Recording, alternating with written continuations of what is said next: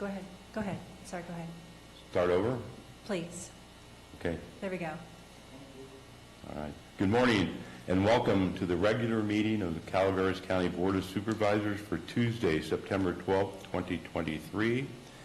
We will be going into closed session. Can I get the clerk to please read the closed session item? Closed session item, agenda number 1, pursuant to Government Code 54957.6, conference with County Designated Labor Negotiator Judy Hawkins regarding the following employee organizations: Sheriff's Management Unit, Calaveras County Public Safety Employees Association, Deputy Sheriff's Association, unrepresented employees. Thank you. Are there any public comments in the room? Seeing none in the room, or is there any online? There are no online public comments. All right, so we will go into closed session. We will return at 9 a.m.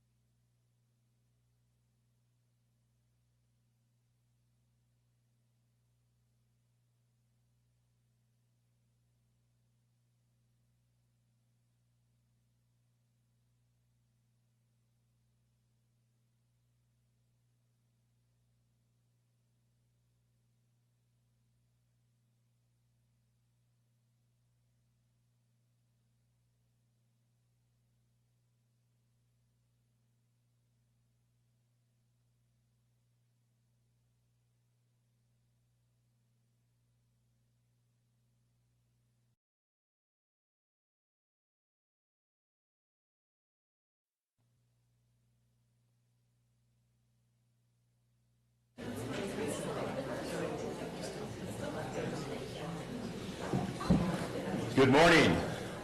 Welcome to the regular board meeting of the Calaveras County Board of Supervisors for September 12th, 2023. Please rise if you can for our pledge. Holly, can you lead us in our pledge, please? No? Okay, I'll start it then. I pledge allegiance to the flag of the United States of America and to the republic for which it stands, one nation, under God, indivisible, with liberty and justice for all.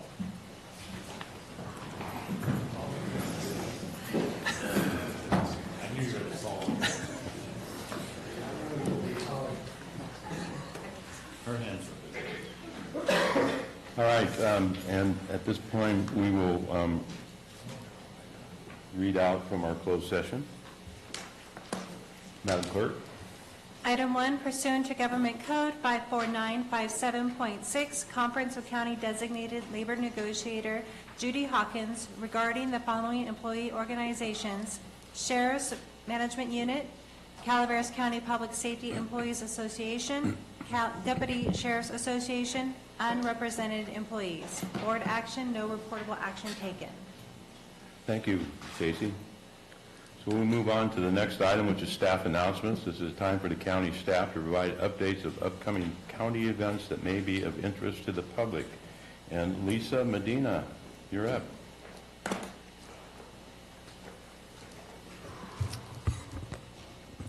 Good morning, Chair Tofinelli, respective board members, Lisa Medina, Environmental Management Agency.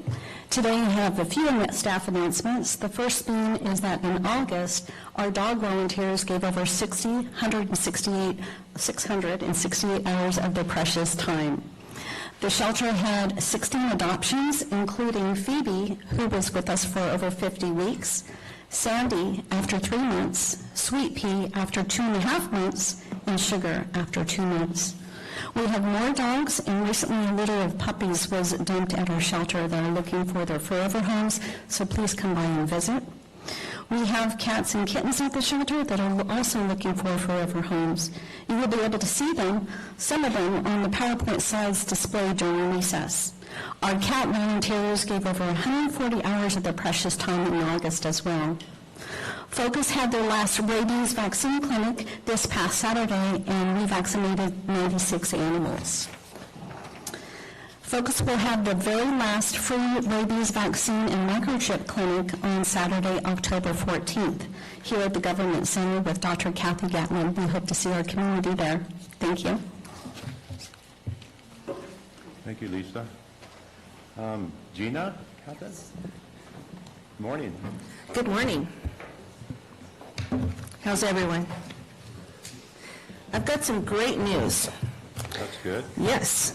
So on behalf of the Planning Department and Miller Planning Associates, we are pleased to announce that we have released the draft update to the county zoning code for public review.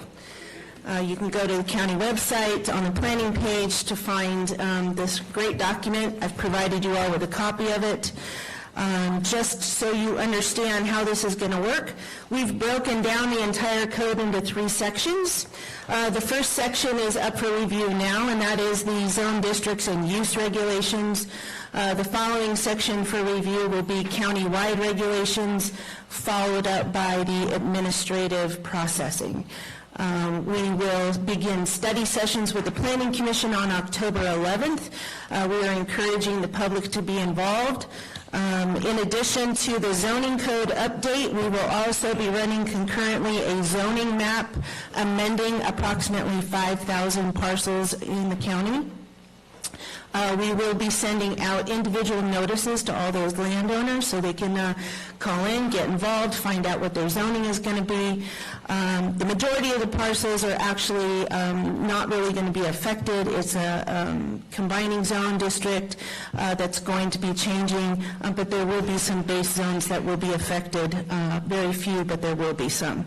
So in addition to the zoning code update, in your packet, you've got 2 flyers. One of them is questions to most frequently asked questions, basically informing the public about what a zoning code is and why it needs to be updated. The other flyer is an informational flyer explaining the process and providing everyone with contact information. You can email me, you can call me on the phone, you can come by the office, and we'll give you whatever information we have and be able to answer any of your questions. So you all have additional copies of these so you can distribute them throughout your district, hand them out to your constituents, post them on community boards, whatever. That will be up to your discretion. In addition, I've got multiple copies for the public if they would like to come up and, not sure what the process is, do I leave these right here? Go ahead and help yourself, give us a call. We'll be there for everyone to answer questions and excited to get this process moving. Yes. Thank you. Thank you. And Gina, one last question.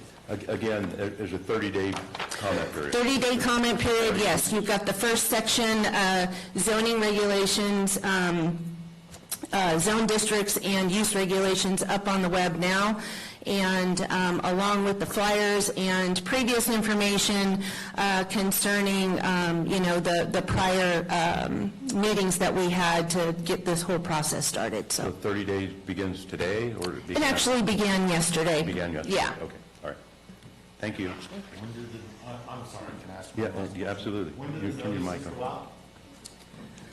The notices of public hearing will go out before the action hearing, so the study sessions do not need to be noticed. I'm sorry, I misspoke. The notices to the To the property owners? To the property owners that Yes, that they will- actually have a zoning amendment. Yes, they will go out prior to the first meeting of action, Okay, after the study sessions. okay.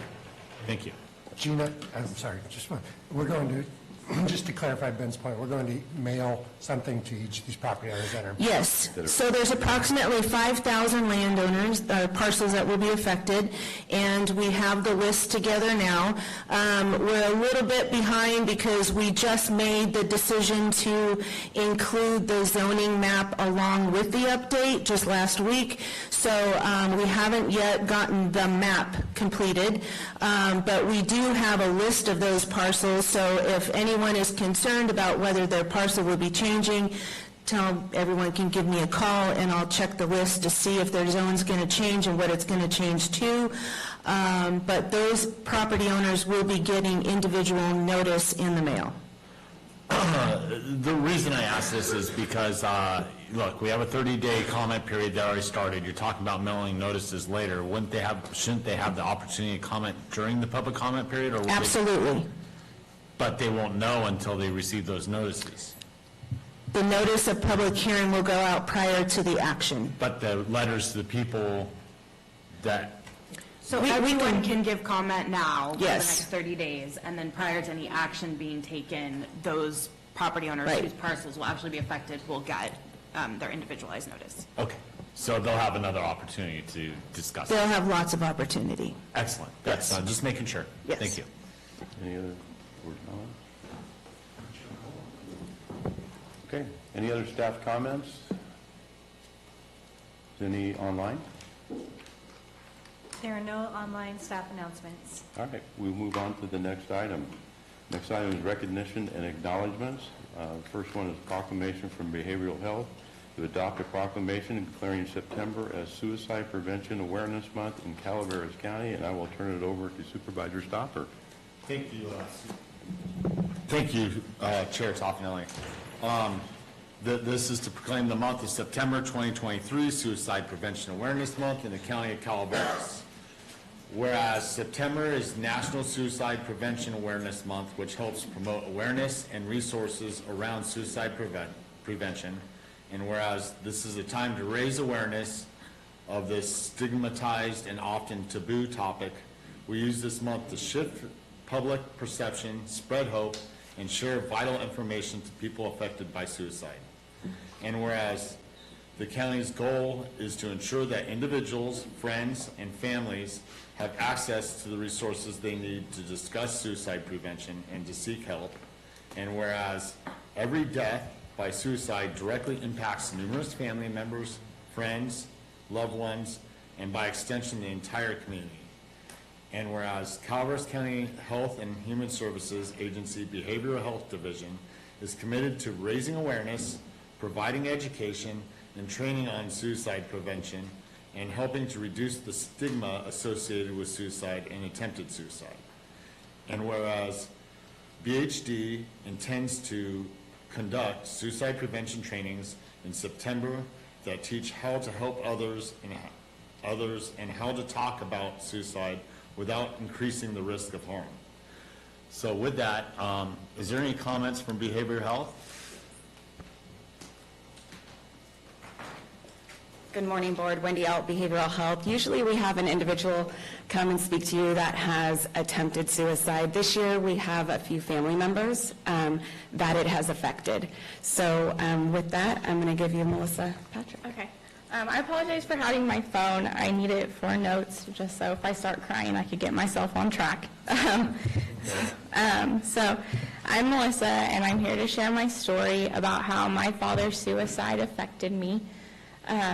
So my dad was always just a sensitive soul and highly empathetic.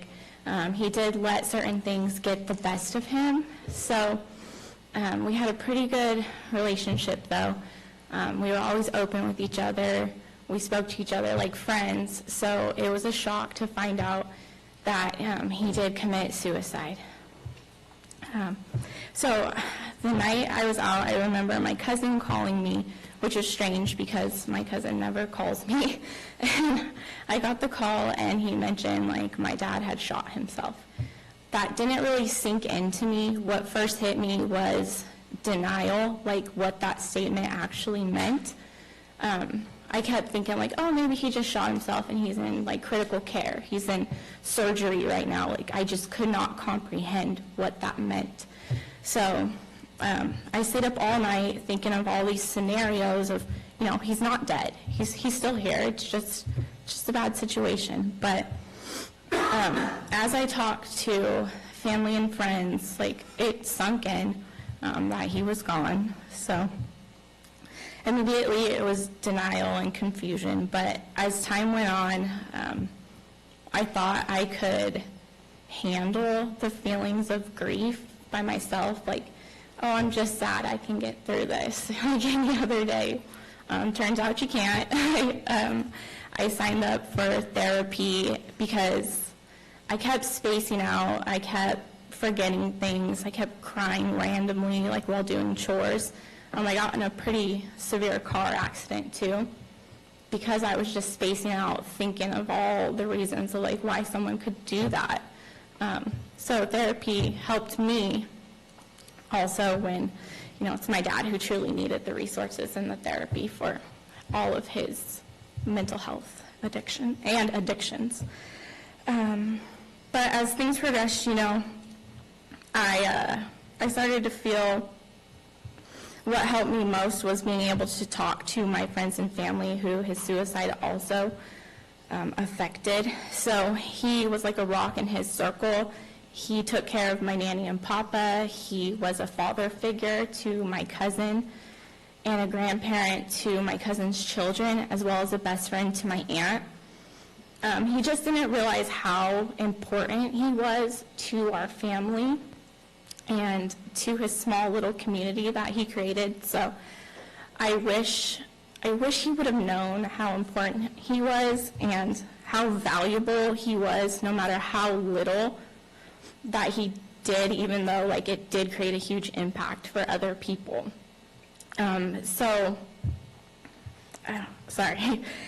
It really made me think about cultivating loving relationships with people who are in my life today, and really focusing on sharing how the people in my life are important and how I value them, because you never know how much time you have with someone. And so whenever I talk to people and I get a hint of, like, sadness or something, I try to hone in on that and then I'll advocate for mental health as well. So that's my story. Thanks. Thank you for sharing with us.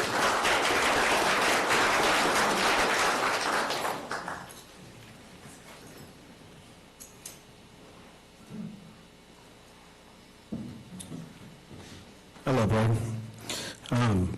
My name is Paul, and I own Paul James Jewelers in Angels Camp, formerly Firefall. And last year, my family was also wrecked by suicide. My best friend had taken his life and told our family the week before that he was going to do it. And we just didn't have the tools, and we just didn't know how to handle that. We called, and we helped, and we tried to do, as much as we could do in that week, but it wasn't enough. And so I have been on this journey for this last year, really seeking out what I could have done and what tools I needed to bring to my family or anyone else that can help with mental health and suicide prevention. And so our company made a beautiful little necklace, and we'll do this every year, that just represents Suicide and Mental Health Month. And it's something that will go into, I believe, a raffle, an auction to make some money for our county. But we're dedicated, and we're standing firm on the fact that we can help fix this, because it is such a big deal. He was a shining light, like most everyone in this room can probably relate to knowing someone like that. He stood out, and he was wonderful and beautiful, and he did take his life, and we've all been affected by this. And as a company, we want to stand firm with our county and our people here, just representing as much as we can and building as much as we can to give tools to our local people to help with suicide. So, thank you. Thank you.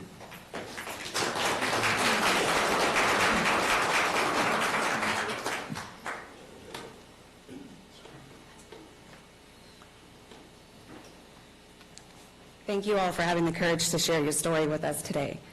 One of the myths that I just want everyone to realize is that if you ask somebody if they feel like they're going to kill themselves, it is not going to cause them to do so. You can take that opportunity to reach out for help. You can call 988 or reach out to Calaveras Behavioral Health. So thank you all for being here today. With that, before I ask for public comment, the two of you that shared with us today, thank you for the strength for standing up and talking about your, I'm not going to say story because it's your reality. And you both talked about helping out people. You are both important to the community too, and we all value you that are here. Thank you.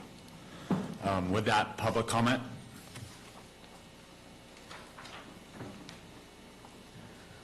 Good morning. My name is Edward Mulry. I live at Lakeside Mobile Estates. This is public comment on this item. Oh, I did that last time too. I'm sorry. When it comes to general public comment, I'll let you know. Okay. You're welcome. Anything online? There are no online public comments. Okay. With that, I'll bring it back to the board. Entertain a motion. I'll move this item. Thank you. A motion by Chair Toffenelli. Second. A second by Vice Chair Garamendi. All those in favor? Aye. Those opposed? Passes on a 5-0 vote of the board. Now therefore be it proclaimed that the Board of Supervisors, County of Calaveras, this 12th day of September 2023, does hereby declare September as Suicide Prevention Month. Thank you.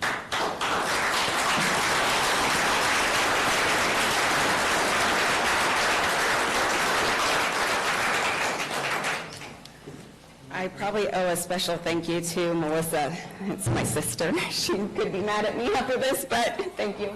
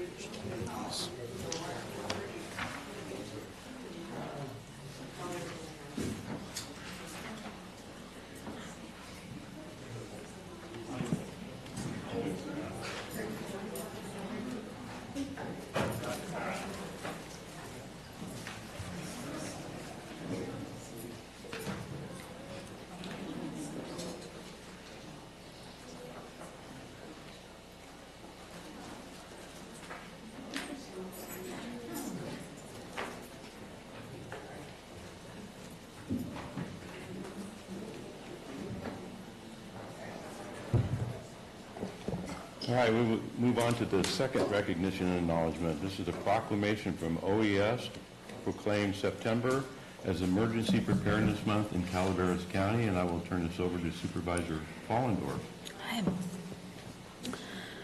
Whereas the Department of Homeland Security has designated September as National Emergency Preparedness Month across America.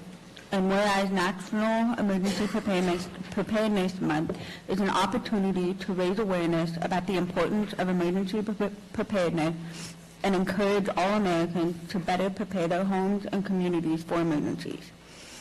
Whereas National Emergency Preparedness Month is also an opportunity to pay tribute to America's first responders who put themselves at risk for the safety of their fellow citizens. These brave law enforcement officers, firefighters, and emergency service personnel exemplify the compassion and commitment to help the strength of our country. And whereas in the event of any natural disaster, large-scale emergency, or terrorist attack, America's first line of defense is provided by first responders, including local law enforcement officers, firefighters, and emergency medical professionals, who, when properly trained and equipped, have the greatest potential to save lives and limit casualties after a disaster or terrorist attack. And whereas Calaveras County Office of Emergency Services encourages citizens to make plans with and for their family members as to where to take shelter should an event become immediate, and to make plans as to where to meet should family members become separated. And whereas because OES risk assessments include events that could cause disruption of life-supporting services, citizens are encouraged to develop to-go kits with supplies to support each family member and pets for 72 hours. And at this time, I will turn it over to anyone in OES.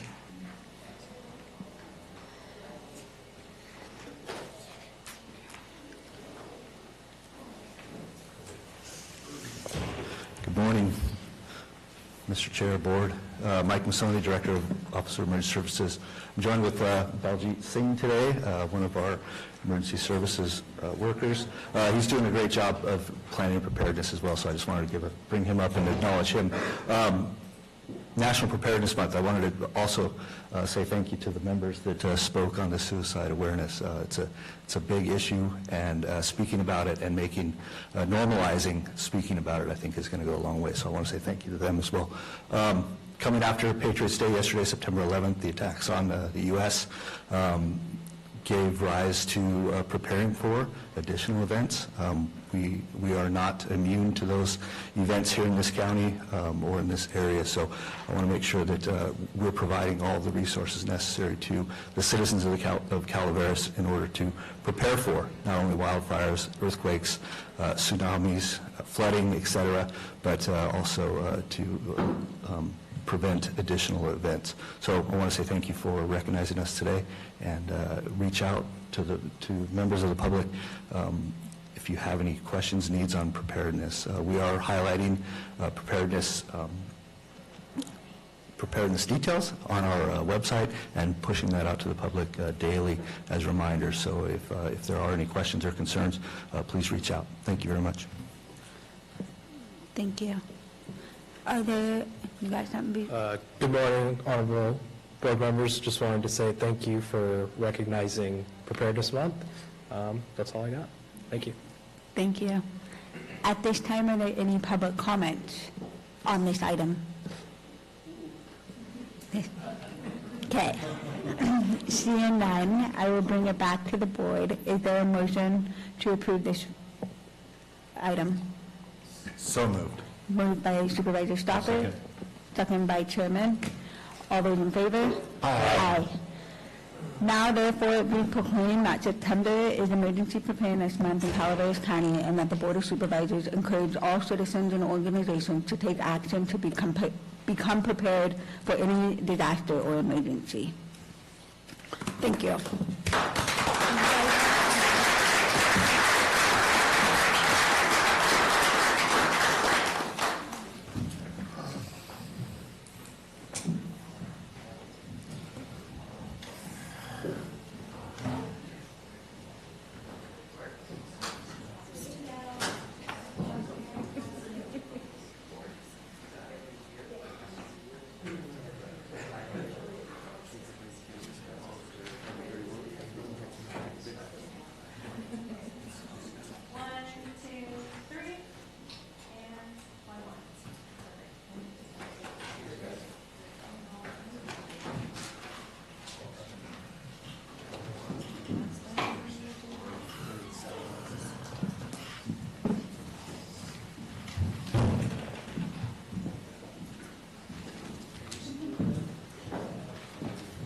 Okay, get ready. I'll let you know where.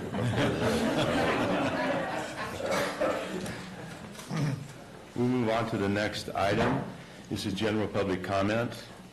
Any item of interest to the public that is within the subject matter and jurisdiction of the board and is not posted on the consent or regular agendas may be addressed during the public comment period. California law prohibits the board from taking action on any matter which is not posted on the agenda unless it is determined to be an emergency by the Board of Supervisors. If public comment is completed before 30-minute allotted time period, the board may immediately move to the next order of business. If public comment is not completed during the allotted time period, it will be continued as the last item of business in order to provide an opportunity for the remainder of comments to be heard. So, is there any general public comment? Okay, well, there's a repeat of last November. Okay, I live at Lakeside Mobile Estates. Last November, we came before the board with a lot of concerns regarding the leach field, our water system, animal control. When I left the meeting, I went down to environmental health to put a complaint out about construction being done at the leach field without permits or proper inspections. Environmental health did nothing. They didn't come up, inspect, they did absolutely nothing. A month later, we started leaking 2,000 to 3,000 gallons of black water into the Parks Lake. Then it went down into the New Hogan watershed.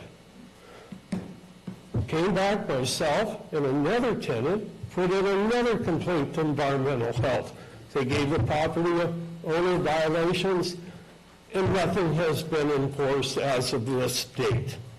We just had a test for E. coli again that showed over 2.5 million parts per million of E. coli bacteria in the lake, which is not only exposing the tenants, but it's also exposing the general public to infection. We had one case of E. coli urinary tract infection already at the park. I wrote a letter to all the board members.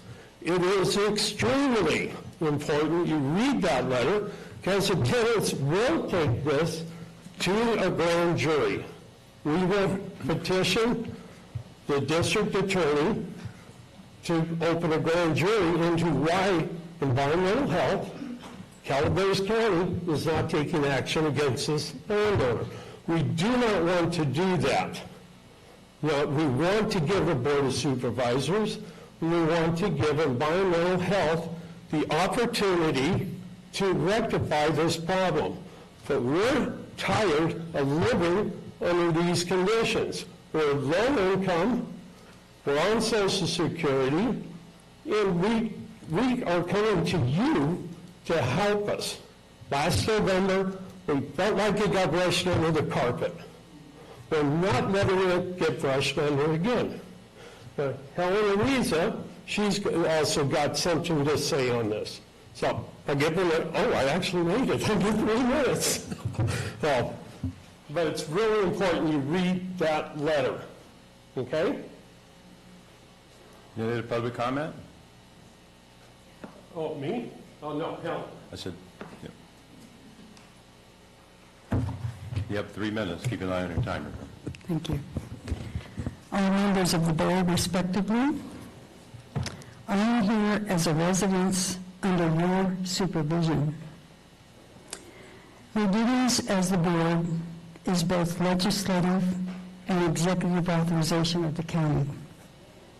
Legislative role of the county, amongst other things, is to protect public health, safety, and welfare under your jurisdiction. You have the oversight and the overseeing of this role. You, the board, have statutes of common law requirements. Perhaps negligence, wrongful behavior may fall under these elements.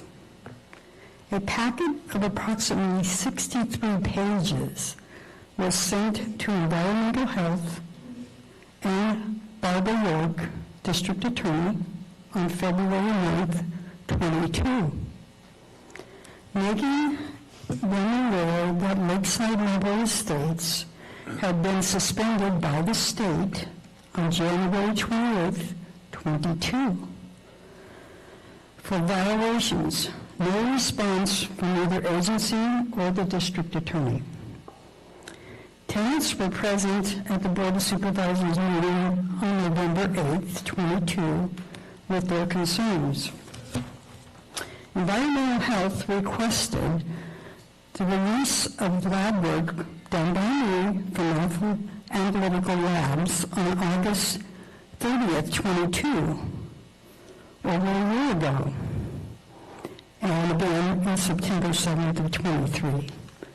The leach field was violated by Environmental Health on January 3rd, 23, 9 months ago, and with approximately 90,000 gallons per month of black water leaking on the ground, 2 creeks, and a 4.5-acre lake on a private property which goes downstream. Would you let your families live in these conditions? What is your resolution? Thank you for your consideration in this matter.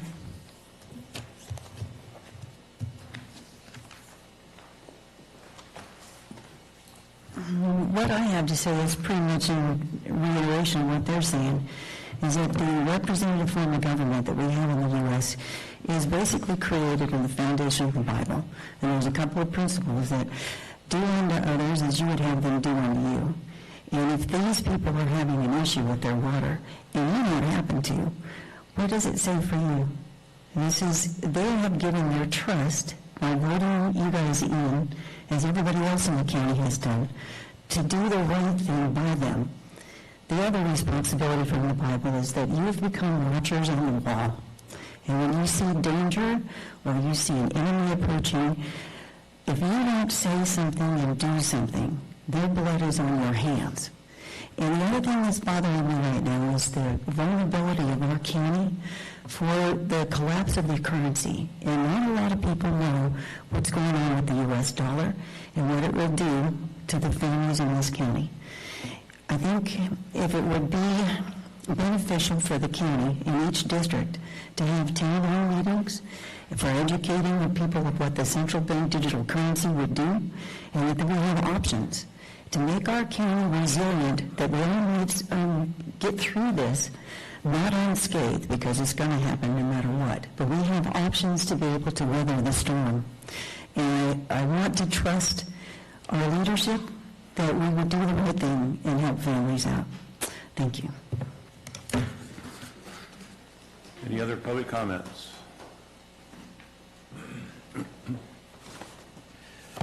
My name is Christopher Butner. Board Chair Tofinelli is a scheduled speaker at the Chamber of Commerce State of the County event on September 22nd. What Mr. Tofinelli will notably fail to reveal is a well-corroborated fact pattern. The state of the county is one of institutionalized endemic corruption, born of duplicity, backroom dealing, and influence peddling by and between the Board of Supervisors and multiple business bureaus. The leadership of the Calaveras County Chamber of Commerce and the Calaveras Visitors Bureau, in league with willfully negligent and deceptive county supervisors, allegedly engaged in multiple representations jeopardizing the county's financial integrity. The Board of Supervisors' blatant corruption prompted the filing of 3 grand jury complaints in June. $50,000 in TOT revenue was egregiously awarded to the Chamber recently as a result of backroom dealing and influence peddling conducted by and between the leadership of the Chamber and several members of the Board of Supervisors. This allegation is explicitly corroborated by a series of email and text exchanges between county employees and Chamber leadership obtained by Public Records Act responses.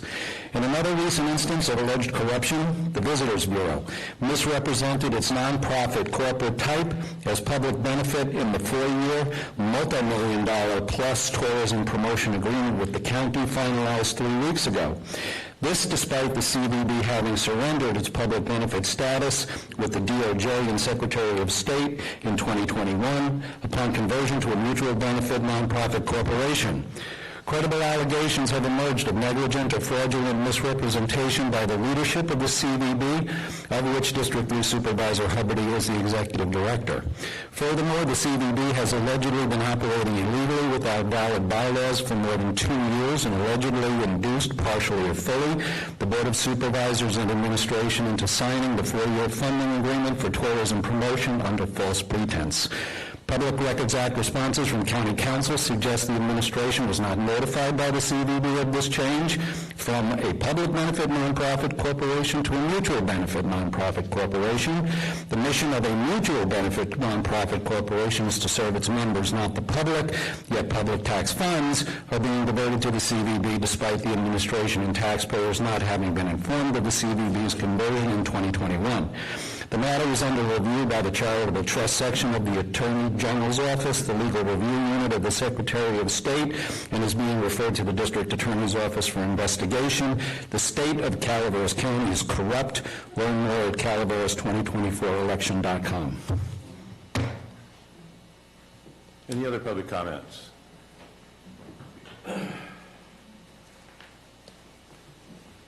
Good morning, Mr. Chairman, members of the board. My name is Shelley Hance. I'm retired as Executive Director of the Amador Autonomy Community Action Agency, and I listened to the video from your last meeting, and I hold a lot of the history, having started there in 1982. I wanted to ask you, I have compiled from the board minutes that I was given access to by ACCA some history that with Calaveras County, ACCA, and the CMCA, Calaveras Mariposa Community Action Agency. I would like to ask that I either have possibly 10 to 15 minutes under that agenda item, or that you might agendize me at a future meeting to be able to go through that history. It's a very interesting and informative for you. And it also includes the Calaveras County way back in the 80s asking ACCA to provide energy services. So it would be up to you how you would like me to proceed. Yeah, we can't allow you to have 10 or 15 minutes because that would be 3-minute public comment. Right. So if you want to get on the agenda, you need to get through admin and Teresa. So that would be your preference rather than on that agenda item today to give you that background? Yeah, because you're a member of the public. I just wasn't sure. All right, thank you very much. I'd be happy to do that. Okay. Any other public comments?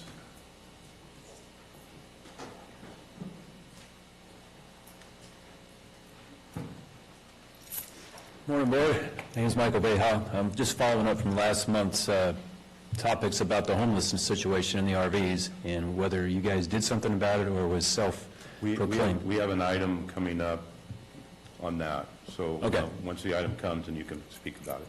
All right, no problem. Then while I'm up here, just a couple of items. I know back in the day there used to be a street sweeping service that came through Highway 49, and it kind of looks like we're a beach community now because there's so much dirt piled up in the curbs. If that's something that can be looked at or addressed, or even community service where you get somebody out there with a shovel and scoop all it up. It's pretty much backed up in there. Speed tables are great. We need one more if you have the opportunity down by the Met, going down California Street. They go flying down there, kids coming from school. It's kind of a blind turn. You could drop one in there. That would be freaking spectacular for the safety of the children. And otherwise, that's pretty much all I had to say. I had one other item, or maybe something with Turner Park. I know back in the day, they used to have some guy that used to hang out there. It was in a trailer that sort of watched over the park. It'd be nice to revisit that again.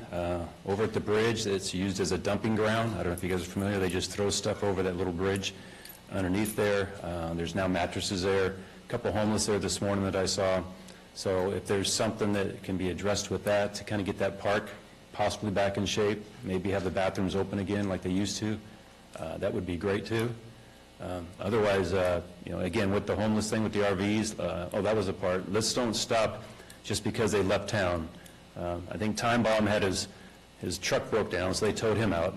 And then RV Billy's down in Valley Springs now because he said he's been harassed too much. Shouldn't get to the point where we're harassing the homeless.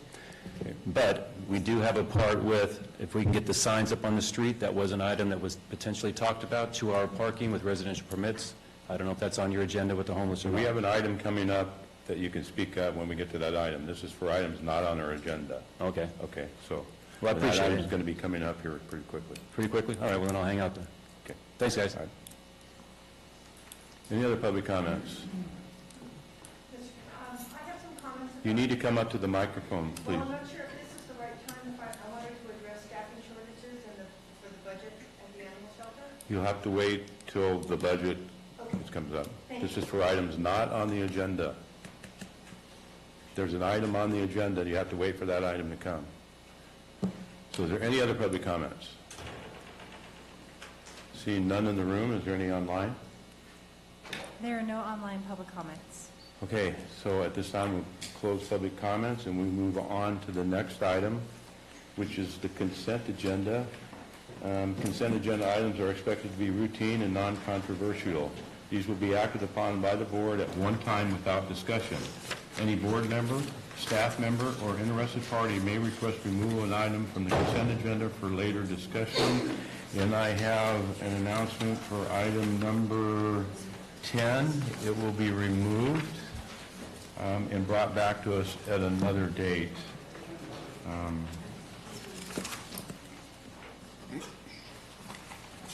Is there any board member wish to pull an item off consent? Item 20, please. Supervisor Fallendorf, item number 20. Any other board member have an item? I've been told that IT is going to pull item number 18. He has some added information. Did you have an item? No, I was agreeing. Yeah, okay. I think, and correct me if I'm wrong, Supervisor Fallendorf, but I think your intention is to recuse yourself from voting on item number 20. Correct. So we don't have to pull it from the agenda for that if you just want to state that you are recusing yourself. Okay, thank you. Okay, so you're just going to recuse yourself from item 20. Okay, is there any other staff member wish to pull an item from the consent? Is there any online? There are no online requests. Is there any member from the public wish to pull an item from the consent agenda? Item number 4. Can you come up, please? Sorry. Yes, I'd like to pull item number 4. Okay.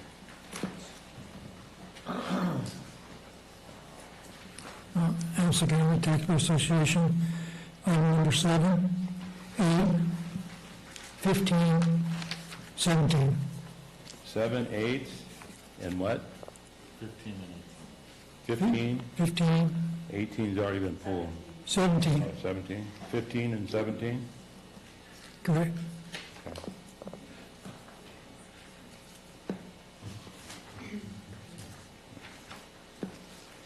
All right, I'll bring it back to the board. Is anybody online, excuse me, anybody online that wish to pull an item? There are no public members of the public. Okay, I'll bring it back to the board. I'm open for a motion for... The remainder? The remainder. So moved. I'll second. I have a motion by Supervisor Stopper, a second by Supervisor Hubbard. You wish to recuse yourself? Just from one single item. Yeah, she needs to say that. Okay. So for item number 20, I'll be recusing myself. Okay, so I have a motion and a second. All in favor? Aye. Opposed? Passes 5-0. We'll go on to the first item that was number 4. Vicki? Yes, Vicki Rankin. I pulled number 4 because that item was on the consent agenda a meeting or two ago, and it was pulled for a specific reason. People were concerned about the answer that was given to the grand jury on the remediation of the marijuana grows that were previous, probably 2016. So I was surprised to see it back on this agenda. One of the reasons you pulled it was to wait to hear a report from the building department on the marijuana and how what was happening with it and recommendations. So then we were going to make a decision on this after that report, and even pushed the reporting up to this meeting. It was going to come on, I think it was on the 25th of September, something like that. And we have the report today, but yet you have this on consent calendar, and we were just going to approve it without ever listening to what was being said. So that's why I'm pulling it. I don't understand why it got put on that agenda prior to hearing that report. And I just have to make a comment that that's the kind of things that happen with boards and government that really annoy the people, because that was said, we thought, okay, well, we'll hear a report, and then you guys will make your decision whether or not you're going to change your response to the grand jury. So, anyway, thank you. Respond to that. So this item was pulled prior. We have still worked with environmental health and our cannabis department, our building official, and there were no changes from their perspective on the response. That's why it was put back on consent, because it is a coordinated response from those departments on this item. So, but if your board would prefer, we could table this item until after the cannabis presentation, and then the board could vote at that time. I'm open for that. I'm fine with that. Supervisor Huberty? Do we run into risk of being too late to respond, because wasn't this in June? We put it on today. We could just trail it to the end of today's meeting. Oh, I see. until After after. item 31, whatever. Thank you. Yeah. I'm fine with that. Ben? Oh, absolutely. Either way is good, and consideration's always good. Al, you had a comment on this item? On this item 4, I was not able to read the response. For some reason, my computer couldn't download from the website. And if you could read your response, then we'll know what we're talking about. Thank you. Okay, when we get to back, we're going to table until after item 31, so when we get to that point. Okay. All right. Any other public comments on this item? Seeing none, we were going to table this till after the cannabis report. Item, I believe, is 31. So we move on to item number 7. Al, you pulled item number 7.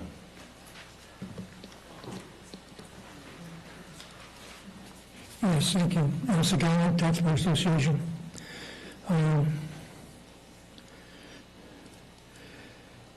It's a resolution for the Administrative Office to adopt a resolution authorizing the county executive officer or designated to apply to the California Strategic Growth Council for a $10,000 Community Resilience Center grant. I think I speak. Can you explain exactly what that is? So, Chairman Toffenhauer, members of the board, the item before you is for giving us permission to apply for a grant. It's actually for $10 million for a resiliency center to be located here in San Andreas. The resiliency center would be an emergency evacuation site should we have future disasters within the county where we could have a place for folks to relocate while the disaster is occurring.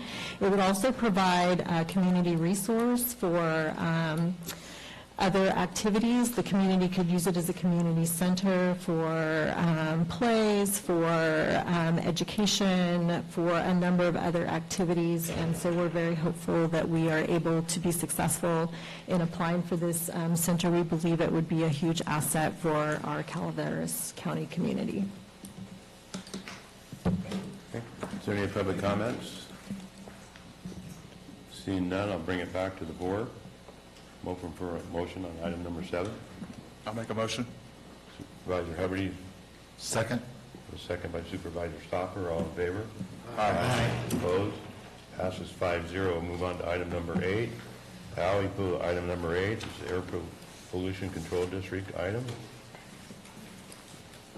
Item number 8 is from per Pollution Control District authorized, and this is for the Board of Supervisors, to authorize the Pollution Control Officer to sign the grant agreement cover sheet for the Wood Smoke Reduction Program grant, requests disbursement of funds, and we will implement the program.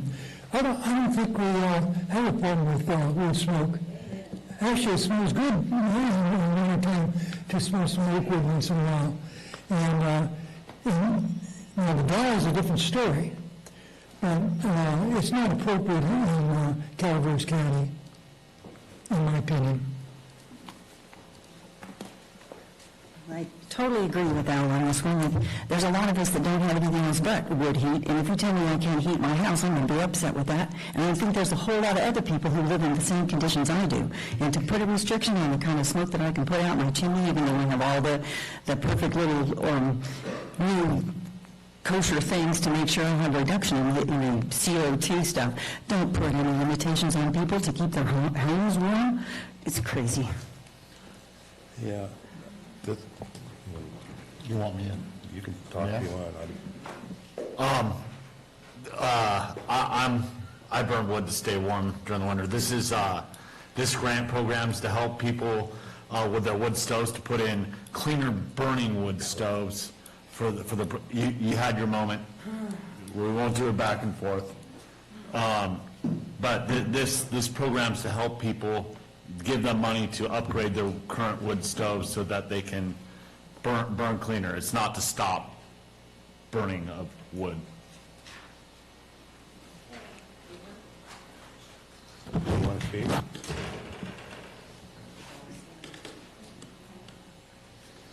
Hi, I'm Michelle Turner. I'm the Deputy Air Pollution Control Officer, and I'm the person who put this forward.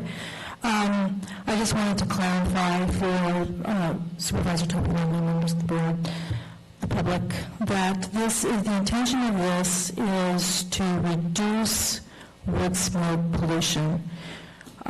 It is obvious that many people here burn wood to heat their homes. In fact, I burn wood to heat my home. The state has generously provided funding for us to replace old, non-EPA certified stoves that are 40 years old with newer, cleaner burning wood stoves or pellet stoves, depending on what the individual wants. We're not eliminating wood stoves. We are allowing people to have some funding to help them pay for a new, cleaner burning stove.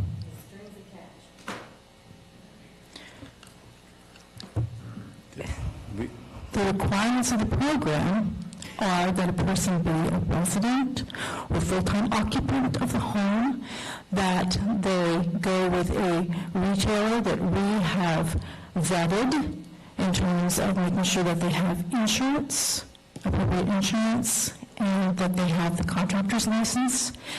Building permits are required. The building permits are required to put in a stove regardless of whether you use this funding. And one of the things you have to do is, yes, you do have to give up your old device and have it be destroyed so that it cannot be used by someone else. But you will have a new, cleaner burning stove. Any questions? I think you covered it. And it's not mandatory or anything. You have an option whether you want to use it or not. Oh, of course, it's certainly a voluntary program. You apply for the program and you either receive funding or you do not, but no one is requiring that you apply. Thank you. Thank you. Any other public comments?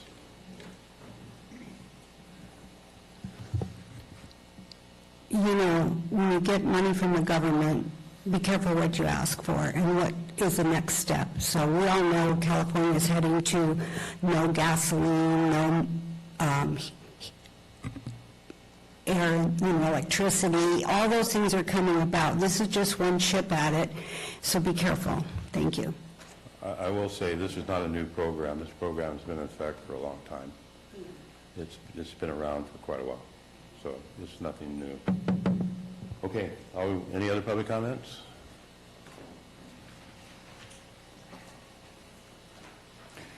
I retired recently just for the purpose of being able to function watch what my leadership does and how they respond to things and do things.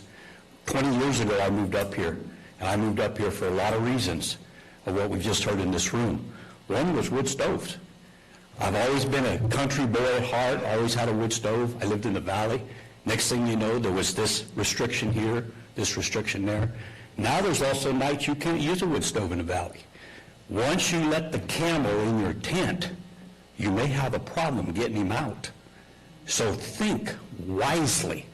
It looks really good and pretty and glossy, but look at the strings that come with it. Thank you. Again, this program has been around for a long time. Any other public comments? Hearing none in the room, is there any online? There is no online public comment. All right, I'll bring it back to the board. I'm open for a motion for item number 8. Moved. I have a motion by Supervisor Fallendorf. Second. Second by Supervisor Garamendi. All in favor? Aye. Opposed? Passes 5-0. Move on to item number 15. This is an action item, the district attorney. Al, you pulled this item?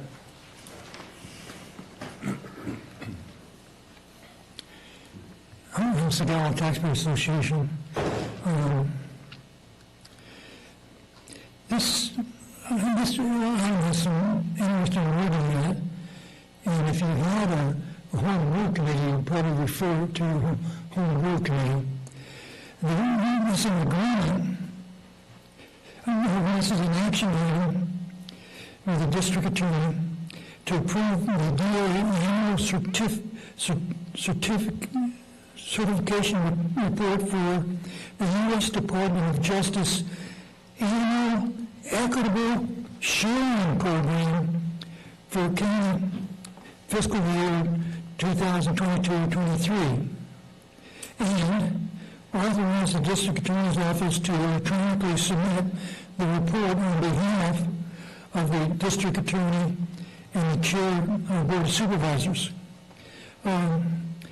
Perhaps we need some clarification as to what equitable sharing program is. Thank you.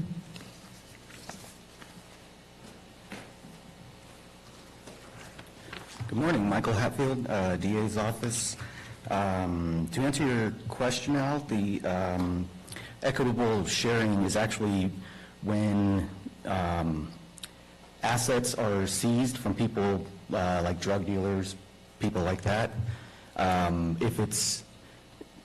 This one is with the federal government, so if it's, like DEA involvement or something like that, when those funds come in, the sharing is that the county can get a portion of those proceeds. Yeah. Does that answer your question? Otherwise, they would get it all. We didn't have an agreement. Yeah, that's the alternative, is the feds just take it all. From the rich to give to the poor. Yeah. Is there any public comments on this item? Seeing none in the room, is there any online? There are no online public comments. All right, I will bring it back to the board. So moved. Motion by Supervisor Stopper. Second. Second by Supervisor Garamendi. All in favor? Aye. Opposed? Passes 5-0. Al, you pulled number 17 also. This is an agreement with Human Resources. Yes, this is another request for clarification. Number 17, it's an agreement with Human Resources to approve and authorize the board chair to execute the renewal of the NeoGov recruiting, onboarding, and e-forms modules in the amount of $57,997. Perhaps we can have some clarification as to what this NeoGov is. Thank you. Judy. Good morning, Chair Jeffinelli, members of the board. Judy Hawkins, Human Resources and Risk Director. So NeoGov is a software company that specifically works with government agencies, and we use it for our recruiting platform. So when candidates can electronically apply for the open positions. Onboarding, when we hire those candidates, this is a system that where they fill out all of their new hire paperwork and gives them access to different information. Each department can have a page specific to them to give information to their new hires. And eForms is a paperless system. Especially at the beginning of COVID, we were having a very hard time employees being able to fill out documents, and so this is taking all of the HR documents paperless. And so this is a renewal of the contract that we have had in place. I believe it was 2018 when we originally started the recruiting, and we've added additional modules since then. Thank you very much. Is there any, excuse me, is there any public comments? Is there any online? There's no online public comment. I'll bring it back to the board and hold for a motion on item number 17. I'll move. Second. Motion by Supervisor Hovde, second by Supervisor Fallendorf. All in favor? Aye. Opposed? Passes 5-0. We move on to action item number 18. Stan.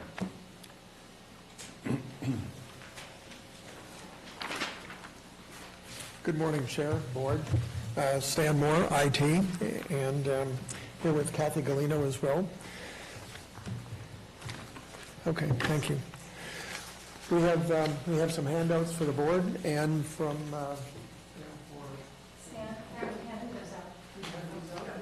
Yeah, we already have them. Thank you, Stan.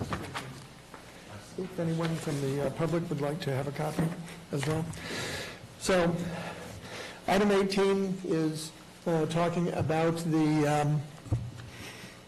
the project areas for broadband that will be submitted by Golden State Connect by September 29th for funding for broadband, and we are on track for Golden State Connect to be submitting those applications that are required by September 29th. We found out last week that one of the 12 project areas is being pulled from consideration by Golden State Connect. There was some challenges with proximity to middle mile in order to support that particular project area. We've had subsequent conversations with Golden State Connect, and there will be another go-around for funding that will come sometime down the path after September 29th. There's a possibility that other project areas could be brought back for consideration at that time, but it is felt that the 11 project areas that are left are the right ones to go forward with at this time. On your maps, you will see the project area identified that is being pulled from consideration. That is project area 210, will not be in the September 29th. All of the others that had been previously identified will be brought forward at this time. So everything else with the agenda item stands as submitted. Kathy, anything to add? Okay. Is there any board question? Can I have a quick question? So they won't replace that 12. We can't put any other in place of it? Not at this time. That's what they're calling phase 2, correct? Yes. Yeah. Is there any board questions? Is there any public comments on this item? Seeing none in the room, is there any online? There is no online public comment. Okay, I will bring it back to the board.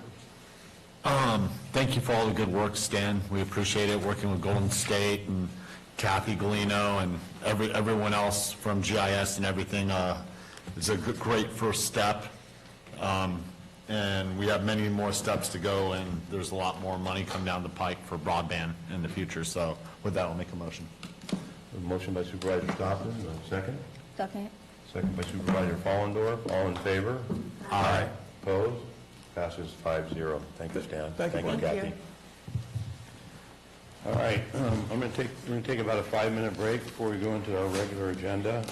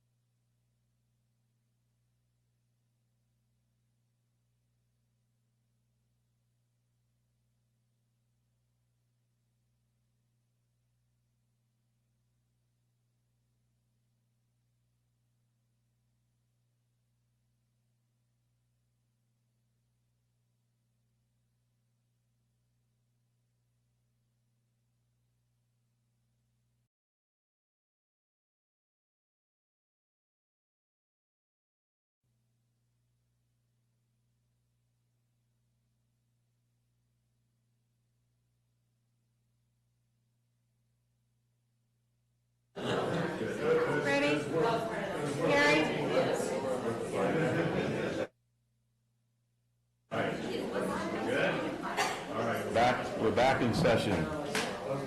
We're moving on to action item from Administrative Office. This is authorize the board chair to sign a letter requesting the Amador-Tuolumne Community Action Agency, or ATCA, to transfer responsibility to the Calaveras Mariposa Community Action Agency, or CMCAA, for all programs and funding made available to specifically serve Calaveras County.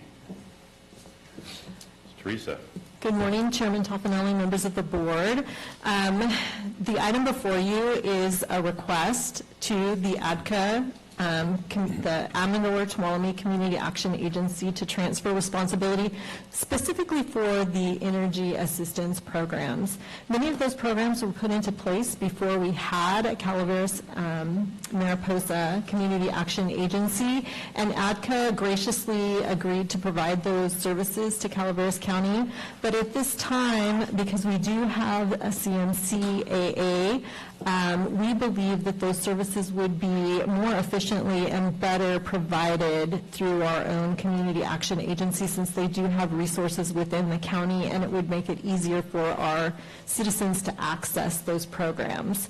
So I know that Corey Allen is here along with Stacy. They may have some additional information to provide on this issue, but it's really just a matter of making sure that Calaveras residents have the easiest and most efficient access to the energy programs that the state makes available.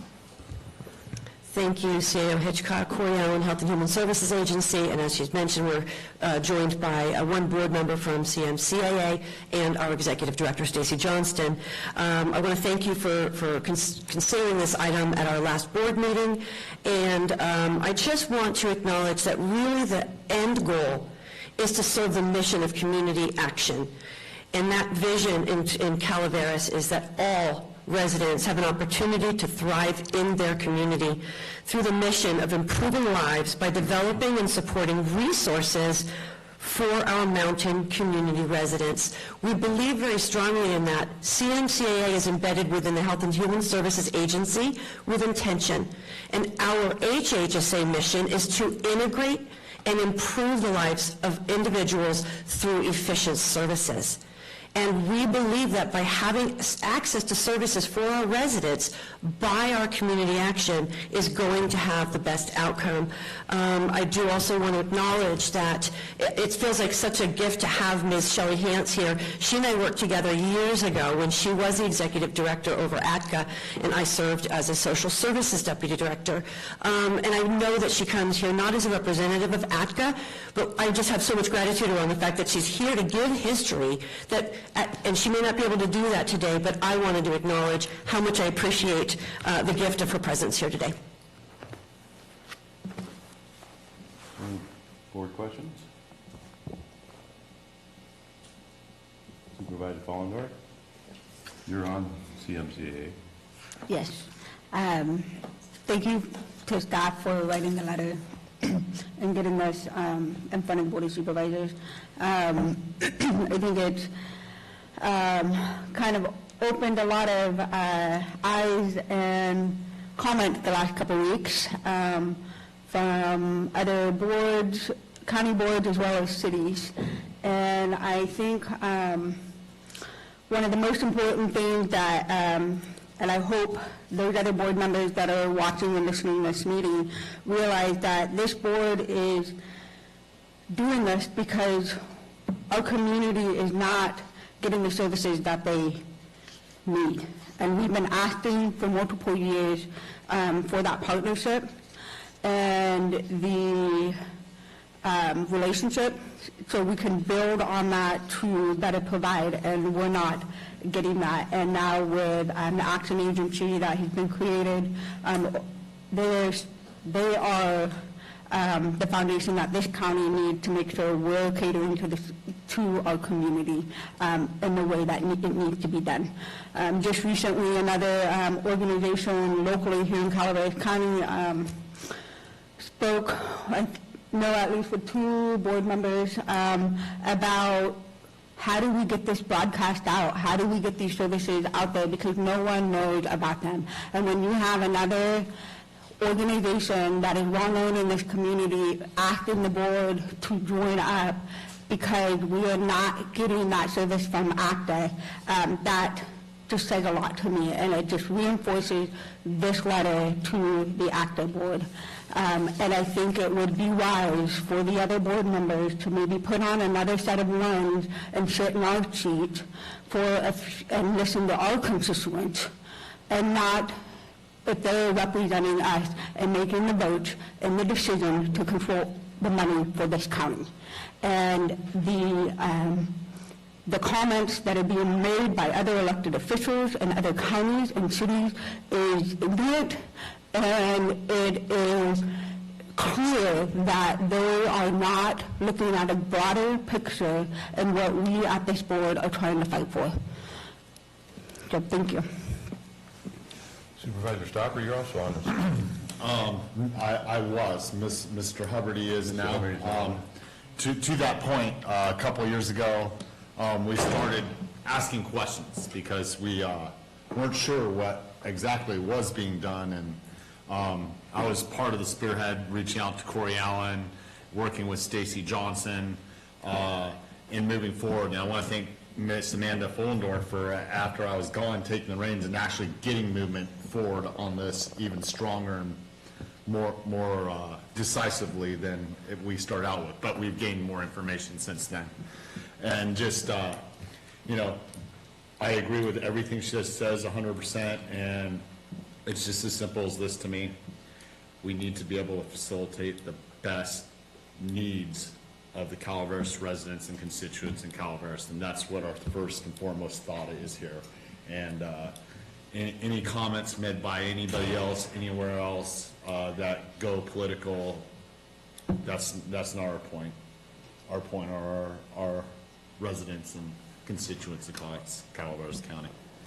Supervisor Hubbard, do you have any comments? Just think that this doesn't have to be contentious. We're just asking for, the facts and taking those facts and being able to help our people, as we were saying. So, yeah, I stand behind everything Amanda said. Okay. Is there any public comments on this item?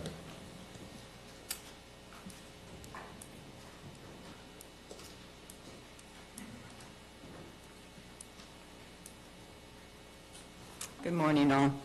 Kathy Topol, most of you know me as an employee of Common Ground Senior Services, but I'm here today as a board member for the Community Action Agency. Long-term, we can't even find out. I'm as old as that MOU we're looking for from ADCA, you know, because... thank you for letting me talk on this, and thank you for your attitudes of let's keep this positive. Let's make this a plus. Ben will probably remember, I know Stacy will remember, I think it was 2021, December. Common Ground received a phone call about an elderly couple whose PG&E had just been turned off. I had contacted our executive director for the Community Action Agency, which she asking if maybe we could get some funds through the project Comfort and Care. She referred me to ADCA, who I turned around and referred the couple to ADCA. 3 days go by, and the couple's daughter calls and says, what can we do? We haven't heard back from ADCA. My parents have no electricity in the middle of December. Okay, it was holidays. Okay, I got it. So we ended up contacting public relations for PG&E. PG&E got in touch with the daughter. They got it all taken care of. It was a blessing in disguise because the daughter recognized that her parents finally needed more help than what she was doing. So consequently, it was a good thing. But for them to have to wait 3 days, this was an 85-year-old couple with no phone calls in an emergency. Now that to me is not something that is tolerable. As a board member, I would like it to be my hope that we can build a partnership with ADCA so that, you know, once we get all of this taken care of, that we can build more capacity for the people we serve, combining our efforts. Thank you.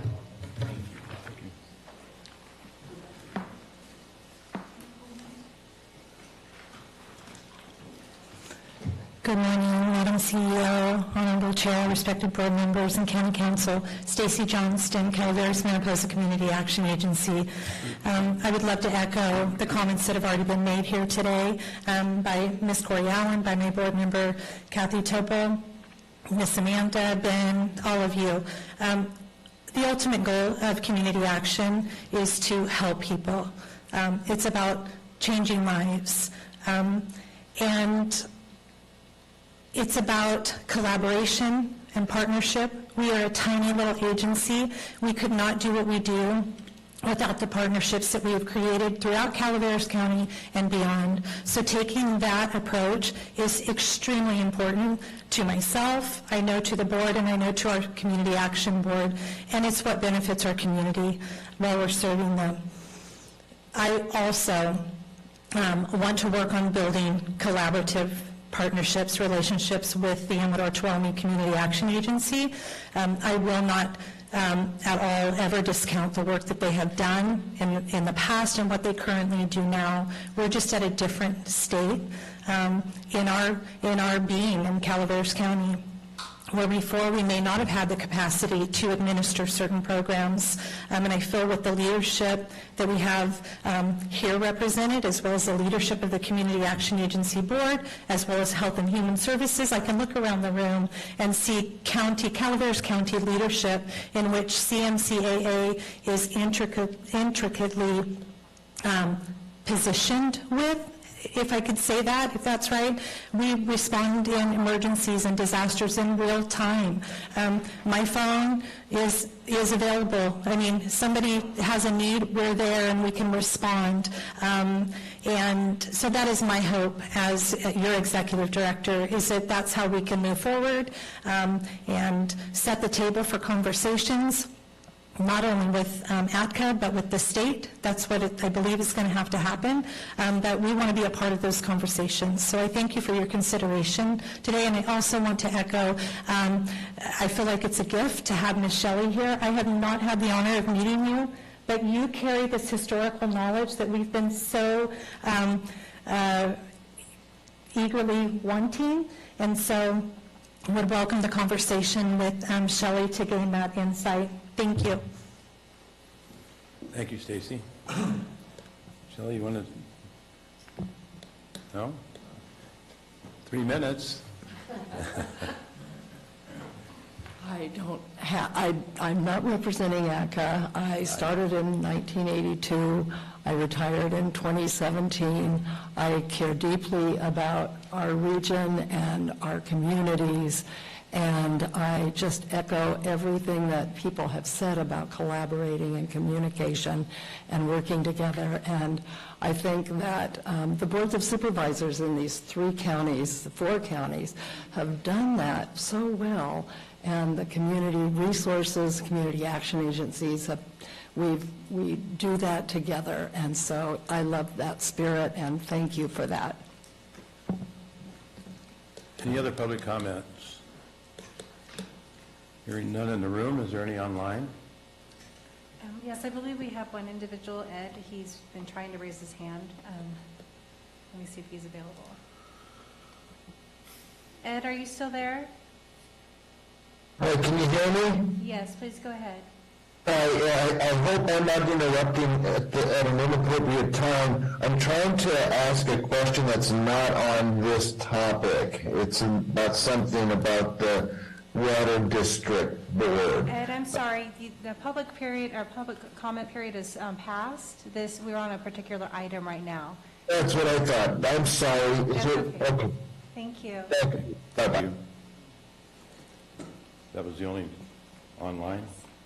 Okay, I will bring it back to the board. And I will say that I agree with most everything that was said. I think this board that we have now has grown over time, and just CMCAA from the time way back when I was on it, it's just taken over. It has really moved forward, and I think, Stacy, you are part of that, pulling that forward and putting us in the position that we can do this now. And the strong board members that we have on there, both from the board here and from the public, it has grown bounds, leaps and bounds. It really has. So I appreciate everything that's been done here over the course of the last few years. With that, I'm open for a motion. Move. Motion by Supervisor Fallendorf. Second. Second by Supervisor Huberty. All in favor? Aye. Opposed? Passes 5-0.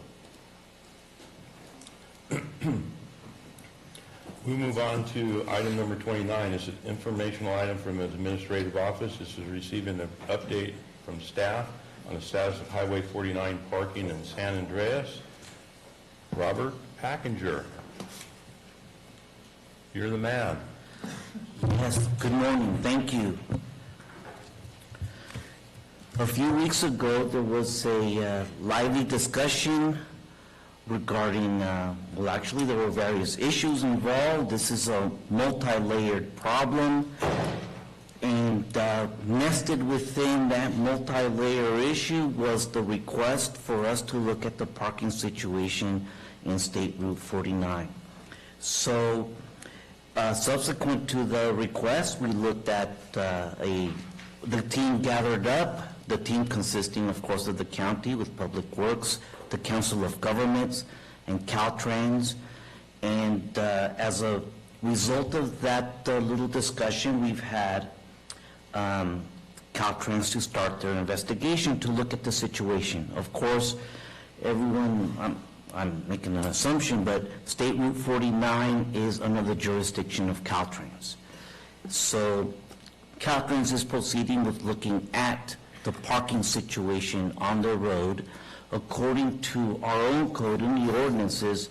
From the 1980s, there are certain areas that are restricted to our parking has been designated. However, the signage along that road is perhaps not clear. Some of those are faded and so forth and so on. So Caltrans would have to see that as part of the investigation.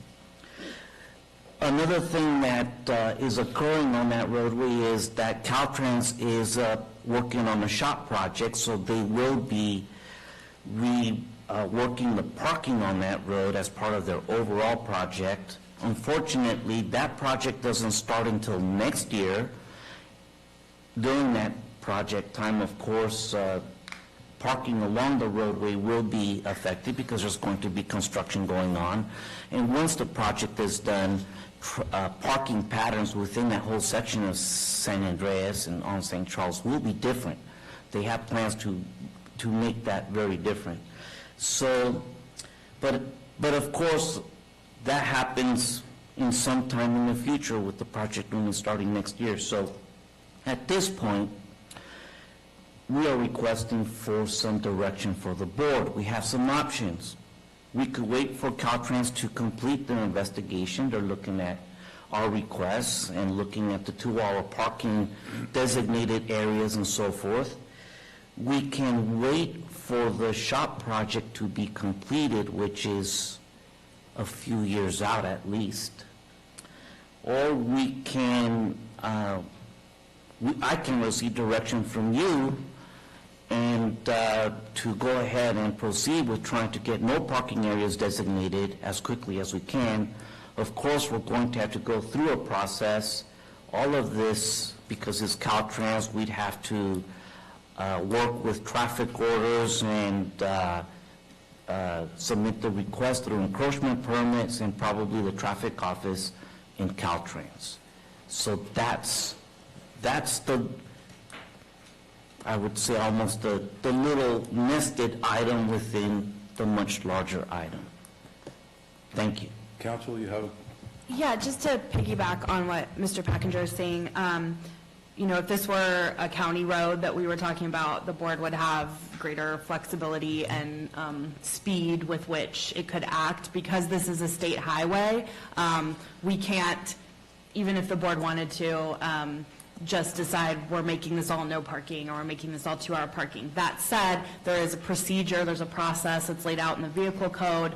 A local city or county governing body can designate or restrict or limit or forbid parking on a state highway by ordinance or resolution, but that can only happen after receiving the written approval of the state, of the Department of Transportation. So if it's the board's direction, I can absolutely work with Mr. Packinger in putting together, if we have direction as to where the board, if the board's interested in limiting or banning parking on some or all of the highway throughout unincorporated San Andreas, we can work on that and get that submitted to Caltrans for their approval. Once they've done that, then the board could adopt said resolution or ordinance. Supervisor Garamendi? Robert, we did this for up on Highway 49, Highway 4, up I think it was Candy Rock, or where the parking was. Paris Ferry. Paris Ferry. That was County Road? That Yes, wasn't a Paris highway? Ferry, right by the natural bridges. Okay, I was under the impression that was on the state highway. We did that a couple years ago. Yeah, and I don't remember it being half this hassle. Yeah, state highway. Just to clarify a little bit, because Robert and I drove the length, and we're looking at the 2-hour parking signs in the RFA, but we do have Caltrans approved ordinances from way back in the 80s or whatever it was. And there are designated areas on there, but they're not really clear because there's only one sign that says 2-hour parking, but there's not another sign to mean it's in between these signs. But since we have those ordinances, it's very clear, and Caltrans has approved those because those signs are there, we can do something about clarifying that with new signs in that area without having to go to Caltrans because it's already been approved. What we're talking about is doing something additional to that, and part of it, and we've already had conversations with Caltrans, and Caltrans says, yes, we can paint curbs red, but we have to go through them to tell them the designated areas that we want to put no parking areas in they would be just until their shop project goes through and gets done. And again, they're supposed to start in March or April of next year. It's a 2-year project to take the curb out and redo all of the landscaping and things that are on and put sidewalks in all the way down and redo the bus stops and the whole thing. But at least we have some time in from now until March or April when they start, maybe even past that till they get to some of the areas that we can request 2-hour parking or make it no parking at all in specific areas that we're having issues with. But that part has to go through Caltrans, and I think they're ready to listen to us. I think we're in a position with them because Melissa from COG has been involved with them, that it wouldn't take that long in order for them to look at it and agree to it. So I would like to move forward. This is an informational item, but I'd like to at least give staff direction on what we would like to do in order to rectify some of the issues that we're experiencing right now, and at least give law enforcement some help in enforcing some of it. And I think beginning right away with this 2-hour parking signs and making sure that it's specifically in the ordinance from what foot part of the highway and how many feet down to the end of it, but it's not clear on the 2-hour parking because there's just one, and it doesn't say anything about in between where. So yes, if it's a function of replacing existing signage for existing restrictions, that is something that can be done. It's if there's additional restrictions that we need to go through the state. So what I would like to do is Jack and I, since part of it's Jack's district, Jack and I and Robert drive it and determine what we would think we would like to see done, whether 2-hour parking signs be put up in certain areas or even red curbs for no parking, and then bring it back to the board hopefully by the 26th for the board to approve moving forward for Caltrans, or if we don't even need to bring it to the board, this is up to council, Jack and I, and just give him direction to go to Caltrans, and then it can come back to us for our approval anyway. Is that? If the rest of the board is comfortable with it, you two supervisors could certainly work with Mr. Packinger, with me. We could do a draft a proposed resolution basically that delineates those areas, and that could be submitted to Caltrans. Once it gets their stamp of approval, presuming it does, then we will bring it back and agendize it for the board to actually adopt said resolution. That's what I would like to see done, so I don't know. I agree with you, Supervisor Toffenelli. I don't have big plans for lunch today. We want to take a drive, but whatever it takes to get this done. And I want to give a shout out to Environmental Health for helping us on some of these issues that we faced. I mean, you don't have to drive very far out of this county to figure out how quickly 1 becomes 5 becomes 15. So getting on it, just jumping on it, keeps our community healthy and safer. And I also like to thank Lisa and also Doug and code compliance, Sabrina, and the SO and the CHP all put together to get where we are today, and you don't see the RVs parked out there. It's a whole group of people joining together to get what we needed to get done, and now we need to back them up with what we're proposing here, so we can get the situation under control. And then once we get the SHOP project, I think that the SHOP project, when it is finally completed, will address a lot of the issues that we have right now. So with that, yes, Supervisor Stopper. I could support that. Definitely, most definitely, I have full faith in both of you. Just one thing when it comes to no parking and red curbs, that, we have events at the high school. I mean, things that you're both very well aware of, and big events downtown, and parking can become an issue for that and businesses, so we need cognizance of that. I really like the two-hour parking rule. That's something that we can enforce.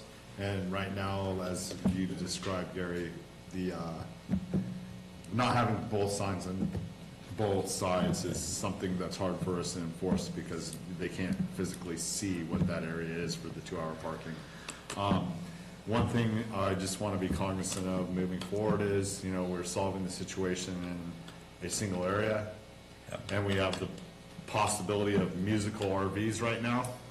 So, just pushing them from one town to another in Calaveras County isn't necessarily the best deal at all. We need to solve the issue across the county.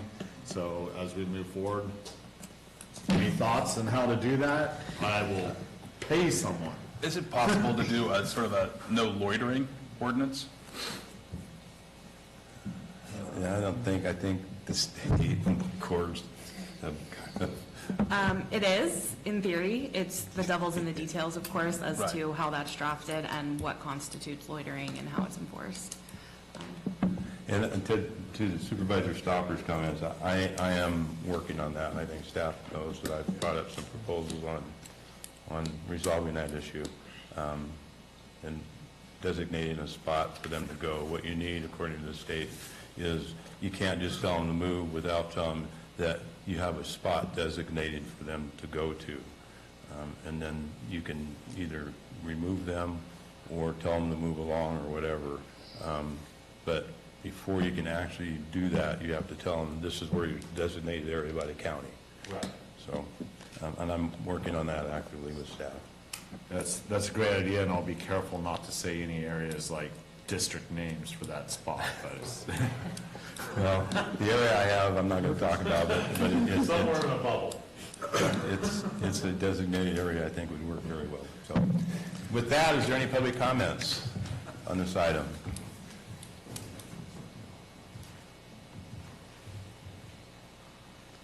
Hello, Board. Good morning, Kate. Kate Allen, President of the San Andreas Merchants Association. I want to thank you guys for agendizing this item, for being swift and responsive to all of the requests that we had at the board meeting on August 22nd. Really appreciate the support. Right now, we don't have anybody overnight camping in their vehicles on Highway 49 St. Charles through San Andreas, and the last week of that has been an incredibly noticeable difference through the quality of life in San Andreas. So I want to thank all involved in helping us deal with this issue. It's a long-standing issue, so we're trying to get ahead of it. I just wanted to reinforce what the San Andreas Merchants Association really is looking for is 2-hour parking, and that would be a complaint based ordinance, so similar to code compliance or, some planning department issues, is that it wouldn't be something we would have to have meter maids for, or that the CHP or the Sheriff's Department would have to enforce all the time. Nobody's chalking tires. But if there's an issue, that it would be a complaint that there's a vehicle violating that 2-hour parking code. At that point, it would allow our local law enforcement to deal with enforcement. And that was the idea about trying to make this as uncomplicated and simple as possible, and not have a whole lot of, permits, stickers that business owners or residents would have to have, but that it would restrict overnight camping as kind of a complaint-based ordinance is the thought. And it would have to extend from the existing limited 2-hour parking that we have to the entire length of Highway 49 St. Charles through San Andreas in order to really alleviate the problem going forward. And 100%, we would like this done immediately. We cannot wait for the shop project. We will have many issues before that starts construction. So we are 100% behind the board working with Public Works to get this done with the Caltrans approval as soon as absolutely possible. And we appreciate you really prioritizing the issue. Thank you so much.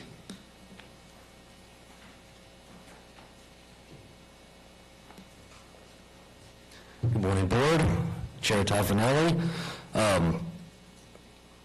Supervisor Stopper pretty much stole my thunder on the no parking. As a business owner in San Andreas, one of the issues we have is available parking.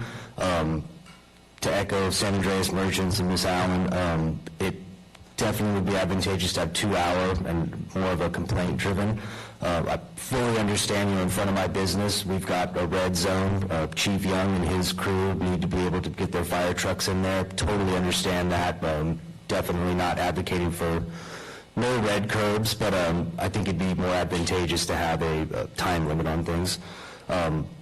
Hearing kind of the options from Mr. Packinger, and myself personally having the extreme pleasure of dealing with the state on different licensure issues, I can understand and empathize with the long drawn-out process that is usually involved with dealing with them. So if they've got upcoming projects going on, we know that they're going to be addressing road issues, sidewalk issues in the future. I really think the board's making the right decision by getting out ahead of this. And yeah, it's not going to happen overnight. Nothing happens quickly in this state, unfortunately.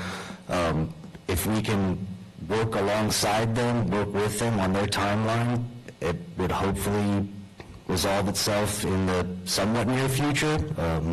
But anyway, I appreciate the board's support on this. It's definitely going to be a positive for the town, and certainly think, we might need to consider that, if we're flushing them out of one area, whoever they may be, where do they pop up next? And an overarching look at this as a county-wide issue and not just a San Andreas specific one, I think would be wise for the long term. Thank you very much for your time.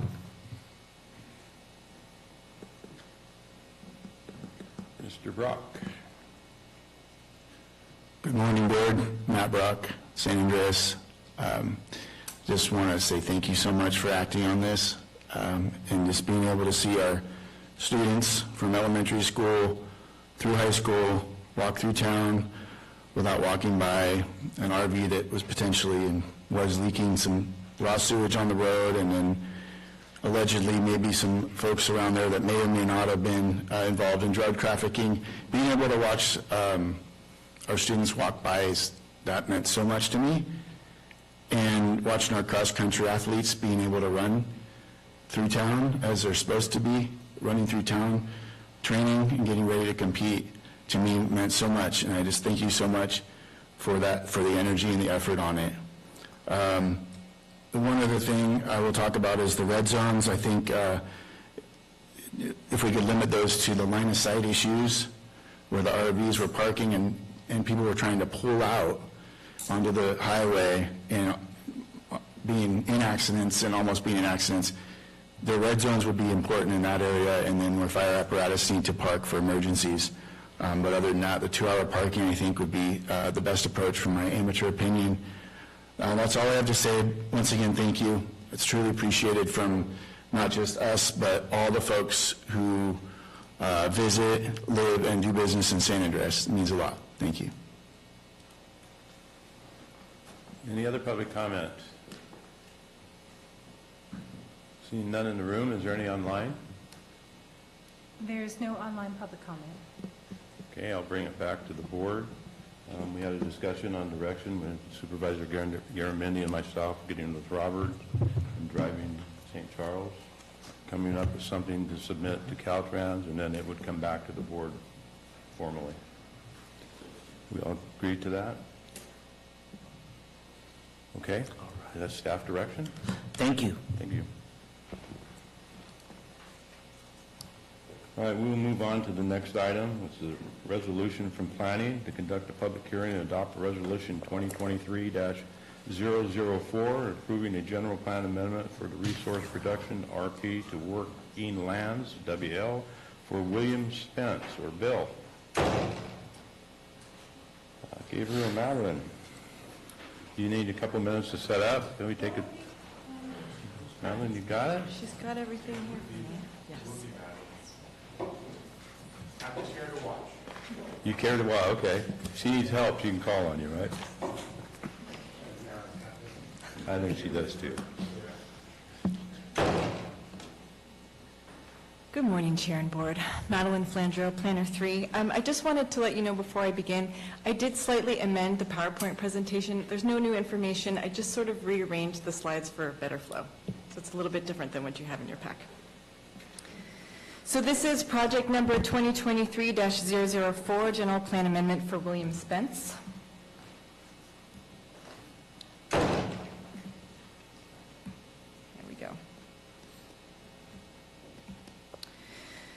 The proposal is to amend the general plan amendment from, of the land use designation, of APN 058-001-005 from resource production to working lands for consistency with an adjacent parcel to complete a lot line adjustment. The subject parcel highlighted here in green is located at 1523 Highway 49 in Angels Camp, approximately 1.7 miles northwest of the intersection of Highway 49 and State Route 4. The subject parcel is approximately 24.3 acres in size and is currently developed with Spence Ranch Feed and Supply, which you can see here goes across the eastern boundary line into the adjacent parcel under the same ownership. And there's also a single-family residence just to the north of the store. Development on the subject parcel began in the late 70s with the construction of the feed store, and in 1979, a conditional use permit was approved by the Planning Commission to expand the store. At that time, the subject parcel was zoned unclassified. The parcel was rezoned in 1986 from unclassified to A1-ME, which is general agriculture with the mining extraction combining zone, and with a 300-foot by 500-foot portion containing the commercial structure as a rural commercial, which I've tried my best to depict here for you. This created split zoning on the subject parcel. And with the adoption of the general plan in 2019, the subject parcel was designated as resource production, and although the RC zone is not consistent with this designation, it remained in place. The resource production designation identifies those lands for agricultural operations, timber production, and/or mineral resource production. It's intended for parcels that are 40 to 160 acres in size. Compatible zones within the resource production designation include general forest, timber production, general agriculture, agriculture preserve, rural home industry, recreation, and public service. The proposed land use designation, working lands, which identifies lands suitable for agricultural and forestry practices on parcels smaller than those designated RP to reflect existing development patterns and to recognize their location in or adjacent to existing communities. It's intended for parcels that are 20 to 40 acres in size. Typical uses include small-scale agriculture, forestry, timber production, harvesting, mineral extraction, and other small compatible uses. So as I stated previously, the parcel is zoned A1-ME with the portion containing the structure as RC. The A1 zone is consistent with both the resource production and the working lands designations. However, as I stated previously, the RC zone is not consistent with either designation. Granting the general plan amendment and the subsequent lot line adjustment will remove the split zoning from the subject parcel. So this is the lot line adjustment application. This is the survey that was conducted last year and currently shows if you can see the line on the eastern end that says lot line to be adjusted. That is what is bisecting the store currently. And the proposal, if this land use designation is amended, the landowner can adjust the boundary between the two parcels in order to have the entire structure of Spence Ranch feed and supply on the adjacent parcel, which is APN 058-001-024, with the residence being the only remaining use on the subject parcel. This area along the highway has a mix of uses, including the suburban propane tanks, which is the small little rectangle just immediately adjacent to the east of the store, the Humane Society, which is further to the southeast, and larger parcels, which are developed with single-family residences, some of which are owned by Mr. Spence. So this application was routed for 30 days, but there were no comments or concerns that were received from county departments, public agencies, or the public. This activity is covered by the common sense exemption that CEQA applies only to projects which have the potential for causing a significant effect on the environment. Amending the land use designation of the subject parcel from resource production to working lands will not result in more intensive permitted uses being allowed to occur, but will instead facilitate the removal of the commercial use and the commercial zoning on the parcel through the lot line adjustment. The proposed land use designation is less intensive than the current land use designation. And the potential for residential development won't change, as a single-family residence and one accessory dwelling are already permitted in the E1 zone, and there's already a residence on the parcel. On August 10th, 2023, this item went before the Planning Commission. There were no public comments from the public, and the Commission voted in favor of the project, with only one being absent, recommending that the Board approve the general plan amendment. So the proposed amendment is not controversial. It's in the public interest to remove land use conflicts where they exist. This request serves the interest of the landowners in that it eliminates the problem of having a lot line bisect a building on their property. There's no development being proposed with this application, and there's no change of use being proposed that would affect surrounding properties. The potential effects of the proposed general plan amendment have been evaluated and determined not to be detrimental to public health, safety, or welfare. The proposed designation of working lands is appropriate given the design, location, shape, size, and other characteristics to ensure that any future development will not endanger, jeopardize, or otherwise constitute a hazard to the property, surrounding properties, and the community at large. The general welfare and goals and purposes of the zoning code are served by assigning a more appropriate land use designation given the size of the parcel, and by allowing for a concurrent lot line adjustment, which will remove inconsistent zoning from the subject parcel. And that concludes my presentation. The applicant's agent, Mr. Richard Smith, is here if you have any questions for him. Are there any board questions or comments? Yeah, Richard Smith here. Questions? Is there any public comments or questions on this item? I apologize, Chair Toffenelli, if I missed it, but did we open the public hearing? Oh, I'm sorry. Yes. I am opening the public hearing at this time. Are there any public comments? Oh, excuse me, before we go to public comments, the applicant is here. Does the applicant wish to say anything? No? Okay, then I'll open it for public comments.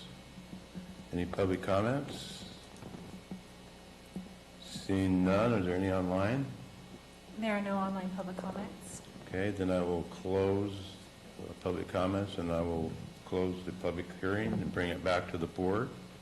Is there any comments from the board or discussion? If not, I'm open for a motion. I'll move. Motion by Supervisor Follendorf. Second. Second by Supervisor Stopper. All in favor? Aye. Opposed? Passes 5-0. Thank you.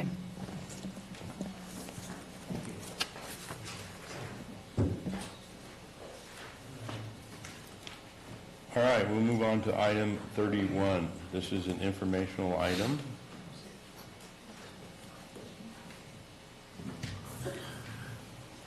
This is a cannabis program update. Doug, you're the guy.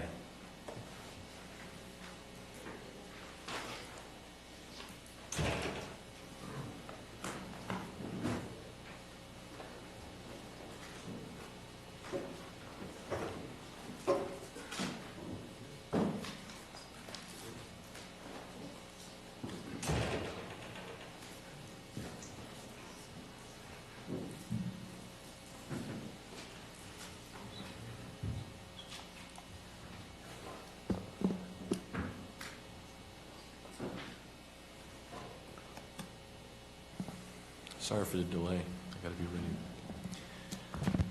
Good morning, Chairman, members of the board. Doug Oliver, Chief Building Official. Today we're going to be talking about the... Is that better? We can hear you. You do that on purpose so I can lean in, right? I do it every time. So what I'm bringing to you today is just a brief overview of some of the components of the cannabis program, and then to bring you a list of directions that we were seeking. I guess before I get into it, I just want to say that as your building official, there's a lot of things that I can do under the authority of the building official that you have asked me to use discretion on and to go about a certain way of performing that job, and I can easily do that without a lot of communication to you because of the way the rules are structured. There are a lot of things that I can do for you in this program as well, but I don't feel comfortable just making changes without informing you, because cannabis cultivation is messy. I'm just going to say it. It has a messy past. It's messy because of its messy past. For many reasons, and we all know, the history getting to this point, so I don't want to belabor that, but I do want to say that we have challenges that there are ideas, and I can make most of these you'll find are just changes I can make, but there are some things architecturally in the nature of the permit that even now I'm learning and understanding, and County Council Julie Moss-Lewis has been a great help helping us understand this, not just me but my staff, the public, the cultivators. And as we're learning all of this, it continues to be messy because the state continues to change the rules, and rightly so. It is a new industry and things are going to change. Okay, that's why the building code updates every 3 years. There are changes. There will be changes in this industry. So part of this is adapting to those changes with the state. Part of it is identifying challenges that we have heard from the industry, challenges that we've heard from the public, and my great desire to make this as unmessy as possible for everyone. And I would like to thank the members of the industry and members of the public who I've met with and discussed a lot of these topics before bringing them to you. So to get into it, underlying principles, I bring this to you every time we meet. Nothing really has changed here, other than recognizing that we want to mimic other ministerial processes as much as possible. The basic premise of our department has been, since I was appointed, to look for efficiencies, eliminate inefficiencies, make things as easy to implement for the county as it is to implement for people who want to participate in the program. Basically, give a level of transparency and a level of trust in this government program. Rewarding good actors, reducing the number of bad actors. But I want to draw your attention to something that's is very specific to this industry, and that is the ordinance code 1795010E, which simply states facilitate a robust and well-regulated cannabis industry. So I have to be careful in implementing your will here, because it is specifically stated, and whenever I think, is this well-regulated, under-regulated, or over-regulated, I really want to get your input. So just the overall status of the department currently, our staffing breakdowns really haven't changed yet because we haven't implemented a lot of the things that we know we can do. Hopefully, we can implement it soon with your direction.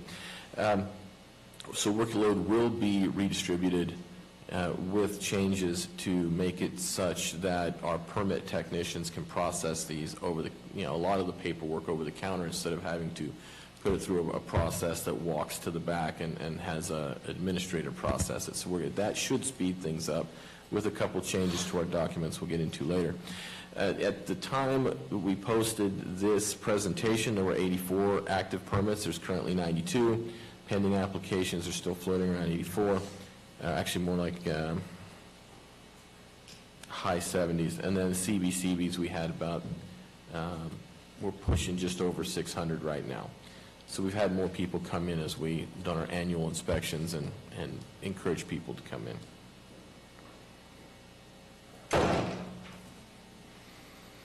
So the remediation status, and this is prompted by the grand jury report. I wanted to present this information to you and kind of explain how the ordinance was laid out and how we conducted business. This is the remediations related to any of the permits that were applied for during the urgency ordinance. There were 1,074 known sites. Remediations that we conducted, the inspections we conducted related directly to a permit application is 78. There were voluntary remediations where customers called in and said, hey, I cleaned up my site, can you come look at it? And they did not apply for a permit. We had 82 of those. So we have a remaining series of sites that we have not inspected, and that's 914. Now, we haven't inspected because of the ordinances that are currently on the books. So I just want to go through those very quickly. 1795-130D requires all former cannabis sites to be remediated by February 9th, 2020. It doesn't require inspection. It's a statement to the public that if you had a license and it got revoked under the urgency, you have to remediate by this date. Okay, so that means that if there is anyone who did not remediate that and we discover that, that is a violation of ordinance code and we can act on that through our code compliance program. 1795-130E specifies that the site is not required to be returned to a pre-cultivation condition. If it's still usable for other things within that zoning, if they did some grading to put in, raised beds and they want to grow some other plant, they're not required to tear all that out. They do need to remove garbage, any fertilizers, anything that could be a grading violation or a stormwater pollution violation. Anything in the normal conducting of cannabis business has to be removed, but not necessarily irrigation systems or any final grading for a business that could be otherwise used on that property. And then the 17970G makes the issuance of cannabis permit contingent upon the remediation of the previous cannabis site. So if the understanding is you can only have a cannabis permit if you had one in good standing before, you have to show us that your previous site was cleaned up. And that was conducted effectively. In many cases, it was conducted as part of the initial site inspection because they wanted to reuse the same site they had before.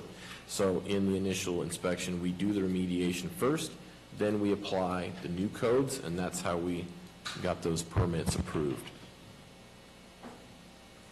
So should we investigate the rest of these 914 sites? So there's some considerations here.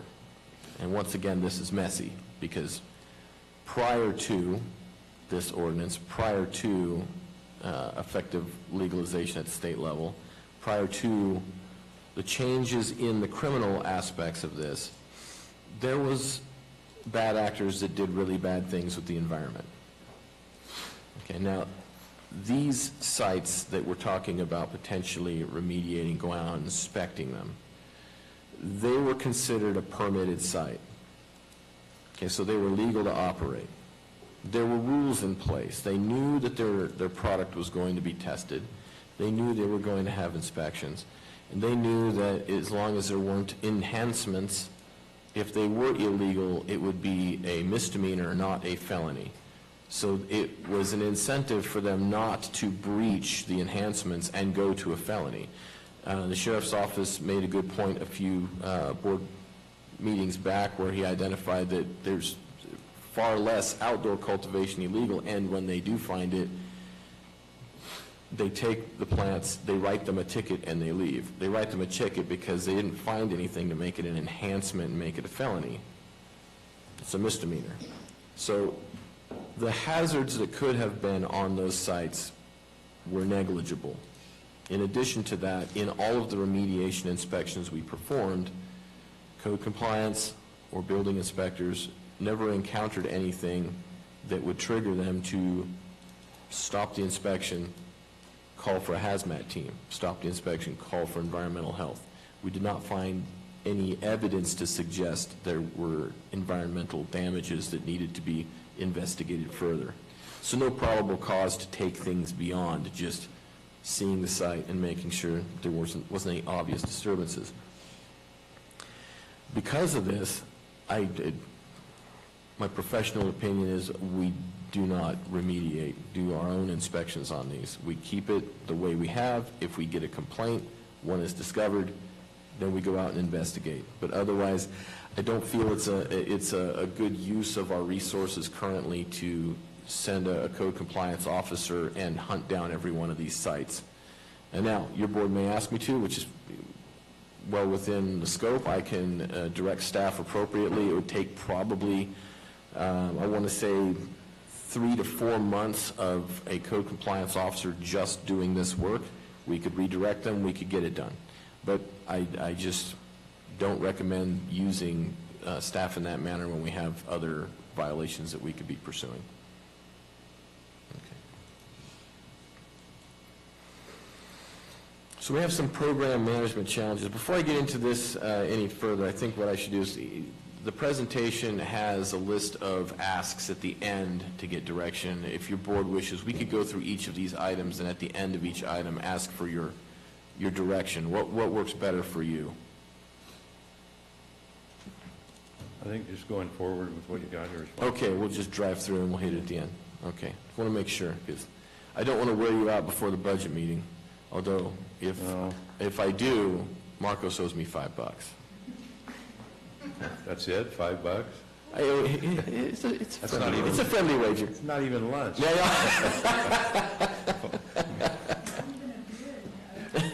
Anyway, so we'll get back into it. So currently, there's 2 tracks for corrective action.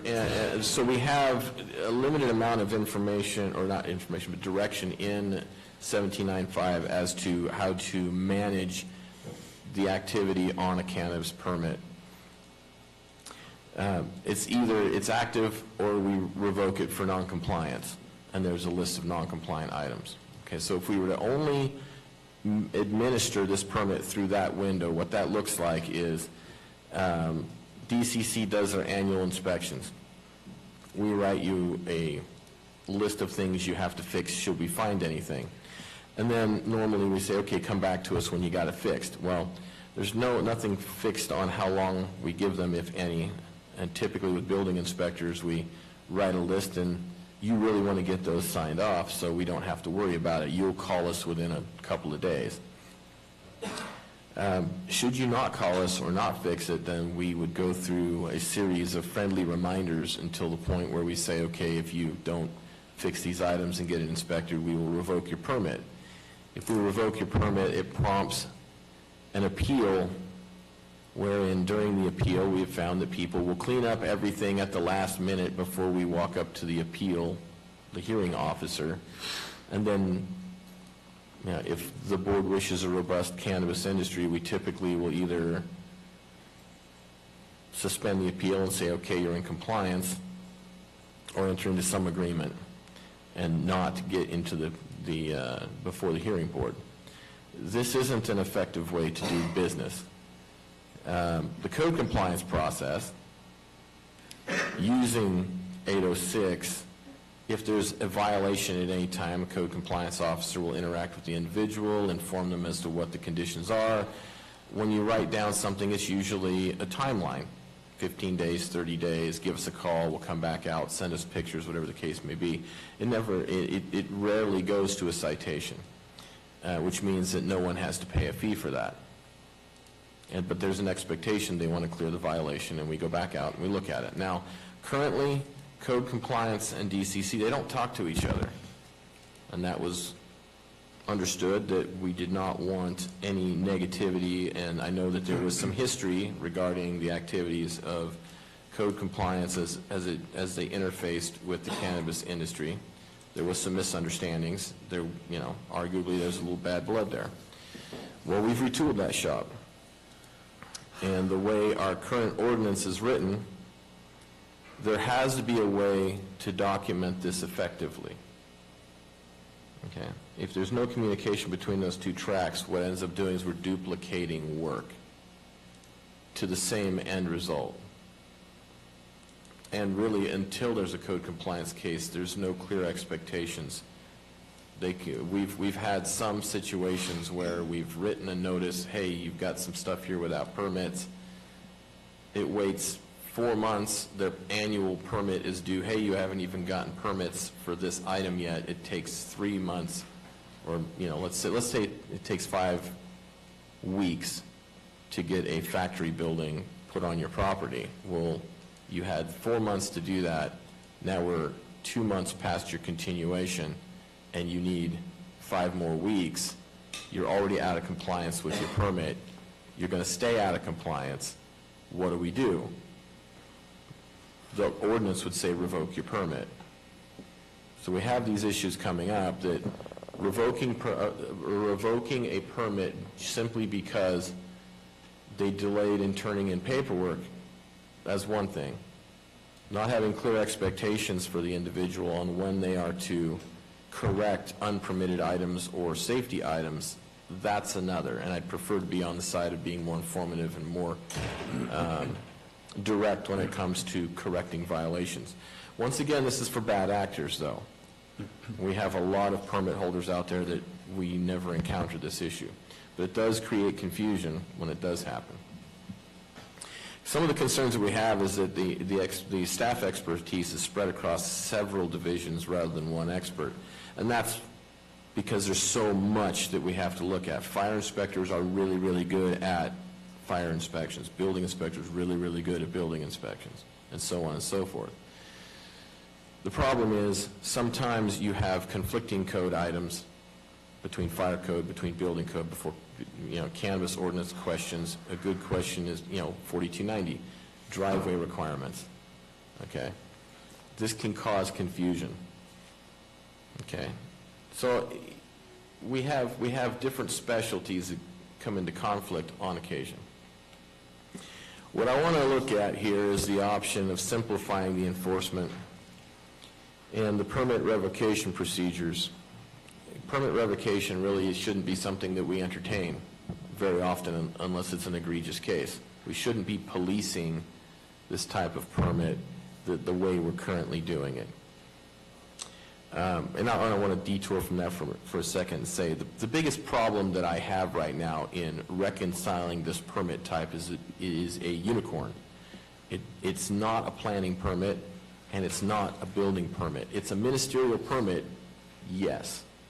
It is in Title 17, yes. But it's an entitlement that runs with the land, and we'll get into that in a little bit. So we're having a hard time making it as simplified as possible.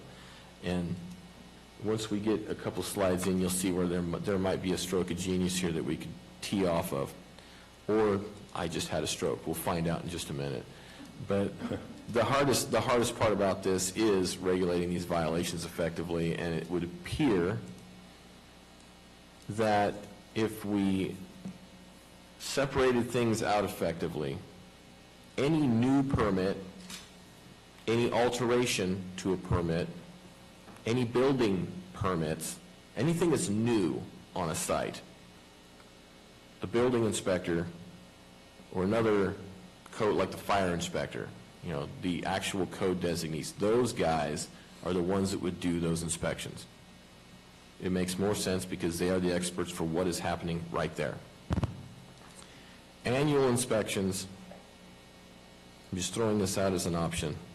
Annual inspections or complaint inspections, it might be better to have the code compliance guys do that work because they are experts on ferreting out all of the code sections across all agencies. They're not experts in any one, but they know the code sections and they know how to work with an individual on time. And their approach is no different than the building inspectors when it comes to whoopses. Okay, and that's something that I know wasn't around 4 years ago. Okay, but our code compliance team we start with education, we start with a little compassion. Hey, that sign fell down, can you put it back up? Hey, can you put that fire extinguisher back over there? You know, can you get this done before I leave? Okay, great, doesn't get documented. Here's a list of items that we know you can't fix right now. Can you get this done in 15 days? Sure, I'll give you a call. Okay, great, we're going to send you a notice of violation.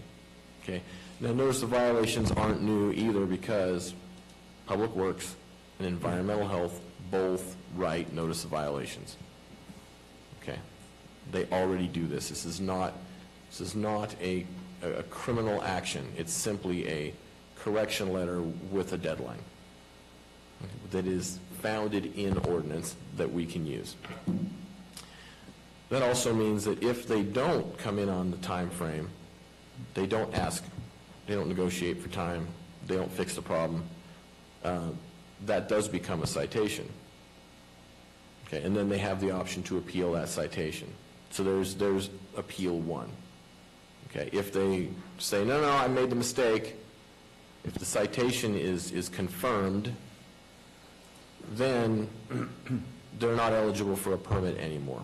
So there's your incentive to comply, because then we can deny or revoke based on a process that DCC staff should not have to watch. So similar to a building permit where somebody doesn't get a building permit, the permit technicians are not monitoring a site all day long to make sure that they're getting permits. Someone gets a complaint, code compliance goes out, come in and get a permit, then they go to the permit tech, everything gets sorted out. We want to do something similar to that. Okay. And we kind of already talked about the differences here. We want to break it down. And we talked about that as well. I jumped the gun. So that, I know that's going to be a little contentious, and that there may be an option. The option could be that we do follow the code compliance process, but we have the building inspector do that. But that would require that they be trained on how to fill out those notice of violations, which can be done. So it doesn't have to be a code compliance officer, but I do recommend that we have one way to do this that puts the workload in the appropriate staffing so that we can be efficient. Okay, so unlawful behavior.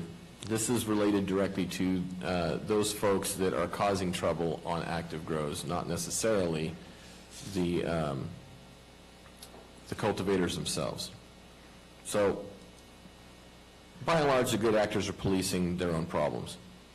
If there's, someone causing trouble, someone steals from them, they're calling the sheriff, they're dealing with the situation. Altercations occasionally happen on cultivation sites, just like any other business. That's the one thing I want to point to is that this is a business operation. I mean, who hasn't had to call the sheriff at a bar when there's a fight? Okay. Might be a bad analogy, but altercations happen at Walmart. I mean, if you haven't seen any of those memes, they're classic, right? So just to say that, every business does have occasional altercations. What we have is, with these sites is often you have speeding on one-lane roads, such like that, trespassing. There have been threats on occasion. There have been assault issues. Minor, they don't happen all the time, but they do happen. There's been a couple of things that have been troublesome for the public, and that is there are known, what I'll call them raids. They wait till night. They know where the cannabis site is. They break in, guns drawn, steal a bunch of stuff and run. Okay, and it has happened at least, well, I only knew of 2. I found out 2 more just from anecdotal evidence from people who had their sites broken into. It's not an epidemic. The idea initially was that, well, okay, these high-traffic sites, the ones you could see from a state highway, they're probably your best target. Well, maybe not. Permits are public record. Someone really wants to cause trouble, they can find out where a cannabis site is. But there could be some deterrence that we could do to make it visually unappealing for someone to try anything on an active site. And then we also have the unlawful behavior on unpermitted sites. The cultivation has changed in scope, and the sheriff did, like, going back to what the sheriff said, it's more indoor than outdoor, but there are repeat offenders on outdoor. It's a misdemeanor. It's like, I'm going to get a parking ticket every year. I'm going to keep trying. One day I'll get to harvest. We want to curb that. We want to make that unappealing. Okay, it's the price of doing business is running the risk that you're going to get a ticket and have to pay a fine. So we want to think about ways to curb that. So some of the deterrents that we would like to recommend, these would mean changes to the ordinance code. Well, I'll just state right now, reducing negative public interactions may not be attainable because it's not really attainable on any other business. We can reduce it. We can explore ways to reduce the occurrences of negative behavior on sites, but I don't know how effective we can be on that.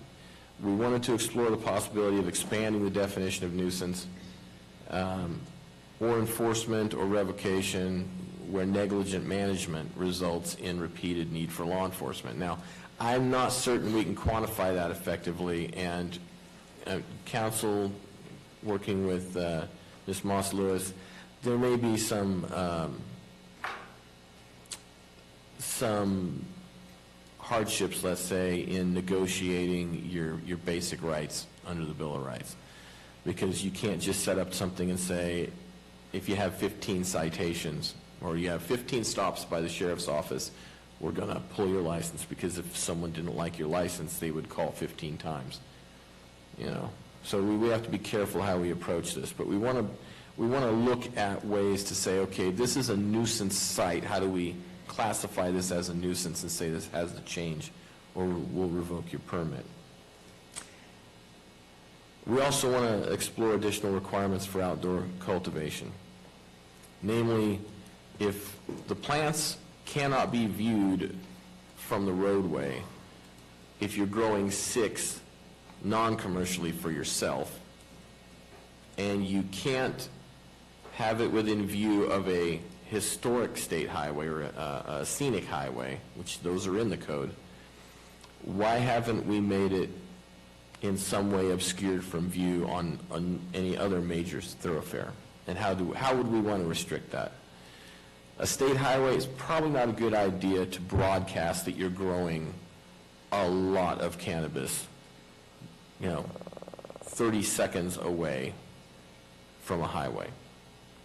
What can we do to increase fencing or increase security so that it's obscured and it's a deterrent? If I was thinking like a bad guy, and I knew I could sit at this gas station once a week and check the status of what's growing over there, and one day know I can crash that gate, grab what I can, and get to Stockton in 45 minutes. Well, that's an issue. So what can we do to put in additional security measures? Make it look like, ooh, if I get to that gate, I got 2 stops, I got to get into that building, I got to get back out before a sheriff gets here in 3 minutes. That's not a good bet. Hoping that we'll avoid that behavior.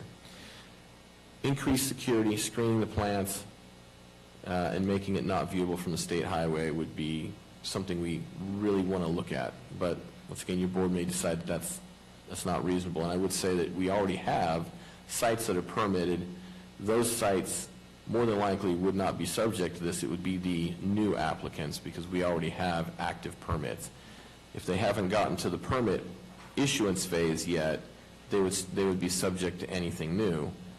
But the guys that have already put the time in, I would say it's safe to say that anything that we put on the books would not apply to them, because they've already complied with the regulations at the time their permit was issued.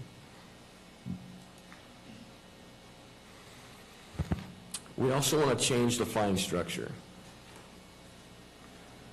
And this is specifically for the unlicensed cannabis. And changing the fine structure doesn't necessarily mean putting anything new on the books. It means how we interpret the fines. So currently, all plants on a cultivation site is considered one violation. That's a $100 fine. Other jurisdictions that I'm familiar with have sought direction from the board to interpret the fines as each individual plant is a separate violation. Now, when you do that, you can take it further and say, because it's a 3-stage fine structure, the first plant is the first violation, that's $100.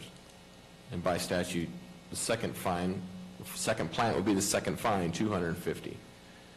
The third and every plant thereafter is $500 a plant. Now, what does that do? That means instead of a $100 fine, if I've got a 300 plant grow where the sheriff calls us out to see it before he cuts it down, that's there for one day.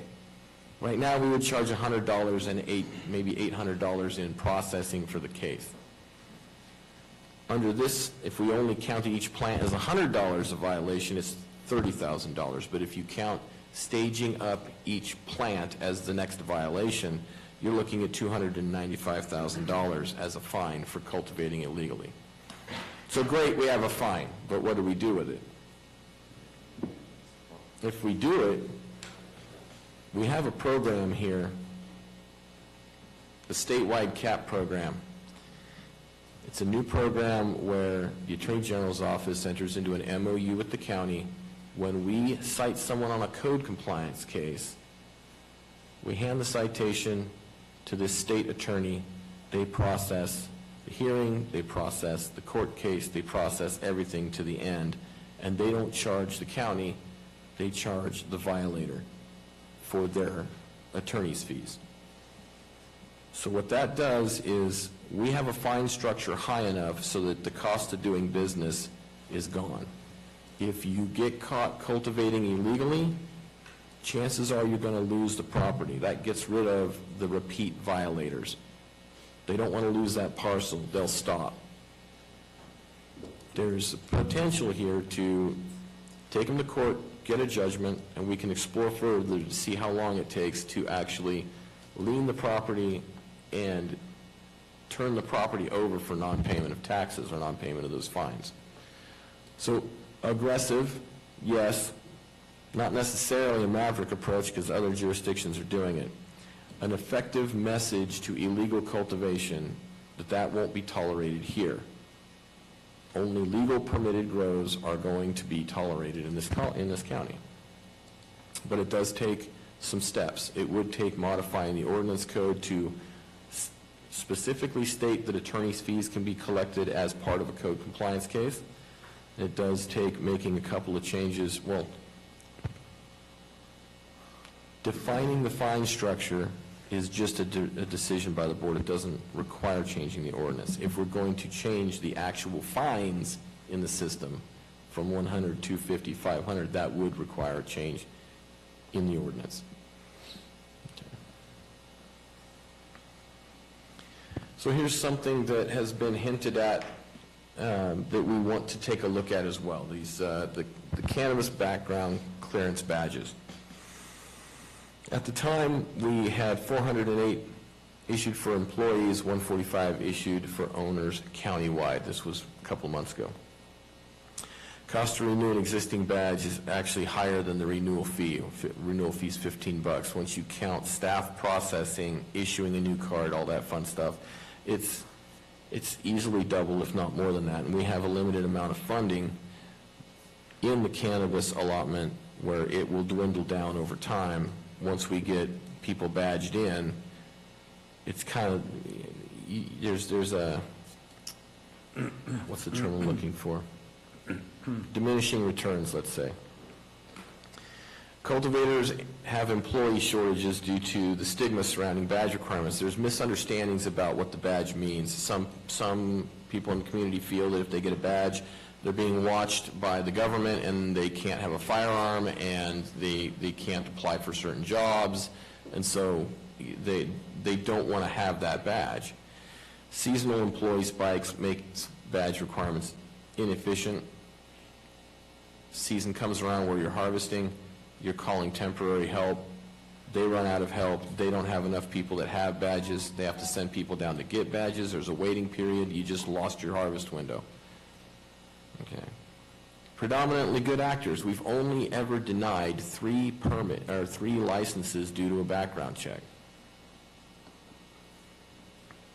And it really doesn't prevent bad actors from being present on the cultivation site. I was going to say LLC loophole because I had misunderstood how an LLC worked. But ultimately, there's a 10-year limitation on records, so if someone committed some felony that would have qualified 11 years ago, we wouldn't know. In addition to that, if they're not working on the site, they still can be on that site. So we have people out there that are friends of an employee or friends of the owner that show up. Who, I mean, just like any other business, you don't know the quality of the individuals being out there at any time if someone decides to have a friend or give a tour or anything like that. So it's really not an effective measurement of how safe the individuals are on the site. So we're recommending to get rid of the program. If the badge is just an indication of a background check, and the state does background checks on the owners, and we understand that the owners are businessmen that don't want criminals on their site, they don't want thieves working for them, they don't want people starting fights in the neighborhood and drawing attention to their grow, this may not be an efficient model anymore.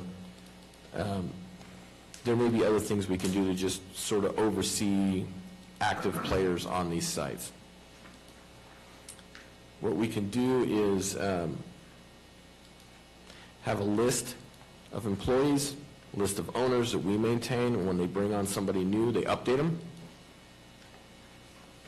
And then we can also maintain that anybody who's going to hire a temp agency, they give us the information of their temp agency.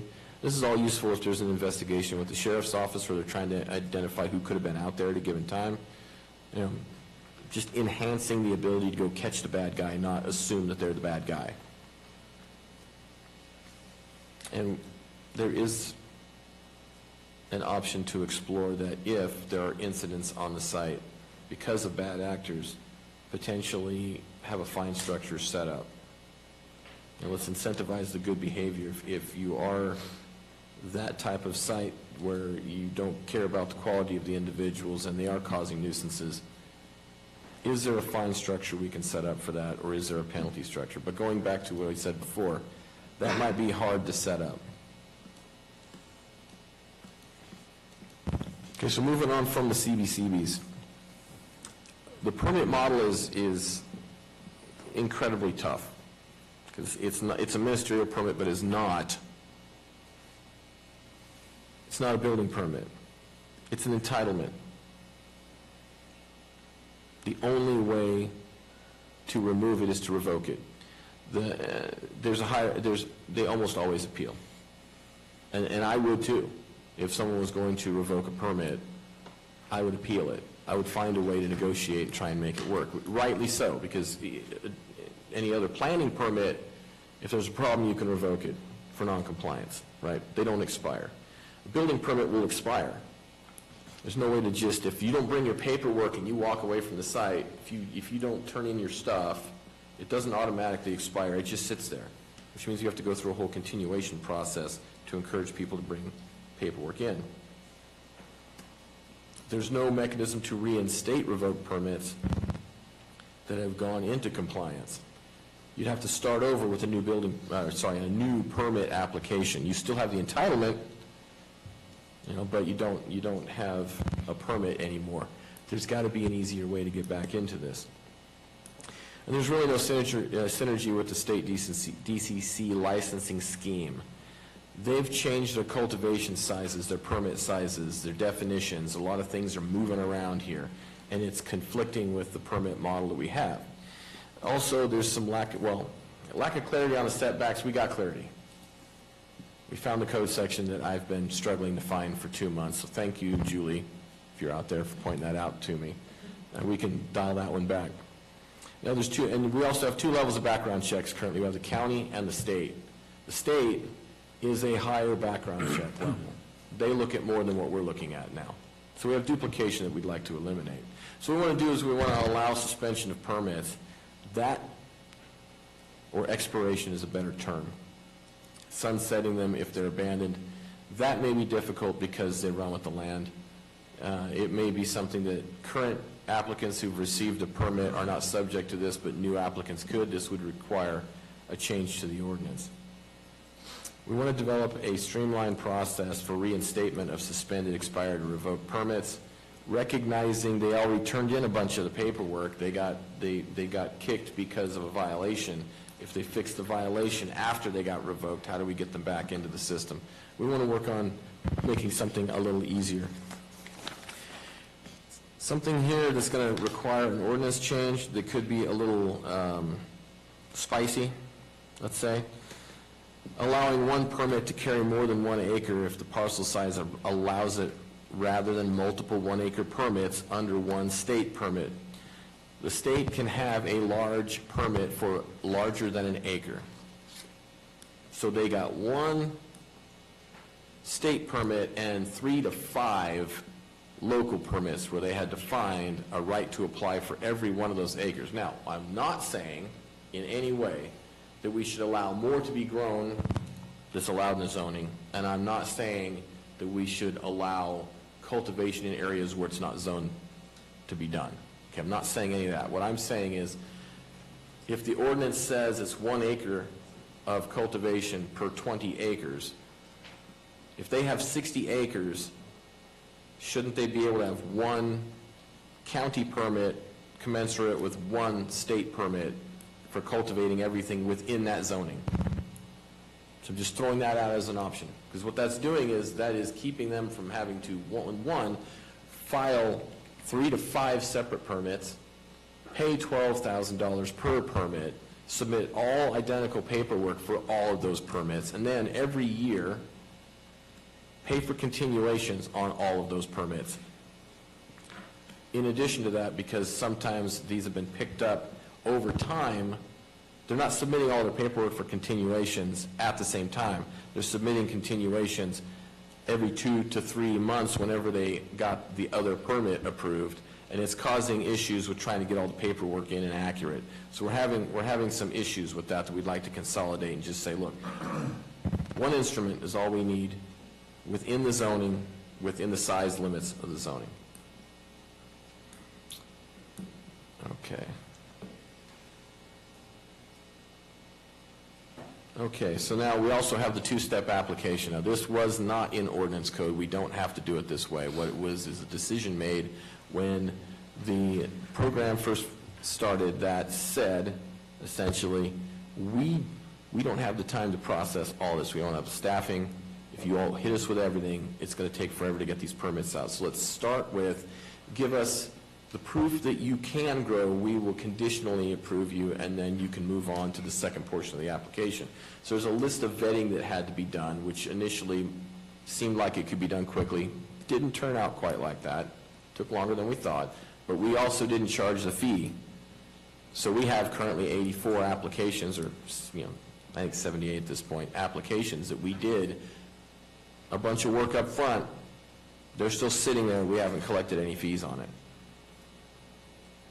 So what I'd like to do is take that 2-step process and merge it down into 1 application process. Also, we can streamline. We've already tinkered with this. There's at least 6 different separate documents that have to be signed for indemnification, for consent from property owners. There's a bunch of paperwork that all has to be individually notarized. We can shrink that down into 1 document. So if there's ever a mistake, like let's say an LLC changes the president changes on the LLC. You got six different documents that are wrong now. Take them all back, get them all signed, get them all notarized, bring them back. Highly inefficient. We can shrink that down. How much of this can we look at and say, it's the same as the states. We're going to recognize the state's approval as meeting this criteria and eliminate some of the paperwork. This is the heavier lift. You speed it up by recognizing how much we're doing that's exactly like the state and cull it out, and we want to do that. A lot of this does not require board action on an ordinance. Okay, then, so we're going to be doing a lot of review. I wanted to try and get that done before we met today, but that was a heavy lift because state regulations are confusing. I'll just say this. Trying to compare apples to watermelons, it's not even close. Okay, so industry changes or challenges. A lot's changed in the industry since we adopted this. And there are significant areas of the industry that are not allowed in this county. And as such, it causes logistical issues, increased cost, and a lot higher likelihood of gray or black market traffic if there's a bad actor out there. Business model options available under state license are not even contemplated under the county permit code or permit model. And there isn't a whole lot of flexibility. The market's suffering. There isn't a way to diversify in this county. Every other industry that I'm aware of has a way in the zoning to accommodate all portions of their industry. And if you keep things close, you keep things cheap. Keeping things cheap is an incentive to follow the rules. And we've had a significant change in fire codes and building codes related to some of the industry types that are out there. So what we'd like to do is form a committee and review options for the types of manufacturing that are out there. I'm not proposing an ordinance. What I'm proposing is we just convene the right people and we educate ourselves and the public on everything that has changed. For instance, I do put in here that there's several different manufacturing types. It's not just manufacturing. There's volatile manufacturing, there's non-volatile manufacturing, there's also consumables, which falls under manufacturing, but they're not producing the oils, they're merely using the oils in products that can be sold. Okay, so volatile was super scary 3 years ago, 4 years ago. People were blowing themselves up. Rightly so that it should not have been in this ordinance because nobody was ready for that. Currently, there are new codes out there. The building officials have politely dubbed it NFPA 420. It's essentially, I'm looking at you, I want to see if you got that.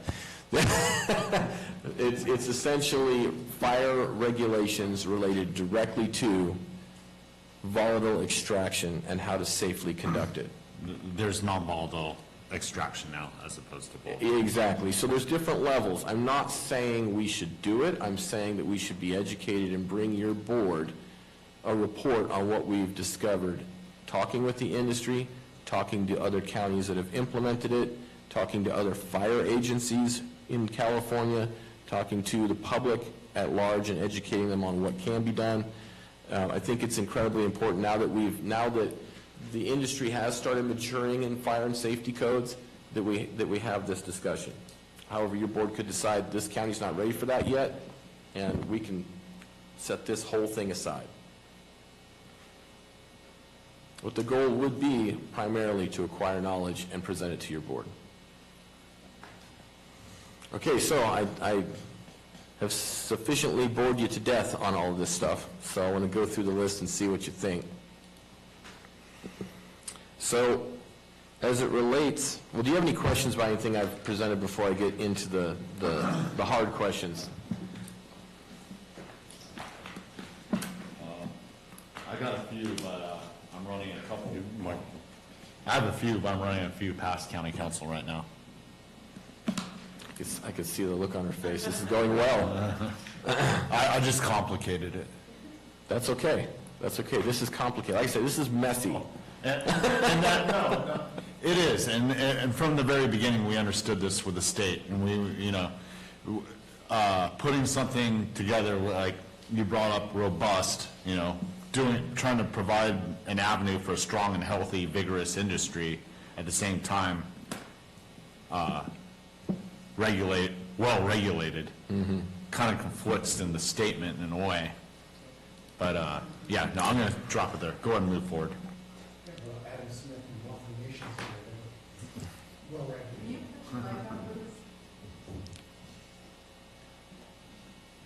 Okay, very good. So we'll get into the question. So direct penalty model for violations. So do we like the interpretation of each plant being a separate violation?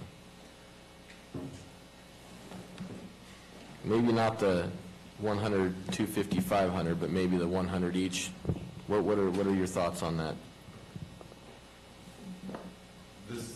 This is strictly on non-permitted illegal grows. Strictly illegal. Yeah, and that was one of my questions going down the line with this process, because then you were like, where we incur like, let's say, $100 per plant, even 300 plants on there, we're looking at somewhere near $30,000 just, you know, in that quick math. Someone's definitely not paying it. These people tend to regrow the next year because there isn't a strong thing, and the thought process behind it is, look, a stiff penalty on collection that can be leaned against the property, but then we have 5 years till we realize that. And that's why these people keep redoing it. This was the thought process when we went through this before you were even here, doing 17.95, Doug. You know, it's like, how do we solve this? And this did come up before, I mean, you know, in discussions. And it's like that 5-year process, that's 5 years until we could realize it without them paying it off through assessed taxes, assumed, you know? And then you have to go through the process. So it's even longer than 5 years on it. And then all the work's done by our people, code compliance, because, you know, a lot of that's administrative fees get put on top of that, and code compliance starts running backwards on money for how long, on how many different things before they're realized. It's a slippery slope, and it's a hard one to digest, you know. Would it be helpful if we could interact with that CAP program and find out how fast they can turn it around if we had an MOU? Would that be a better direction to look at that mechanism first? I think overall, especially when we're dealing with illegal grows, being able to facilitate getting them off the property as soon as possible. And if you can find a different avenue, I think with a lot of things here, you got some good suggestions, and then there's some stuff I'm a little wavy on. I think there needs to be more exploration before we really do like final direction today. And I brought up a couple things to council that was like, maybe gray area right now, but we want to make sure we dot all our I's and cross all our T's. I'm having a hard time with it all. I think my 2 cents when it comes to fines for unpermitted grows, you know, I think that if a majority of the board wants to direct staff to look into more, I don't know what word you want to use, more intensive, more higher fines potentially, or ways of increasing those, or potentially trying to recover them more aggressively, with or without the assistance of the state AG's program. That's something that my office will work with Doug to explore, and then we can bring back something. If there's not enough, if the board's happy to leave it as is, then I think that's the end of the conversation. But yeah, we wouldn't be looking for, I think, specific direction of this at this moment, more like, is there more we could be doing? Look, when it comes to illegal grows, I fully have, you know, us looking at a more aggressive approach, whether it be fines or whatever, works better to facilitate these people not being able to work in Calaveras any longer and learn that they don't get a play here. Then I support that type of work. Okay, so to be clear, I guess, if we worked with council and the per plant fine structure is legal, would that be something you'd be interested in? I If think. that's determined to be legal. Right, well, that, and you also came up with a thing, how, working with what system? CAP. CAP? Yeah, it's Attorney Yeah. General. Working with them, I mean, provide us multiple options, see what we can do that's going to work the best for the county overall and make it successful with illegal dress. Okay, so I'm hearing separate item to bring back to your board just on this topic. I don't know. Let's get, Mr. Chairman, maybe we could get to that on how we're bringing it back at the end, but I think we all want to weigh in on each of these items. They're pretty important for where we're going. And I agree with Ben. On the illegal guys, we got to tell them they can't be here. We have to find a way to do that. And you're spot on in trying to figure out a way that we can make it impactful enough that they realize that you can't just plant 30 days after we cut down your plants and try again, or the next year, whatever it is. But I would encourage you to also work with the tax collector, because on fines these big, we're going to make that fine is going to be worth a lot more than the property. And so the county may find themselves in a situation where they've got $300,000 of fines on a property that's worth $30,000. And I don't know how that will work with the tax collector, how we take those things on, would we discount? So I want to figure that out as well. I don't want to suddenly have accounts receivable of millions of dollars of fines. But right. It doesn't mean anything because we can't collect them. So I think the mechanics, I think Ben was talking about, the mechanics of how that's actually going to work and be a preventative measure. I would let everybody else speak for themselves, but for me, I would certainly finding a way to make it impactful, but also functional. Using the State Attorney General's office to do the prosecution, great. We don't have a lot of resources here in our county. They could help carry some of this. I think that's great, but let's just work on the mechanics of it. It's not nearly as simple as saying, we just hit you with a $300,000 fine, then what? Right. Fair enough. I agree. I think it has to change. It can't stay the way that it is, and it needs to be more punitive. So I agree with my other supervisors. Okay. I agree. I want to see more information, though, to Jack's points. We got to make it with the counties while, because the timeline on these can go beyond the 5 years. And you're not just talking about the fines and the property, you're talking about attorney fees, court cases, appeal. I mean, it's just the whole thing. So how do we make it where it's efficient for the county to do this and be impactful and send a statement without,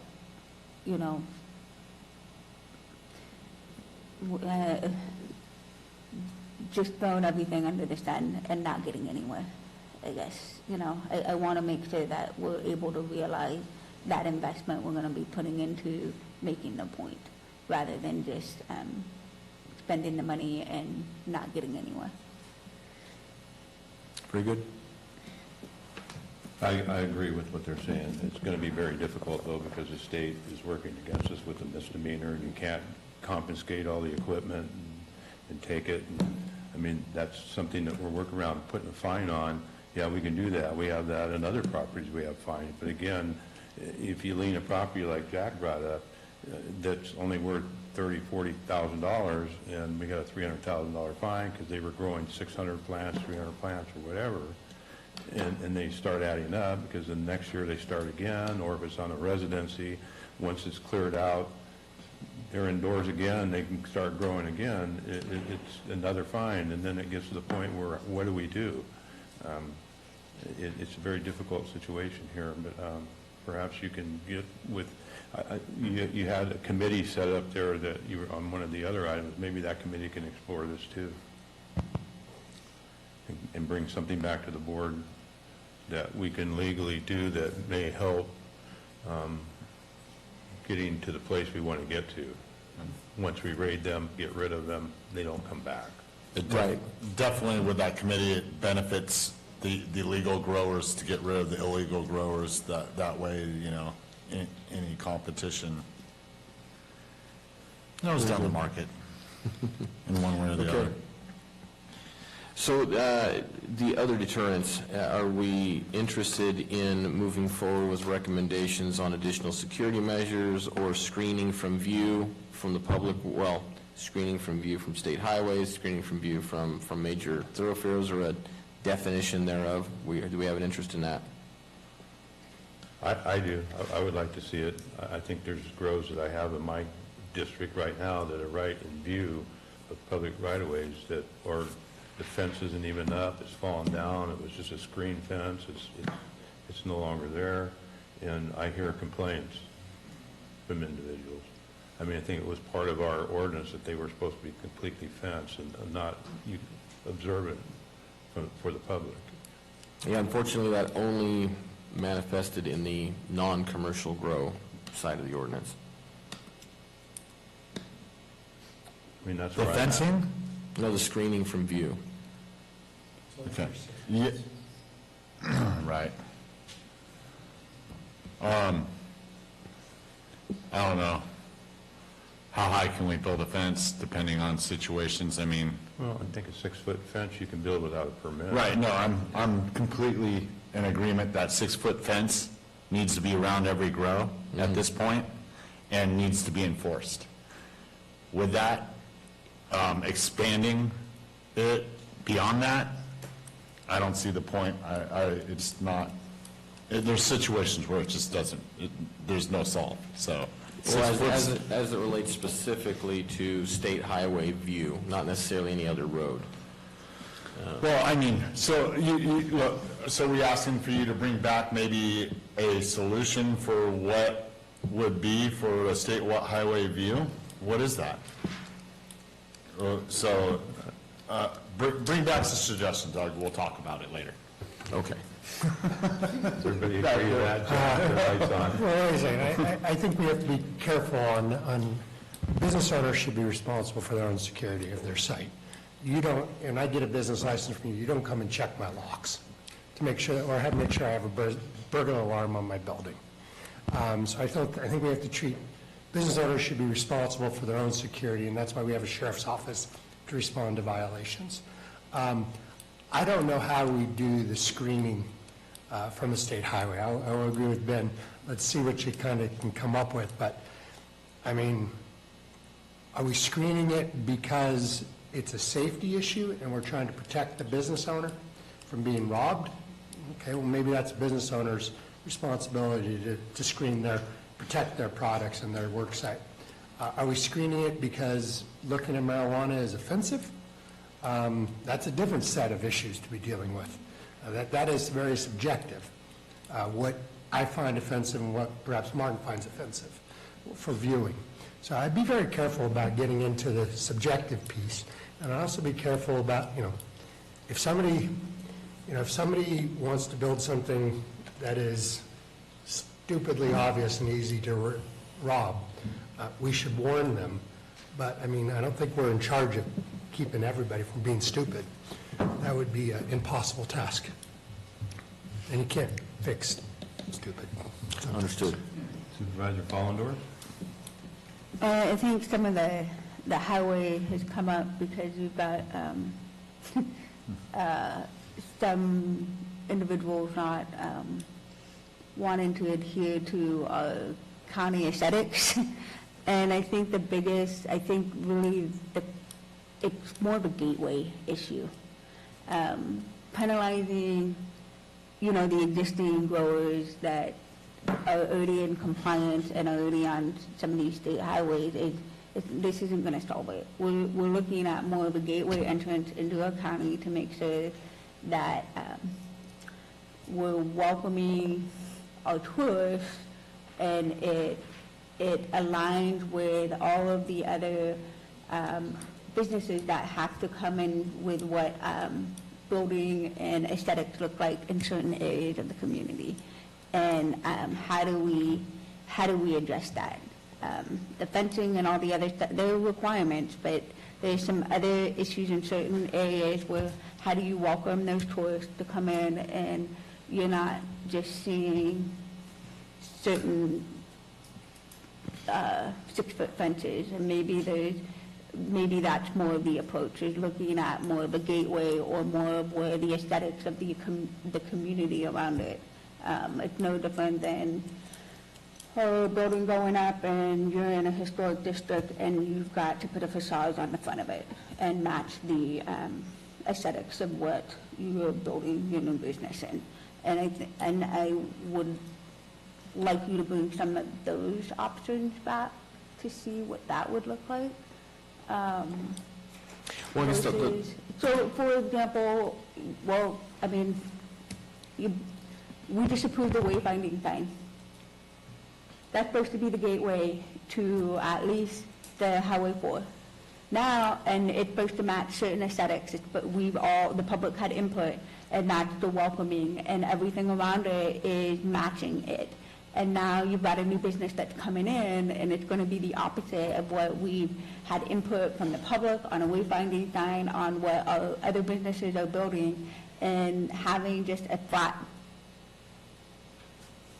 fence, and it's not matching the aesthetics of bringing in the community of tourists to spend money. It just doesn't look good. And I agree with Jack, they're responsible, if they want to put something on the side of it, they're responsible for their security. And the state has put in the mandates on certain criteria for these permits to have certain security. It's not my problem if they want to put it somewhere where it's front view, but from a community perspective, it needs to match the aesthetics of what's going on. And putting just a chain link fence or any other type of fencing is not going to match the gateway of coming in. And I think we're addressing this because of one issue, and we need to be more open to how this is going to impact across the entire county and not impact everybody else as well, or new businesses that choose this option. But I think it just goes back to gateway. You know, we've approved all of this stuff the last year, and now we're going to we don't even know it coming into this county. And the tourist attractions of looking at it, and I think that is more of what maybe we're trying to address, is the global of how it's going to match with the rest of the community with building it up. Well, I see a point. I think a challenge that we're going to have here is that this is a ministerial permit, so we don't have the ability to be discretionary in how something looks necessarily. We have to specifically define how it looks. It's the weird. It's going back to that weird permit type where it's ministerial. It's not an administrative permit where you can say I'll approve it if you make it this color. It's simply go no go, which means that if unless we have specific language, we can't necessarily say you have to match the aesthetics, but then because then it's up to interpretation as to what is aesthetically pleasing and who's going to be the panel that decides that. Now it creeps into discretionary, which is what we want to avoid. So if we want to find, we might be able to bring back to your board ways of providing specific language on the type of screening options. That might be something that we could do, because then at least we are providing options in the ordinance as to how you can comply with this standard. And that might give us some additional flexibility. But that's going to be a fun one, Sarah. But I think the primary challenge is how do we do this without making it discretionary? And I understand the legal challenges, but I think we're bringing this up because of a single issue that has come to light, and trying to address it countywide. I don't know. I would like to see some options in how you think you're going to solve that for us. Supervisor Stopper? With this type of issue, like something to the point of, regional, it's a hard one to solve. And at this point, from the sense I'm getting, it's to address an issue that's come up that, a certain community is not happy about. And at this point, with that type of entitlement, we can't moonwalk it. And potentially it could happen again. So I'll be interested to see what type of solves he can come up with. But this, I find it hard, because when we go, like Amanda brought up, we have to stay consistent throughout the industry. But not only with the industry, with certain issues like this, we have to apply it to every business equally in Calaveras County. And so at that point, we're getting ourselves into the quicksand very quickly with trying to solve an issue because of a single situation. Well, and I understand how delicate this is because, from my point of view as a building official, and to quote one of my compatriots, I don't enforce ugly. If I did, I'd have to arrest myself. Planners are really good at identifying the aesthetics, and in the discretionary process, they craft something with the builder that can work. Building inspectors are go, no go. And it's really hard to hit both targets. How do we hit the aesthetic while also hitting the security, or do we care about the security? If the security is the owner's concern, then okay, fair enough. But then how do we make the rest of it pretty? Can't touch that at this point. So let's another item to bring back for discussion then. Okay, thank you. Supervisors, this is Sheriff DeBassorio. If I could comment? Sure, yes. Go for it. I want to remind folks that maybe don't remember when those fences originally were put into the ordinance, it was to keep the bad guys from coming in to steal the property owners' marijuana.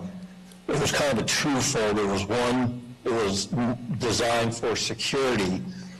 Two, it was designed to keep it aesthetically so that the people in the public could see it, because that was what some of the comments that were brought to light at that time, was that we don't want to have to see it. Well, the problem with seeing it or not seeing it was with the topography. There were some people who had beautiful fences, but you look down into a canyon, like going down past the Golden Spur, and you saw nothing but marijuana grows, because the fence doesn't do any good when you're 40 feet above it. So the fences, from the sheriff's standpoint, when we did this back in 2016, originally was for security reasons.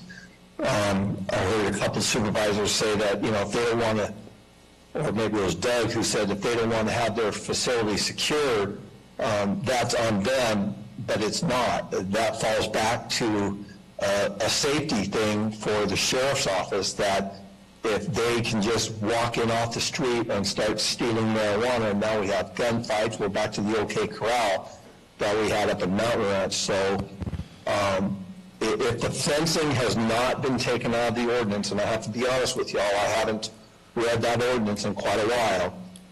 I believe the fencing needs to stay in there for security reasons.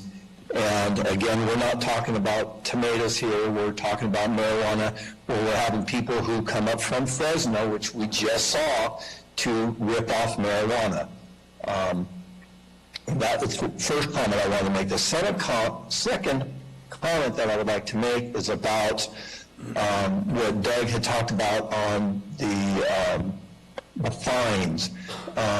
I know that, and I'm not sure, Doug, maybe I missed it, and he's talking about the fines to legal growers, but we can also utilize that for the illegal growers.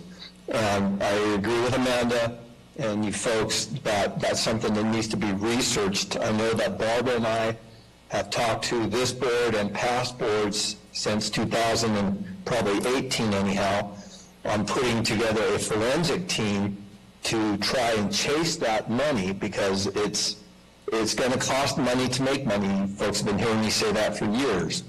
But if we want to really deter these people from doing these sites on repeated occasions, like I showed you in our presentation a few weeks back here, we have to hit them in the pocketbooks. And if we can start going after these properties with fines, I think that's going to be the best way to deter them from coming into Calaveras County on the near-legal side and on the legal side where they're not playing by the rules.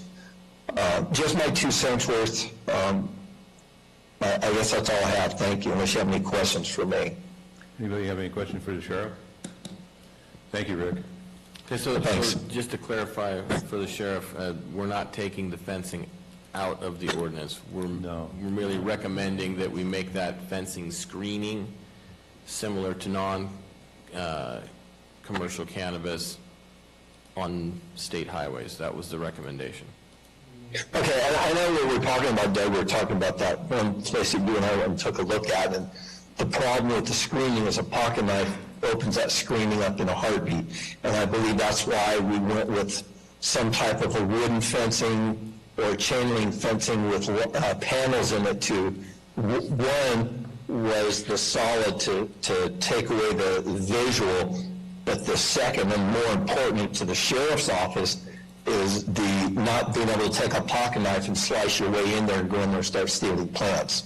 That was my bigger concern, is that I guess my concern would be, and my request to you folks would be that you don't go to screening and we keep some type of a secure fencing in there of some type just because of the easily accessible with a pocket knife to go through that type of screening. That's all I wanted to say. That's my concern as the sheriff. Thank you, Sheriff. Okay. So you have direction on that item? Yep. You want to reiterate what you think the direction of Get with council and bring you something specific with some options. Okay. And I'm guessing. So now, heavy evidence on council, is that? Yes. Well, also, would it be appropriate with that comment to maybe include the sheriff and the DA so we can look at both the criminal and the administrative fine and come together? Because there's 2 layers here with 2 layers of fines potentially and 2 processes that we could work concurrently to put pressure on repeat offenders. Is that something you'd be interested in? And the tax collector. Very good. Yeah, because all in all, we were talking about illegal grows on the fine structure and everything, so. Okay. Okay, thank you. CBCBs, do we have an interest to get rid of them? I'm sorry, what? Mr. De Basilia, the sheriff, what does he think about the CBCBs? He doesn't want to have anything to do with them. Yeah, honestly, I originally, when the CBC thing came about, we were trying to control what was going on, but Doug made a very good point, and in talking to the legal growers that are out there now, they want to have good people on their property, so I think if it's more of a pain than what it's worth, I'm behind whatever the county decides. I'm not solid on one way or the other. If they want to get rid of them, that's fine. My understanding, Doug, is it's burdensome and it's running backwards with the cost as opposed to the positive effects from it. Correct. And typically, if you're running your business, you would want to hire people that you trust or will not rip you off. And that does, that type of thing does, it's the burden of the business owner. So at this point, I think CBCBs have run their course, and the industry has become a more mature at this point, and the CBCBs get rid of it. That's just getting rid of one ordinance with a vote, so that's where I'm at. Supervisor Garamendi. First off, congratulations on having over 600 CBCBs. That represents more employees than we had when the cement plant was going full tilt. So this has been an economic success. Congratulations on providing this. I didn't do anything, you did. On all the people who provide these. But yeah, I mean, look, CBCBs had a time and a place, and it was important to get where we are today. But a lot of the people that I employ or other people employ, sometimes people got rough pasts. Things happen. They pay their debt to society, or people grow up and change. And these are a lot of the people who we can employ and need jobs, good jobs, and stable employment. So let's let people work and let the employer choose if they want to hire someone who's going to rip them off. Shame on them. But I don't think most will. But congratulations on 600. Supervisor Hubbard, you have something? I just wanted to say I agree wholeheartedly. And Supervisor Oliver? I'm open to what you bring back for suggestion. Yeah. You want to, are you going to bring it back, or you want to do extra Well, now? this is informational only, so we Yeah, can't. this is, Yeah, the next I want to part. bring it back To bring it back. to remove it. Yeah. It's just information. Yeah, that's And fine. give him direction, so. Yeah, that's, You I'm have on three- board with, You have 4 supervisors. Bring it back. Very well. Okay, so the permit model. Do we want to explore revocation? Do we want to, well, let's do the streamline first. Streamlining the process. Sorry, go ahead. No, you finish. Oh, very good. Streamlining the process and, as a result, the fee for reinstatement, expiration, revocation. Do we want to take it back to the shop and see what can we do within the boundaries of our ordinance to recognize state documents, state practices as meeting the requirements?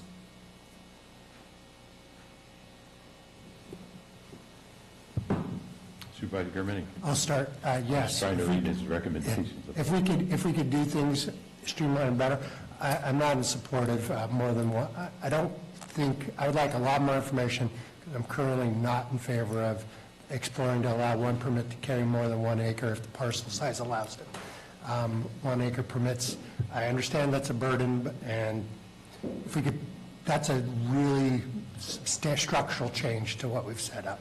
So making it streamlined is one thing, but that's changing the foundation blocks.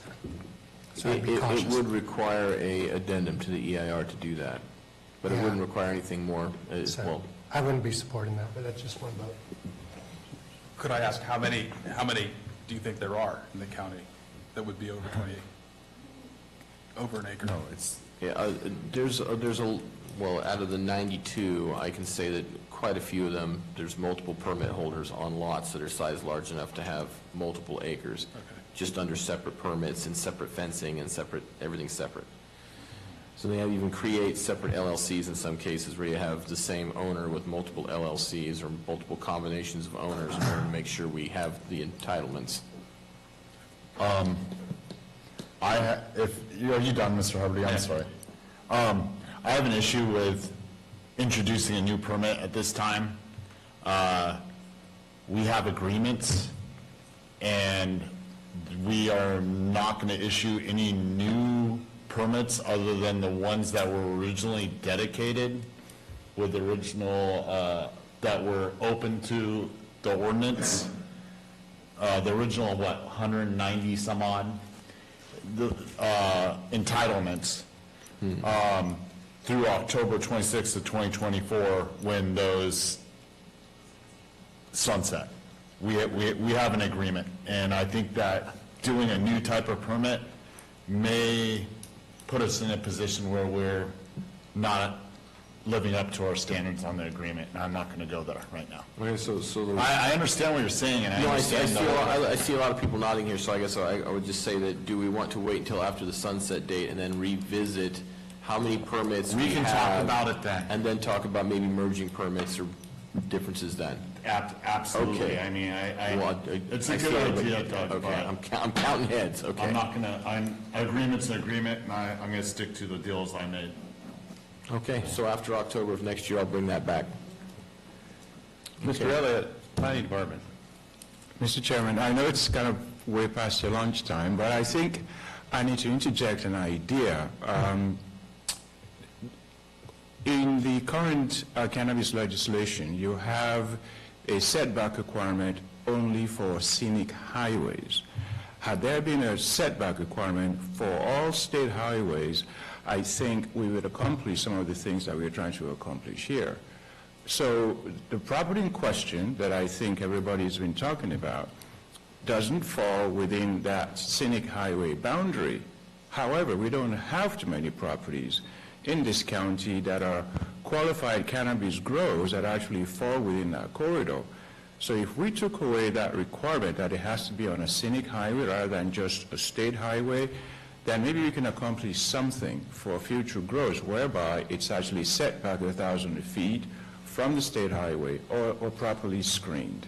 Because I think we're missing the boat here if we think that the screening requirement is only to the benefit of the grower. I think it's to the benefit of our community as well. We don't want to have the reputation of being a place where you can actually come and before you know it, just like the sheriff said earlier, start having gunfights over people coming into town and raiding cannabis sites. If we had an adult entertainment business in this town, we would have all kinds of requirements for videos and locks and things of that nature. Let's try to treat cannabis the same way because it's becoming somewhat of a volatile industry. Just my 2 cents. Just to be clear, we do have setback requirements for all, they may differ, or there may be more stringent ones for a scenic highway, but it's not that there are no setback requirements. Yeah, it's a 1,000-foot requirement that I think we need to apply on all state highway corridors, not just the scenic sites only. All highways, correct. Can you add that to your research, please? Thank you. Very good. But proceed with caution. There's a lot of sites that are within 1,000 feet of a state highway. We are at 12:30. Do we want to finish this off and then go to lunch, or do we want to take a break for lunch for the employees and then come back? I think you got a lot of public that's going to want to talk on this. I don't think we're going to be done quick. Okay. Let us continue and get through it. You want to, no, lunch. You want lunch? All right, then we want lunch. Is it- Right, we have a lot of discussions. Amanda's going to pass it out. I don't know if it's hunger. All right, then we are going to take a break right now for lunch, and we will return at 1:30.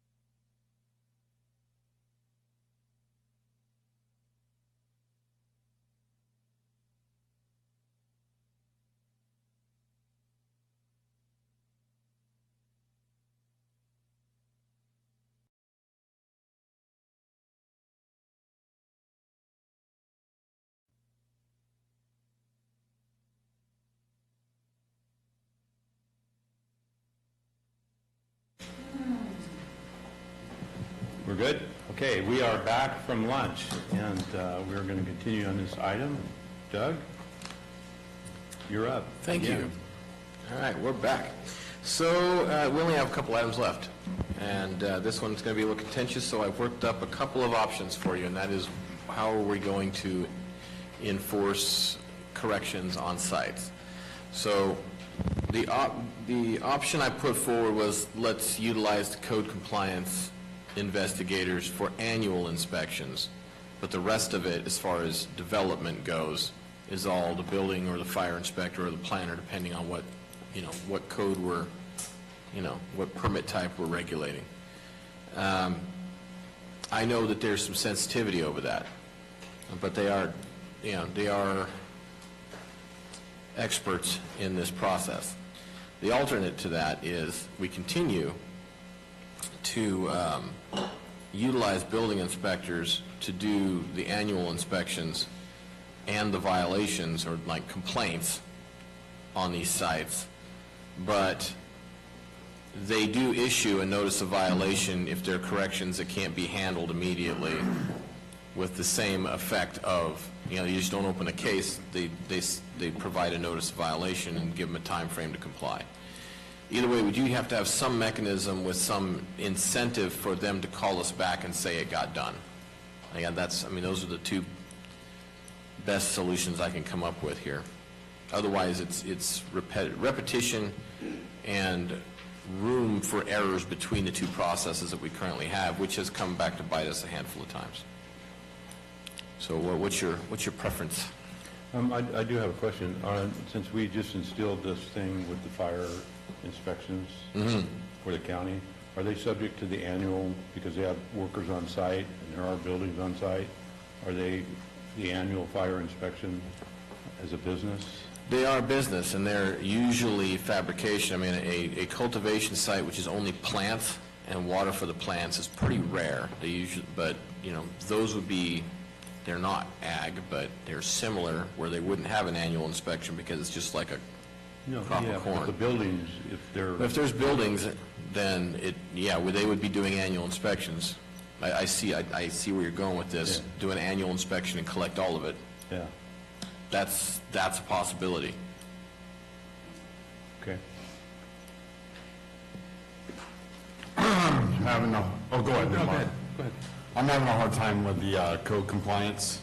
When we originally put 17.95 together, I was an advocate for taking away from code compliance, and you've reiterated the issues. And I do see where you're going with, it's grown and it's not the same, I don't want to say beast or animal it was before, but to that mantra, they've reshaped code compliance now.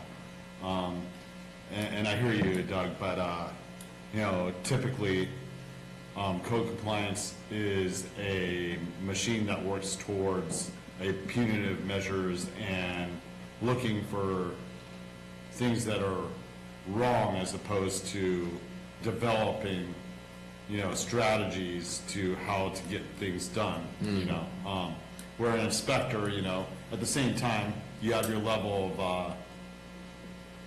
of building codes, but at the same time there's different aspects of building where okay, look, you can't do it this way, it compromises the structural integrity, but if you do this here, then we can move forward and make it work, right? So, not everyone knows the right avenue, and they can provide the solution at the same time in some instances. So right now, we'll be talking about it later. Where's the home for code compliance?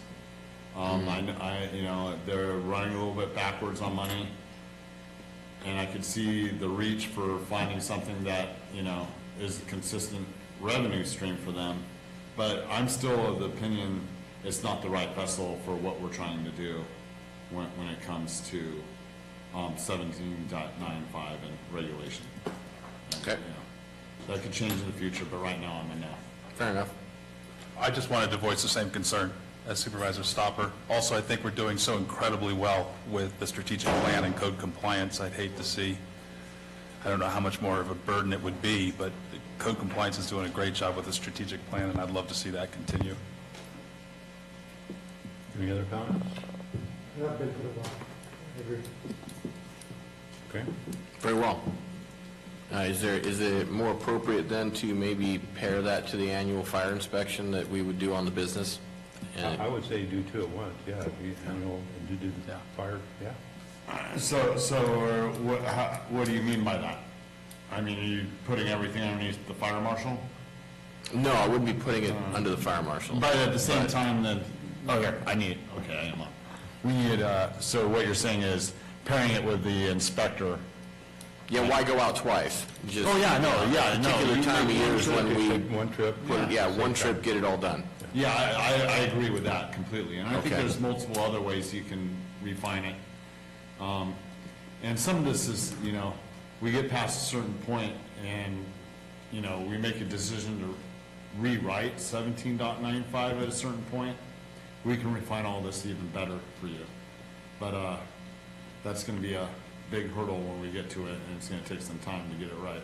Oh, yes. Can we wait about 10 years for that, 15 years? Or is that when you're retiring? Yes. No, we're going to do that. Okay, you have a direction on that? Very good. And then the last item here, the committee to review the industry. It seems like there is an interest in that, but I want to make sure that I got three nods on that. Yeah. Okay, so as far as committee makeup, I was recommending the development department heads, the fire districts or the JPA, fire JPA, county council, sheriff's office. Are there any other entities or outside input that you would like to recommend? Well, I mean, if that's the case, then definitely someone from the industry. Thank you, Stacy. Turn my mic on.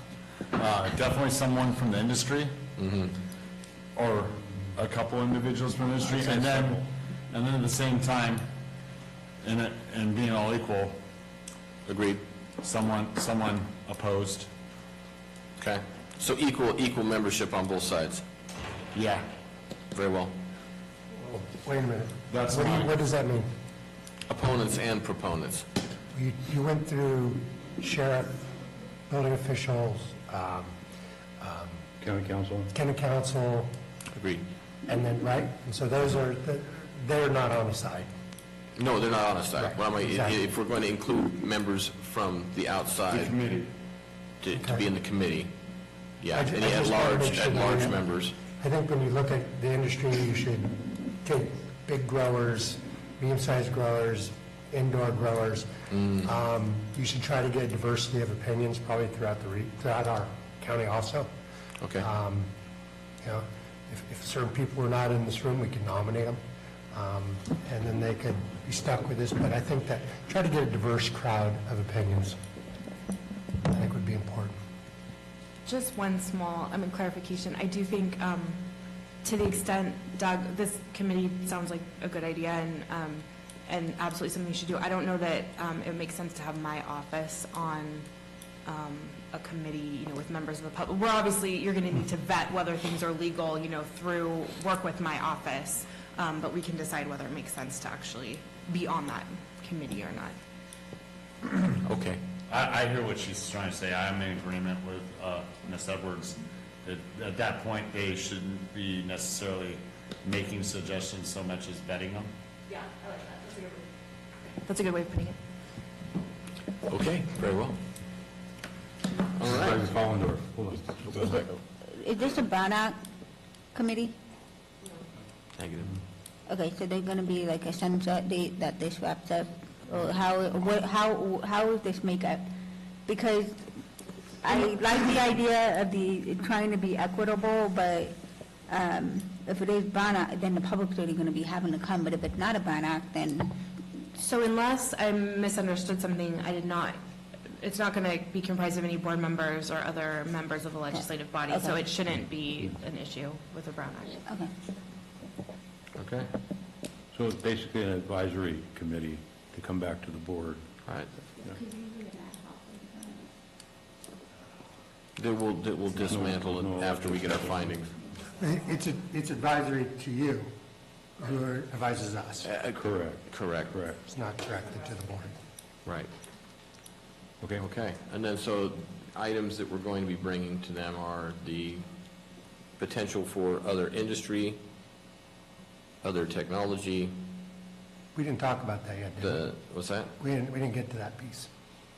Well, that's part of this, is forming the committee to bring you that information. Do you have any interest in that, or should the committee just be for the illegal cultivation violations and the CAP program and things like that? Because we could see all of it, or...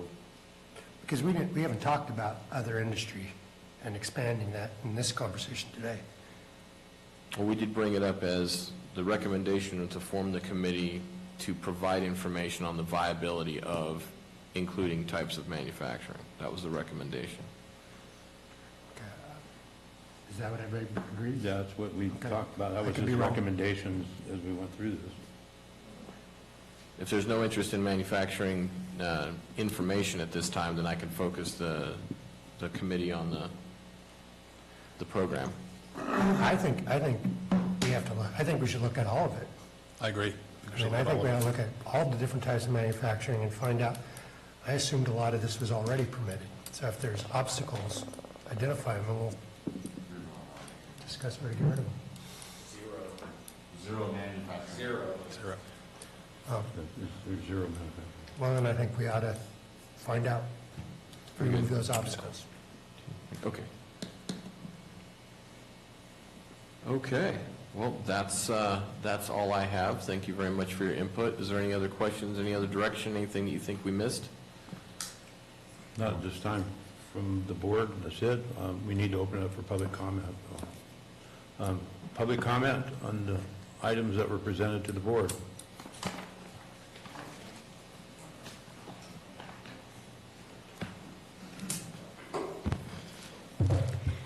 Good afternoon, Vicki Warnke. I'm just going to highlight a few things because we have 3 minutes. So I want to thank Doug for his presentation and bringing back some of this issue and trying to streamline some of it and make it hopefully a little stronger. But the concerns that I saw, well, one is the remediation, the answer to the grand jury. And I know that the recommendation is just to ignore it. It's been too long. That should have been done 5 years ago or 4 years ago, whatever, a long time ago.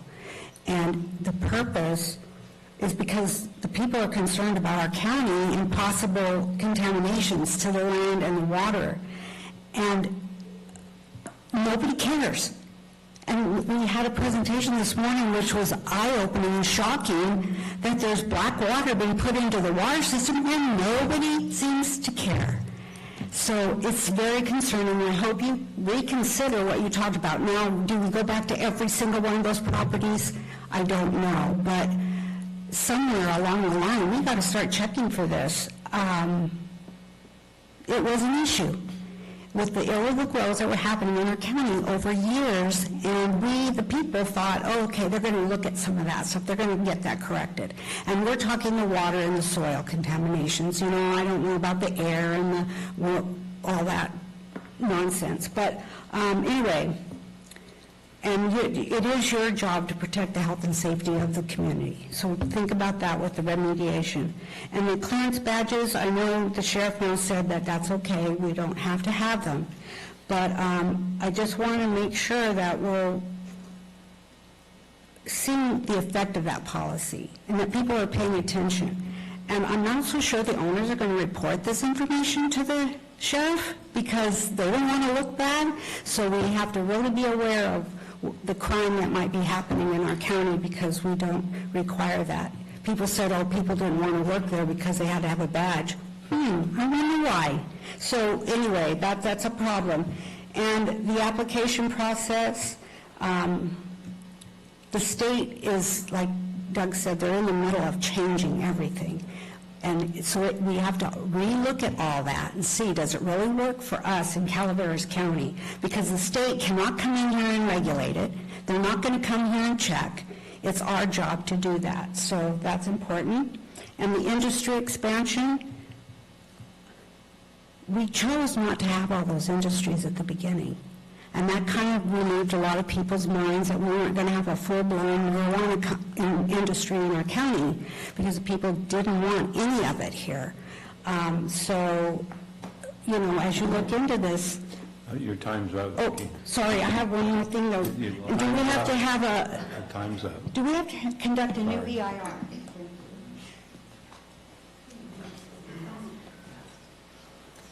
So I'm going to follow up what Vicki had going, because I've got the original environmental impact report draft, and there's some verbiage in this thing that just kind of makes you go, did our county, our supervisors not even pay attention to what their own payment for the EIR? It was a lot of money. And I know we're going back to the beginning of this thing, but it hasn't changed. We're still fighting the same stuff that was brought up in the original EIR. You're still stepping on eggshells over every single one, which you have to babysit with this crew of people.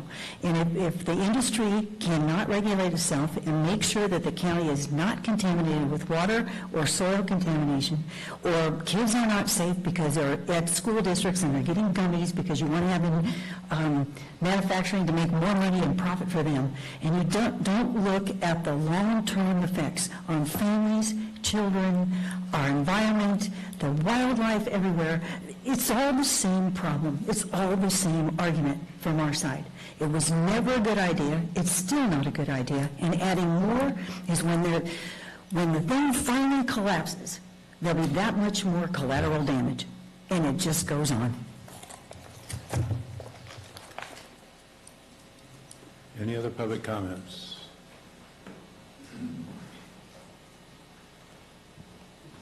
Good afternoon. Tom Nick, CB Development. I've had discussions with Amanda, with Doug. Doug, I appreciate your efforts here.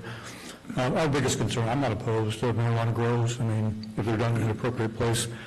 The particular one across the street from the town square, the largest commercial development in the county, we're about ready to embark on a $70 million expansion. We're having issues with our lenders already questioning what's going on across the road. 300 feet off the highway, 1,000 feet from the town square. So my biggest concern, which I don't think you addressed, was the odor issues. And, you know, we're directly downwind. So I'd like to see something put into the ordinance on some type of control on odor in particular. So, okay, thank you. Any other public comments? If your phones are on, please turn them off. Glad that wasn't my phone. Mark Bolger, Waymark Farms. Just a little bit of perspective that might help alleviate some concerns from the public and from the grand jury in regards to remediation.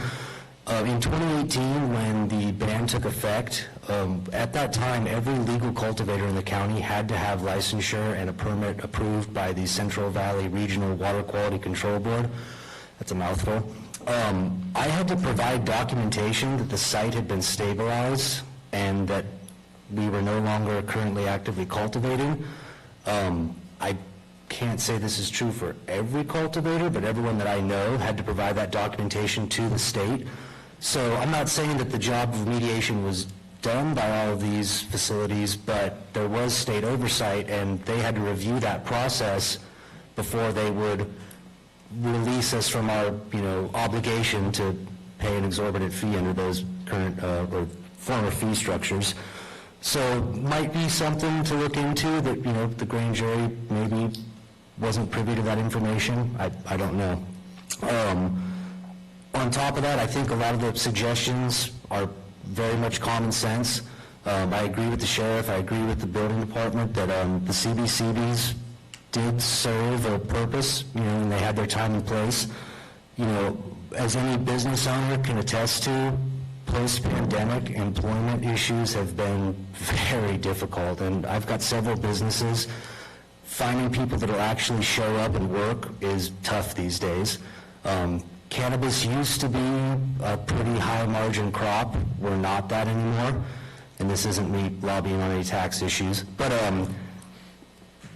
we're looking at, pretty much in line with normal agricultural labor prices now. If you talk to any farmers in the valley, some of these pruning crews, harvest crews, they're charging a lot more than they used to. cannabis on our profit margins, we're pretty much in line with what a lot of other high-value traditional crops can pay. So, mandating background checks for people that are going to be there for 2 days, 2 weeks, a month, it's just not cost effective. So I agree with all the recommendations on that. Other than that, I think everything's common sense, and I don't think the industry has any major issues with, working through growing pains and the evolution of everything that's happened. So thank you guys for your time. Any other public comments on this item? Seeing none in the room, are there any online? There are no online public comments. Okay. Well, this was an informational item. Doug, you've given direction. We'll see you back when you get it all done. Thank you. Bring it to you in small pieces. Good luck. We'll give them a minute to clear out.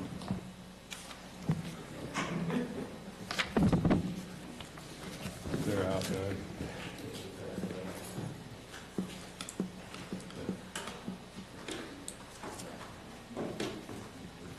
We're going back to item 4.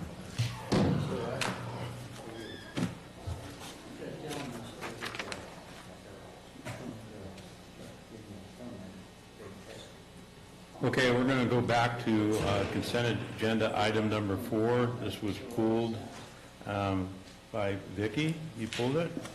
You want to come up and give us a reason why you pulled it and what questions you have? Yeah, I pulled it because the instruction the last meeting was to bring that forward after you heard from Doug's presentation on the marijuana. Hold on a minute. Hey, Doug, can you guys go out? I'm going to take it outside. Yeah. We can't hear her and you. Sorry, Vicki, I'm sorry. Yeah. So, obviously, my concern is the answer that was given, and it was basically too bad, that's all. We're not doing anything about this.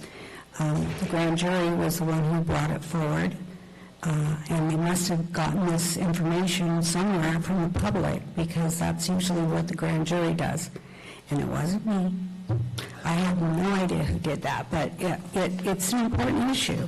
And it's important to the people who live here that they want to know that their properties are not being contaminated. I know marijuana's been out here now for a while, but it's still the same product. It's still the same growing, especially with the illegal ones. I think some of these growers are probably very good. I like them as people too, but that's not maybe who we're talking about. There are 914 pieces of property that were never looked at after the marijuana was grown, according to the report. Now, at least do something. Maybe go out and check water in those areas. We have the addresses to all those sites. I mean, that's not an issue. They're on a document. At least go out and do some checking in some of the waters that are near there.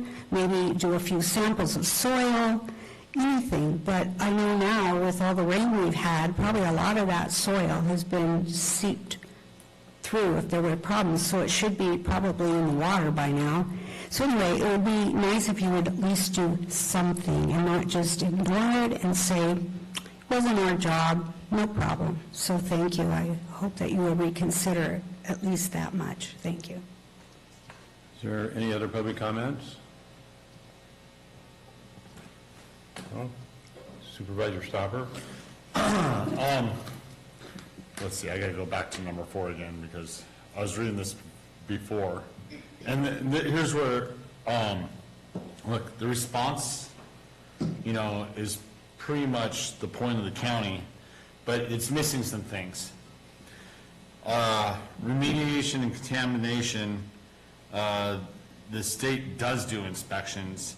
When it comes to contamination and there's a report of contamination, it said soil, as Mark brought up, the Central Valley Regional Water Quality Control Board is who they go through the process of following through. And then, when there's a report by the county, the report goes from the sheriff's department or like code compliance to Fish and Wildlife, because they are the ones that are over the fish, the streams and rivers that go down, not the county. And they're actually the legitimate enforcement agency for those type of contaminations. I worked with them through the water district in the past when things have happened, and if we get even drinking water with sodium hypochlorite, which is chlorine, we have to test the water and everything just to make sure that we don't have too much chlorine in the water that kill the fish, for example. So also legal grows have they have to test their product at labs prior to sell, and at that point any fertilizers or pesticides that are used on those would show up in that, and the fertilizer and pesticides list for legal grows with the state right now, if you actually look at the state and understand what they write down for the law in there, is so overly exorbitant that they can't literally use anything that any other ag can use out there for their marijuana products. So at that point, they would literally make their product not available to the market, and they wouldn't be able to sell it if they were to use any of those fertilizers and pesticides. And that would compromise their product. The last thing I have to say is that, let's see, I lost my train of thought there with all the other stuff. Oh yeah, we could go out and test, we could go out and spend an immaculate amount of money to start testing soils and water at different spots. Where's your baseline? Was that there before? Where did it come from? I mean, you're going to test soil just to find out what it is now, and I mean, but how do at that point, I need to stop going back and forth. How do we remediate such thing? I'll leave it at that. If you want a motion. Is there any other comments on this item from the board? No? If not, I will say I'm not sure all those 914 haven't been inspected. I think a good portion of them have, and some of them, the illegal sites, once they're rated, that's all checked. Codes out there, environmentals out there, and a lot of that stuff has been looked at. The 914, I think if Rick was online, he could tell you that a lot of that's been looked at.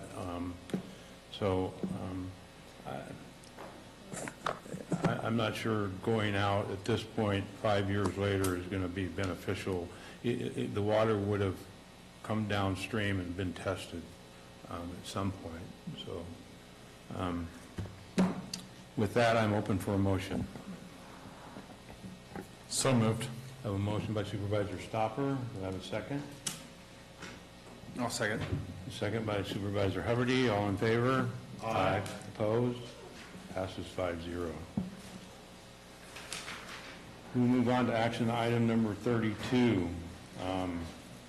This is conduct a fiscal year from Administrative Office to conduct a fiscal year 23-24 county budget hearings, and 2, receive a presentation, and 3, direct staff to return on September 26th with county budget resolutions. And this says Marcus Munoz is going to do the presentation. So Chair Toffenelli, could we have a 5-minute recess so Marcos We can have a 5-minute recess, yes.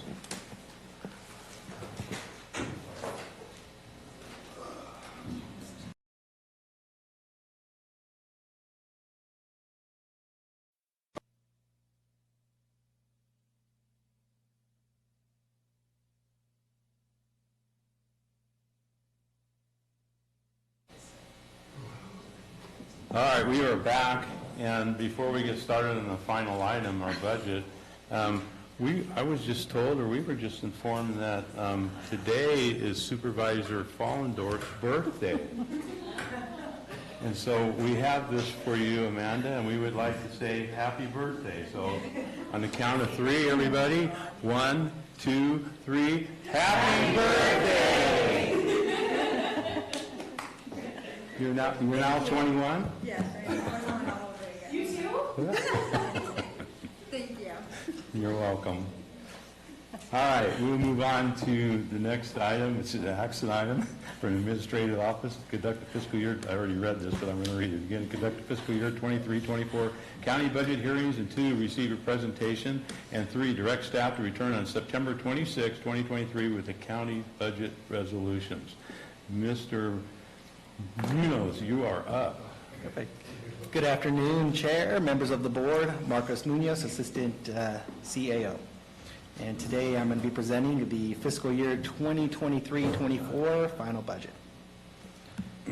So a quick overview of today. I'm going to first start off with a wrap-up of the revenues from fiscal year 22-23, and then we're going to jump into all fund summary, and then followed by our operating funds, and then dive more specifically into our general fund, followed by just where we are at on our structural deficit, and then there are still a few things needing some direction from the board that I am going to touch, and then we'll end with some final budget highlights.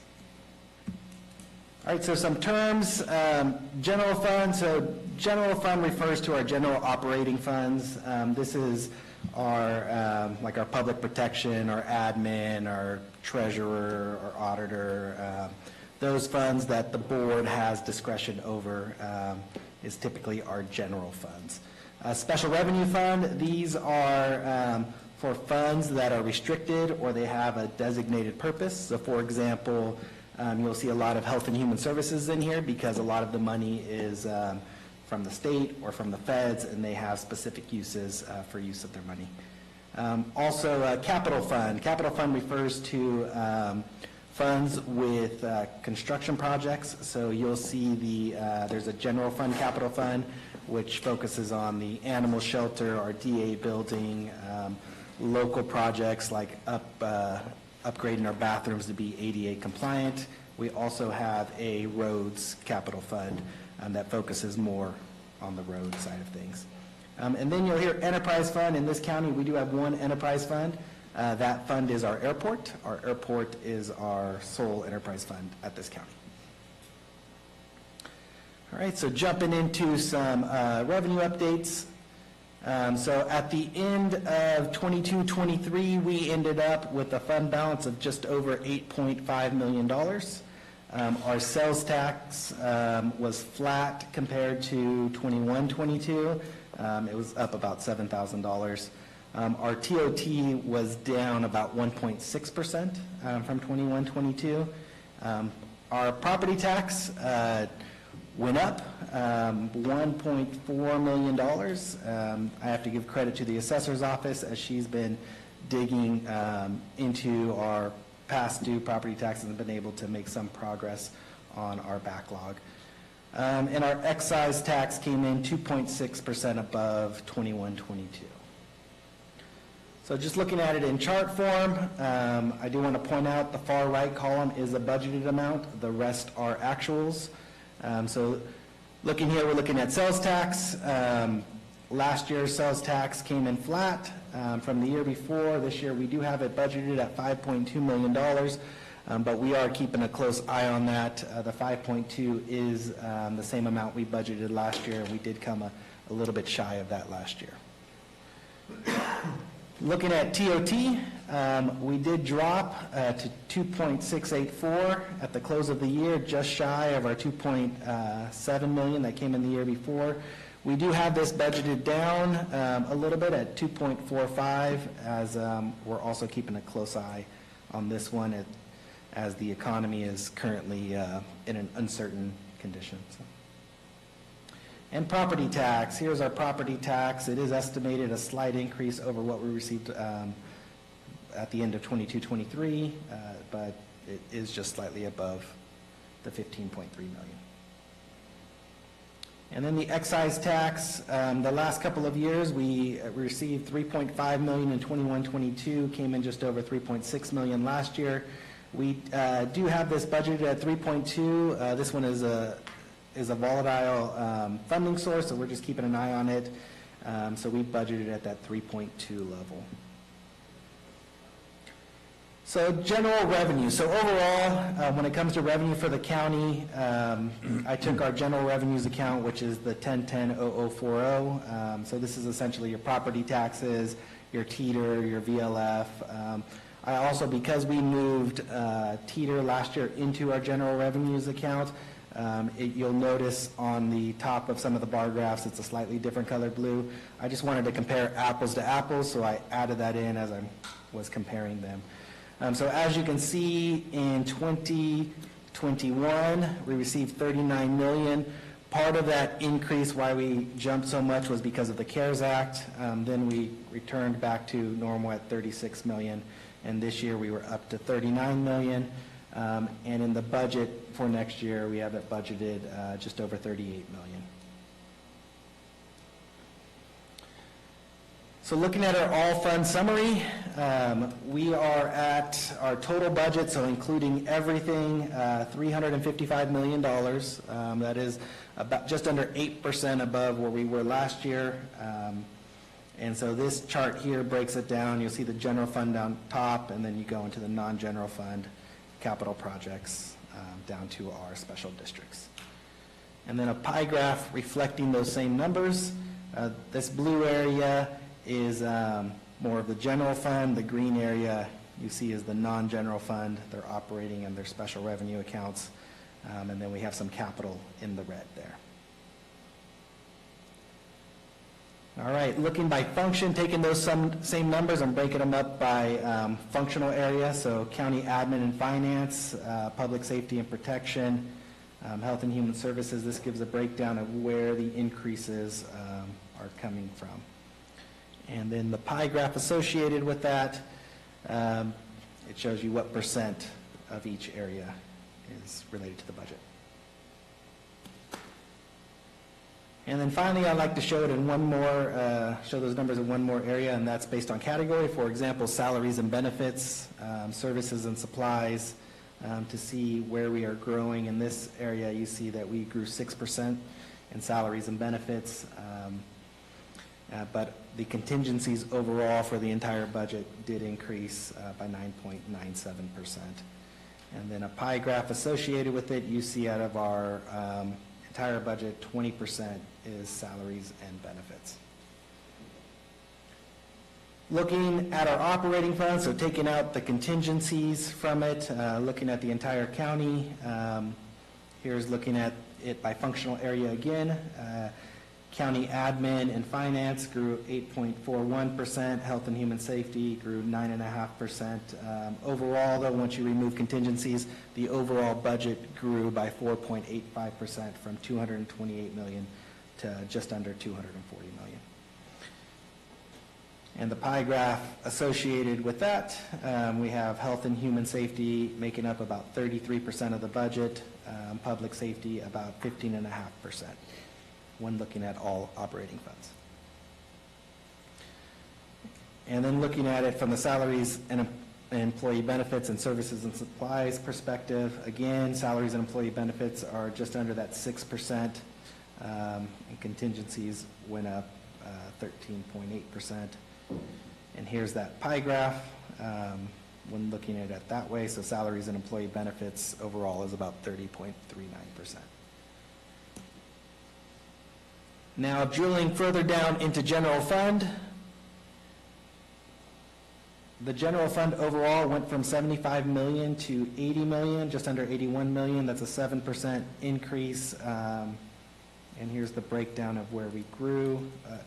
A pie graph showing that county admin finance represents roughly 38%, public safety represents 45% of general fund, and then we have a couple of small other areas. So our year-over-year comparison of our expense types, so salaries and benefits in the general fund grew 4.59%. Services and supplies about 9.45% for a total increase of 7%. You see the contingencies grew from what we budgeted last year, grew by 33% as we bumped that number up to $1.8 million in this year's budget. And here is one final pie graph where we show salaries and employee benefits make up just under 50% of our total general fund budget, and then services and supplies makes up about 31%. And here is a picture of our revenue. So this year in taxes, we anticipate a slight increase to 4.41%. I must point out, this is what we budgeted this year compared to what was budgeted last year. And so our revenues actually came in much higher than the 64 million, and that's why the bump up in revenue for this year. And then here's the pie graph showing the revenue, where we have taxes making up about 44% of our total revenue. So where did that put us at the structural deficit? At the structural deficit, we have a total expenses in this budget of $80,732,888. When we budgeted of that, 1.8 million is headed towards contingencies. Another 303 is being transferred to our reserves in order to meet our policy minimum. And then just under 4 million is being transferred to county capital. So our total net expenses, our budget is about $74.5 million. Our total revenue is about just over $72 million. So our structural deficit, the amount our expenditures are over our revenue, is just under $2.5 million. And this is essentially flat from what was presented at recommended budget. And then just to take a look at our reserve, where we are at. So we have a $5 million fund balance at the beginning of the year. We are anticipating transferring that $303,000 to put us just under $5.4 million, which represents our policy minimum. There are a few items where I'm looking for direction in this budget. Some things that came up after we closed the books on the final budget, and other things that require board direction before I can move forward. So the first item is Public Works at final budget put in a weed spraying rig for $25,000. The actual cost of it is coming in closer to $60,000. So rather than have Public Works come back with a separate agenda item, I was hoping to get the direction to increase that. Of course, the board can approve it, deny it, or have Public Works bring it back to speak about it at a future meeting. Hold on, Mark. Yeah. Do we want to go through these and have a discussion and either approve them or deny them as we go through each one of them, like this one right now? Or do you want to have them go through all of them and then come back? What's your preference? We did work it in the past where, we did work in the past as we did them as we went, and then we went ahead and kept a spreadsheet so we could see the final price at the end and then reassess what our decisions were. Yeah. Yeah, I think that works good. So this item, are we willing to increase? We have thumbs up to increase from 25 to 60,000 for the beach brand? Can I ask a couple questions? Absolutely. We didn't, we just moved this from ag to Public Works last year, right? And I know there was a program in ag that did move over to Public Works, but It did, yeah. yeah, it moved over. I know we had mechanical problems, and that shut us down this year, despite a whole lot of work on putting the plan together, which I appreciated. So is this going to Public Works, or is this going to ag? This is going to Public Works. Public Works does do the spraying program. This equipment is for them and is funded out of their budget. Okay. My concerns are, last time we bought a big truck for ag, and that hasn't quite played out the way it was pitched to us. Right. So I assume that with Public Works, this will make the spraying possible. Well, we've needed a new spraying rig for quite a few years, and I do know the problems with the actual vehicle, and we don't have a choice. So last year, they ended up renting vehicles to finish up the spraying that they did, and this cost is more significant than they originally intended, but at this point, it's only of value because the cost otherwise is more exponential than what we're paying for this in the long run. And we didn't, because of that cost, weren't able to continue to spray because of the winter and wet. So we ended up with weeds along the side of the road they were trying to cut. And have been trying to catch up since. We had some great conversations about what we're getting, I mean, we did a lot of things, just, yeah. Okay, I don't oppose this. I'm a yes. I'm a yes. Lauren, so we had 5 yeses on that. Okay.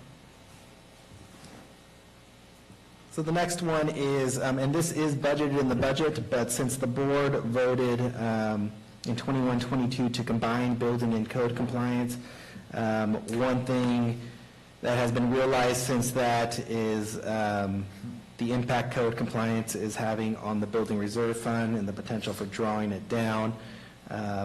So we had conversations with Doug regarding this, and he was recommending to separate this. Typically in counties, this is a general fund funded department. So we did make that change here at final budget. We separated it out. That change resulted in a $314,000 additional expense to the general fund. That is in this budget, so by approving this separation, it does not impact the structural deficit I just presented to you. If you decide not to move forward with splitting it out, then that 314 would go back to the general fund.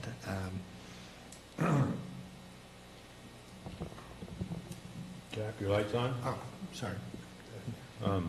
Teresa, you want to speak a little bit about this? We had a conversation when we had our discussion on this. You have your opinions on what you thought this was a good idea, or? So I do believe, and I know someone mentioned it earlier, that code compliance has been making great strides on the strategic plan and cleaning up some of the things that are really important throughout the county to make it more attractive for our residents and for tourism. If this continues in the roads, or not roads, the building department's budget, it would draw down the building fund, which isn't really appropriate. This should be a separately funded item, so we are recommending that this division be made. As Marcos has indicated, it is already included in the budget, so it will not increase the structural deficit. We're just wanting to be transparent that this change has been made in our budgeting. So there's going to be, if we approve this, 2 separate budgets versus one budget for the entire department.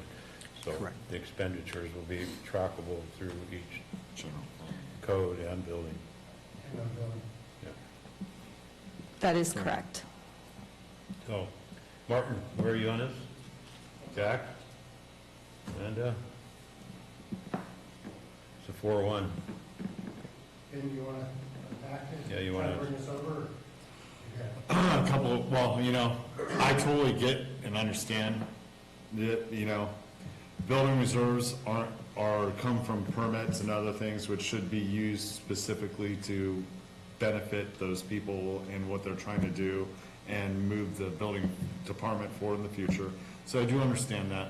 From what I understand, there is just over $1 million this year in the building reserve, and now we're unpacking that back into our general fund, when 2 years ago we were explained that we could make it a zero game because the building official said he could make code compliance work inside the building department. So we're backtracking on something that was done 2 years ago. It's hitting our general fund now. I'm not really blaming anybody. I'm happy it didn't work out. So that's just bad taste in my mouth. No vote, but I understand why.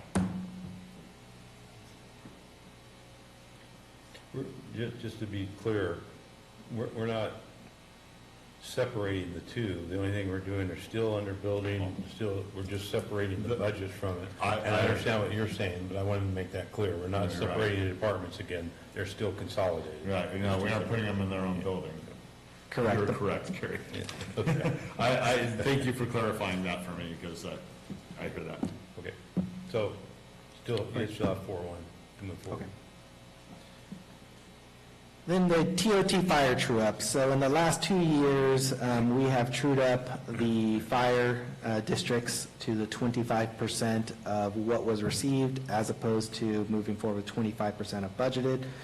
So on the screen there, you'll see that the 682, 181 under 2022-23 was 25% of what was received in 21-22.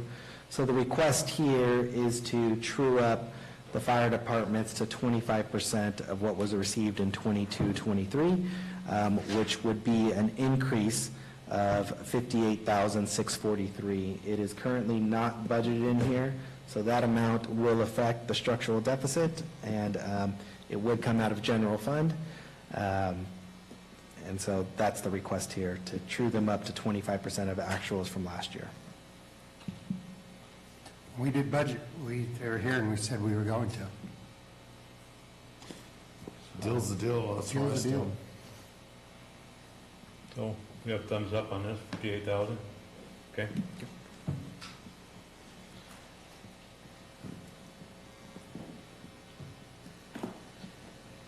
Okay, tree mortality. So here are the projects. We had a couple of board meetings regarding this. Projects 41 through 47. Project 41 is fully funded. The board has given direction to move forward with that, as that is on BLM land.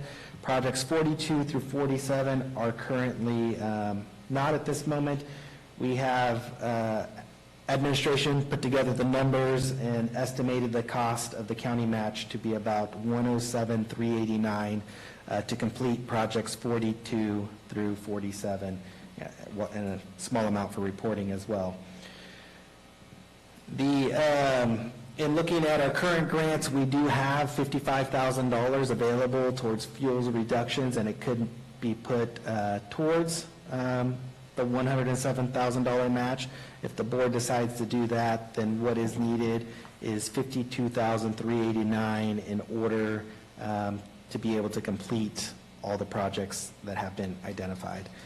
So I'm asking for, one, if we utilize the $55,000, if the board is willing to put forward $52,389 to complete the projects. That money could come from the general fund, so I would have to either reduce contingencies or reduce the transfer into capital in order to cover that. Or we can look at a different funding source. A different funding source could be the Butte Fire settlement funds that are still out there. But this is where I'm looking for direction from the board on if we want to move forward with the $52,389 as a match, in addition to the $55,000 we have in a grant currently. Okay. What is the source of the $55,000 available for grant for fuel reduction? We have a Fire Safe Council grant that has $55,000 in it that's identified for fuels reduction. All right, that's pretty straightforward. Supervisor Hubbard. This is a hill I would like to die on, no pun intended. I drove around this weekend and looked at all of these areas, and ultimately, I think, I'm going to use my father, I'm turning into my father. My father's saying in an ounce prevention is worth a pound of cure, and I do think that we need to get rid of these trees. It's very important, and it will cost us far more if we don't. Supervisor Stopper, your light's on? I don't see any trees getting worked on in District 5 on those projects, but the need up the hill, Something coming up. I'm going to leave it to you all to make the decision first, and I'll follow up. But I see the need. An ounce of prevention. An ounce of prevention is worth a pound of cure. Okay, remember that. So, I'm a yes. Yes. We got 4.5, 4 3/4. No, that's all, 5, we got 5. And just to clarify, are we looking to take the match out of general fund? Or are we looking for a different source, such as the Butte Fire? Could you remind everybody how much is left in the Butte Fire? Sure. In the Butte Fire, we have set aside $1 million for audit purposes. We also have a reserve that has roughly $800,000 and change in there. We are also, we lent money out to the fairgrounds, and they are paying us back. I believe $123,000 came in from that. So roughly at this time, there's probably just under $2 million. Thank you. But there's still projects out there, they have till December 31st to finish. Correct. Part of that money. There's another $109,000, I believe it is, of outstanding projects that's still out there, yes. Are you interested in using the Butte Fire? Yes. When it comes to money coming back from the fair would more than cover it, I believe. So at that point, it's money that we intended to spend already that we are getting back because they went through a great process in getting a grant and gave us the money back. So I see it. As long as you're okay with it, Mr. Garamendi. This seems like an appropriate use of. Yeah, I agree. Okay. Is Amanda okay with that? Yes. Okay. And then my final item looking for direction is Cosgrove Creek. So in the past, Cosgrove Creek has worked with CAL FIRE to clear portions of Cosgrove Creek, ultimately to protect county infrastructure. The amount budgeted each year has been approximately $30,000. And so there is currently $30,000 in the budget that was there at recommended. However, CAL FIRE is not available this year, and their help has reduced the amount it would have cost us, and so without them being available, our costs have increased. So we reached out and we received a quote for Gold Creek Ranch and Grouse Drive areas. I'm calling those Phase 1 and Phase 2. It is estimated to be approximately $60,000. Again, there's $30,000 in the budget, so it would take an additional $30,000 to complete Phase 1 and Phase 2. I have to make a correction on this next statement. So the third phase is not a third phase. It's actually to complete the third phase and the entire project. So the entire project is not an additional 115. It's essentially, to complete everything would take an additional $85,000 because 30 is already in the budget. So it is not $175 to do all three phases. It's $115 to do all three phases. So I just wanted to clarify that as that information came across this morning. So what I'm asking, just to clarify what I'm asking here, is if the board is willing to put $85,000 addition to the 30 that's in the budget, that would cover the clearing of Cosgrove. If we have 30 in there and to do all phases, 175, that would mean you need 145. So we're excluding everything below Vista del Lago? No, so we received some clarification this morning. So initially, the way I understood it was $60,000 for Phase 1 and Phase 2, and $115 for Phase 3. Where we reached out again for clarification, it's $115 to do everything, not in addition to the 60. And so I do have to correct it. It is not $175 to do everything. It's $115 to do everything. So okay, all right. Will they have time to get it all done before it starts raining? At this time, yes. If the board was to put those funds forward, they're able to complete the work. Yes. They said they would be done by the end of October. They would be done, and our permit goes through November. What was that, Martin? Ounce of prevention per pound cure? Can I ask you a This question? is 2 pounds of cure after last year. Yes. Supervisor Garamendi. Thank you. Marcos, as we do this, I believe in prevention absolutely, but I guess my question is this going to be an annual 115, or is this fixing the problem? Are we fixing the problem, or are we just clearing brush? This is not to fix the problem. This is clearing brush. It alleviates.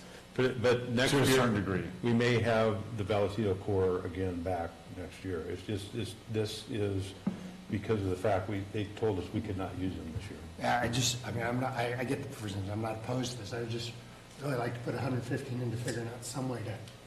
We are in process. Yes, and we're in the process of getting that to where we need to be with that and bringing something forward to the board and costs and where the costs could come from. But it's been a long process that we're going through. That's a big. I recognize been down there with you guys, I recognize how complex this thing is. Therefore, I just have to ask one more question. Are the owners of the property contributing anything to this? They have not in the past, no. No, that's why we did work through the CAL FIRE prison crew. They do get pay it done. taxes though, so. Well, we all pay taxes. Actually, I know we all pay taxes. Right. And they're paying a huge amount of FEMA insurance. A lot of these properties are just, yeah. So I'm a yes. Ben, yes? Yes, yes. 5 yeses. And then, Thanks for your support, Jack. All your water flows down our way. That's a good point. I didn't want to break into that. I'm going to tell you what, Cosgrove Creek starts on what property? Yeah. Way above Columbus. And just a housekeeping, Glass of water. just a housekeeping question, and did we want this to come from the general fund, or are we looking for another source, like the Butte Fire, PG&E? With the Butte Fire, the stuff coming back from the fair, where are we at with the one amount that we were so graciously gave to Martin and his pound of flesh? So, Yeah, it was 52,000. Right. Yeah. No. Coming back from the fair, I think. we received a check for $123,000, so we have deposited that. They also have filed a claim with the state for over $300,000 that we're anticipating to come our way as well. So that could be covered underneath that same fund, and we would be a zero game on general fund still. You agreement with that, Mr. Garamendi? Yeah, absolutely. I think the fairgrounds did a great job. Thank you. They We did it appreciate well. them. Thank you. It's kind of well. Thank you.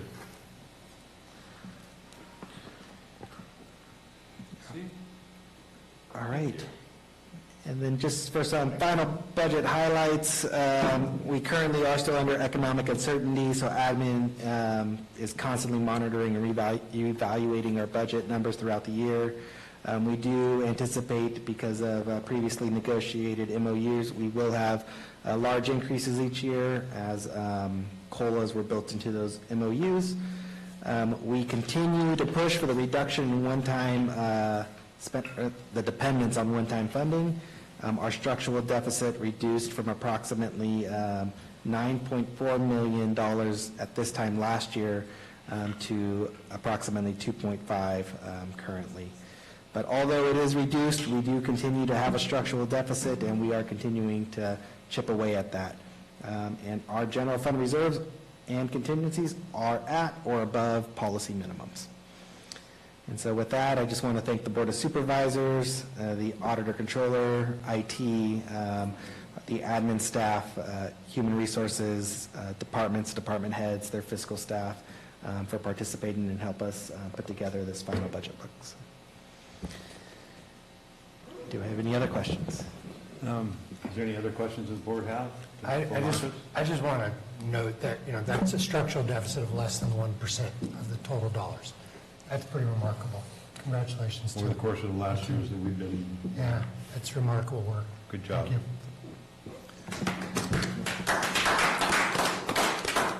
you. Any other board comments? If not, I'll open it to staff. Does anybody in staff have any comments, requests? Anything to say? No? Okay. Anybody online? Any staff online? None online. I'll open it up to public comments. Is there any public comments? Come on up to the microphone. Maneuver all this stuff. My name is Ann Dash, and I've been here before talking to you about the animal shelter. And I was really hoping, it was interesting listening to all the budget things today. This is good. But one of the things that the people that I've been working with, not only for the development of the new shelter, but one of the things we're really concerned about is, as volunteers, is the lack of adequate staffing at the animal shelter. because we're too dependent on volunteers. And we do currently have a few temporary hires, but it's still very difficult right now. In the last 5 months, we've averaged 645 hours a month of people just taking care of the dogs. With the cats, which is where I work, we average 90 to 100 hours a month. During May and June of this year, we averaged 131 hours. Because and speaking just of the cats, since early spring, we've had upwards of 70 cats in our shelter. We currently are down to about 63 or 64. That's because of kitten season, and it's because of 2 very large confiscations. And on the second confiscation, we had a lot of animals with medical problems. So they're very intensive work. So for full care of the cats, we figure that we need 3 volunteers a day to cover cleaning, food and water, medication, and socialization. And socialization is absolutely the most important because nobody wants to adopt a hissy, scared kitten. So we have to, and that's very time-consuming. Currently, 2 days a week we have 2 volunteers, 3 days a week we have 1 volunteer, and 2 days a week we have no volunteers with the cats, which means that the one single kennel assistant in charge of the cats is responsible for 60 animals and has to take care of all of the things that I've mentioned unless other staff is pulled from their duties or the manager comes to help clean cage and transport animals to the vet. And that's really not a useful use of their time. It's not an efficient use of their time. So like I say, the basics do get done, but the animals don't get the socialization that they need. So our overdependence on volunteers and temporary hires is not a good way to run an organization. And the current staff are working hard at a difficult job, and they deserve better support than what they're getting. And I would really ask you to find funds for additional permanent staff for the shelter. Because, you know, the volunteers, we're old and we're tired, and we're starting to say, no, we just can't do anymore, because we're being asked to do too much. Your time's up, I'm sorry. Okay, thank you. I just managed. Thank you. Any other public comments in the room? Seeing none, are there any online? There are none online. Okay, there's none online. So we want to put up what we agreed to, or do we have to make sure when we make this motion to adopt this, that we have all the items, or at least go through them and make sure we have what's proposed to us here and what we agreed to on the items? I thought county council was keeping track. Denise usually keeps track in her office, but she got hold off on her call this week. The public works wants the general fund, the other ones went to... I can go over. So we had Public Works was requesting an increase from 25,000 to 60,000. So that is coming out of Public Works. So that would be an increase in the contingencies in order to fund that increase. And then we had tree mortality. I don't think your microphone's on. Well, that helps. So we had in Public Works, again, 25,000 increase to 60,000. That's going to come out of the Public Works Fund, and that is a decrease to their contingencies to offset that. For tree mortality, it is an additional contribution of $52,389, and that's going to come out of the Butte Fire Fund. And then additionally for Cosgrove Creek, it's an addition of $85,000, and that is coming out of the Butte Fire Fund as well. And No, yeah, go ahead. And Marcus, the fire true-up is coming from general fund. Correct. The fire true-up, the $58,864 is coming from general fund. Okay. So I'll bring it back to the board. Do I hear a motion to accept the budget as presented with the additions of what Marcos just went through? I'm sorry, County Council, you... Oh, nothing. I was just going to remind that to close the public hearing at some point, and then Yeah, I guess technically the motion would be to give direction to staff to bring back those adjustments as stated Next, as on the part of, 26th. yes, the resolutions. Okay, I will close the public hearing then and bring it back to the board. So we have a motion to have direction to Marcos and admin, Teresa, to bring this back on the 26th with the adjustments we just spoke about. I move. Second. A motion by Supervisor Follendorf, second by Supervisor Stopper. All in favor? Aye. Opposed? Passes 5-0. See you on the 26th.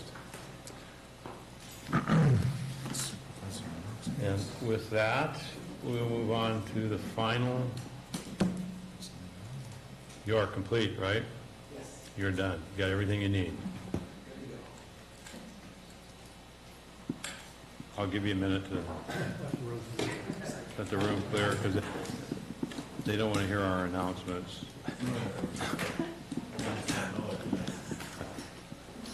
Thank you, Marcus. You did a great job. Thank you.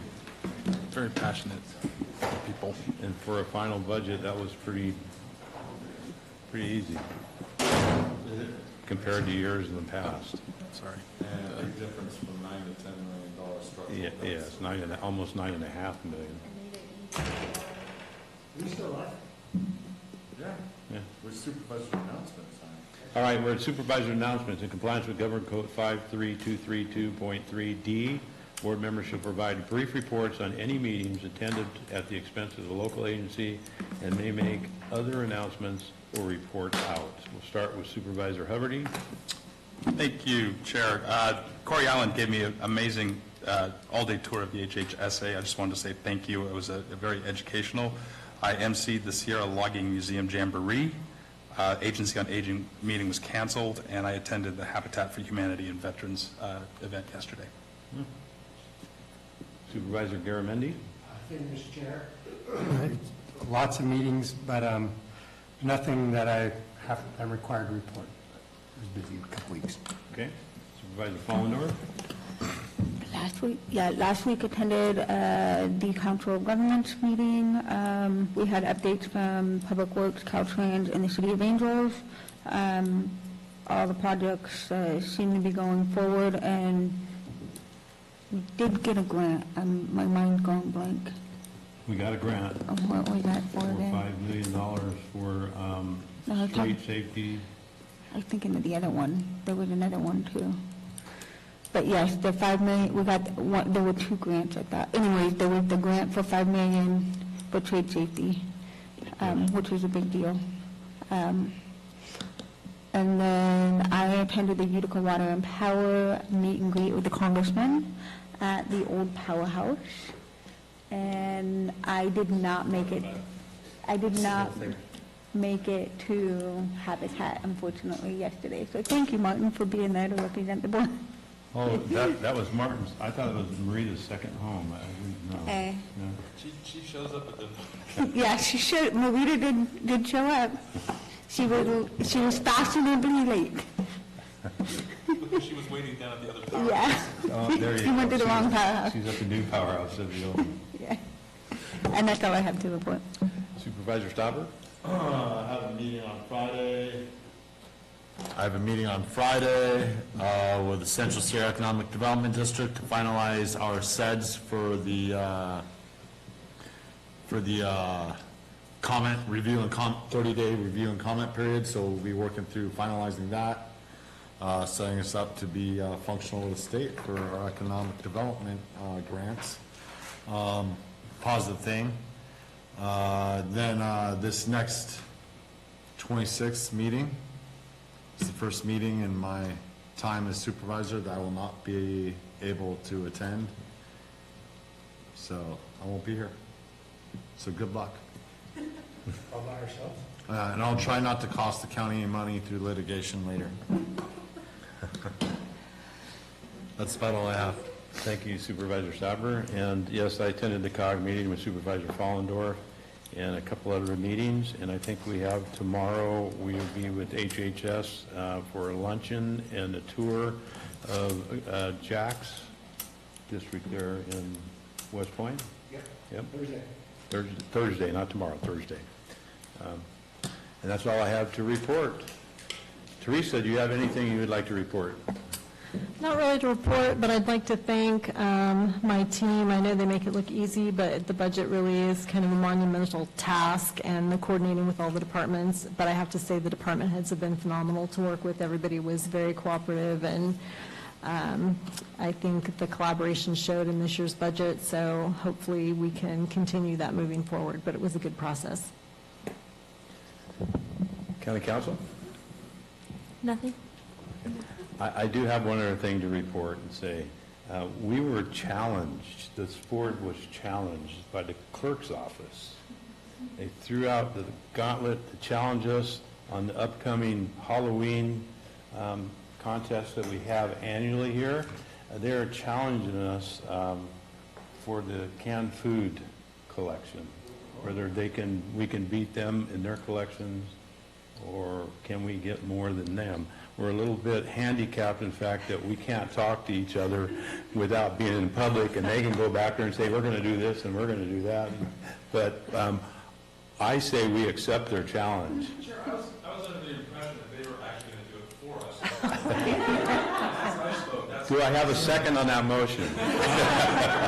And also, You could perform, you could like create a couple of ad hoc committees. There you go over and see what they're doing. In the interest of us collaborating, I'll be the hub. Not really. So are we going to pick up that challenge and take them on, or are we not going to? Don't be scared. I think we need to collect the input here. Oh, yeah, it's got to be out here, and we'll decorate. That'll be perfect. There'll be a wall. I have more decorations than last year, so we can decorate around it. But there's so many more people than us. I mean, can we partner with another, with the department? Like We could admin do, to get this done? would admin be willing to partner with you? Come on, admin. They were last year. We on their still own. haven't finalized the budget, right? We got So admin's happy to partner on this and take up that challenge too. Us versus them? some temporary cuts in the You clerk's have office. you have seen our creations, correct, in the last few years? They go all Yes, out. but not just a wall of food, creations, Creation. yes. Well, I say we take them on. Even though there's only 5 of us, we could still take them on. We're not being a Bible thumping contest with the nuns. You guys want to stop. Okay. Oh, boy. Do we have to have a theme, or is it just food collection that we're voting on? I'm gonna recruit some child labor. We have to fill out the application that Mark's going to be sending out to each department, so, yeah, we have to be a part of that, but we can still be part of a separate challenge with them. What's our final day? It is going to be, the judging is actually on October 27th, but we can always just do something on October 24th, which is a board meeting day. So, yeah, So, that makes kind of sense. yeah. October 24th for us. Deal. And you guys got pencils down too on October 24th. Okay, all right. Yeah, Okay. all right. October 24th, we have till the 24th. Start collecting cans. We could call, 7 days later is the 31st, we could call for a special meeting. For cans, to count cans? I'm sure the clerk's office would love a special meeting. Ah, All right, I think maybe we should designate Martin to count the cans and over there, and then come over here and count our cans. I'll do that. I'm really upset because I can't be a judge this year. It's like the best thing ever to be a judge and walk around the county and see all the effort that goes into it. With the costume on and the whole thing? Yeah. Yeah. So the best was seeing the dinosaur race last year. Oh, yes. Robert dressed as a dinosaur, riding a dinosaur, running around the All right. With that, unless we have anything else to say, we stand adjourned.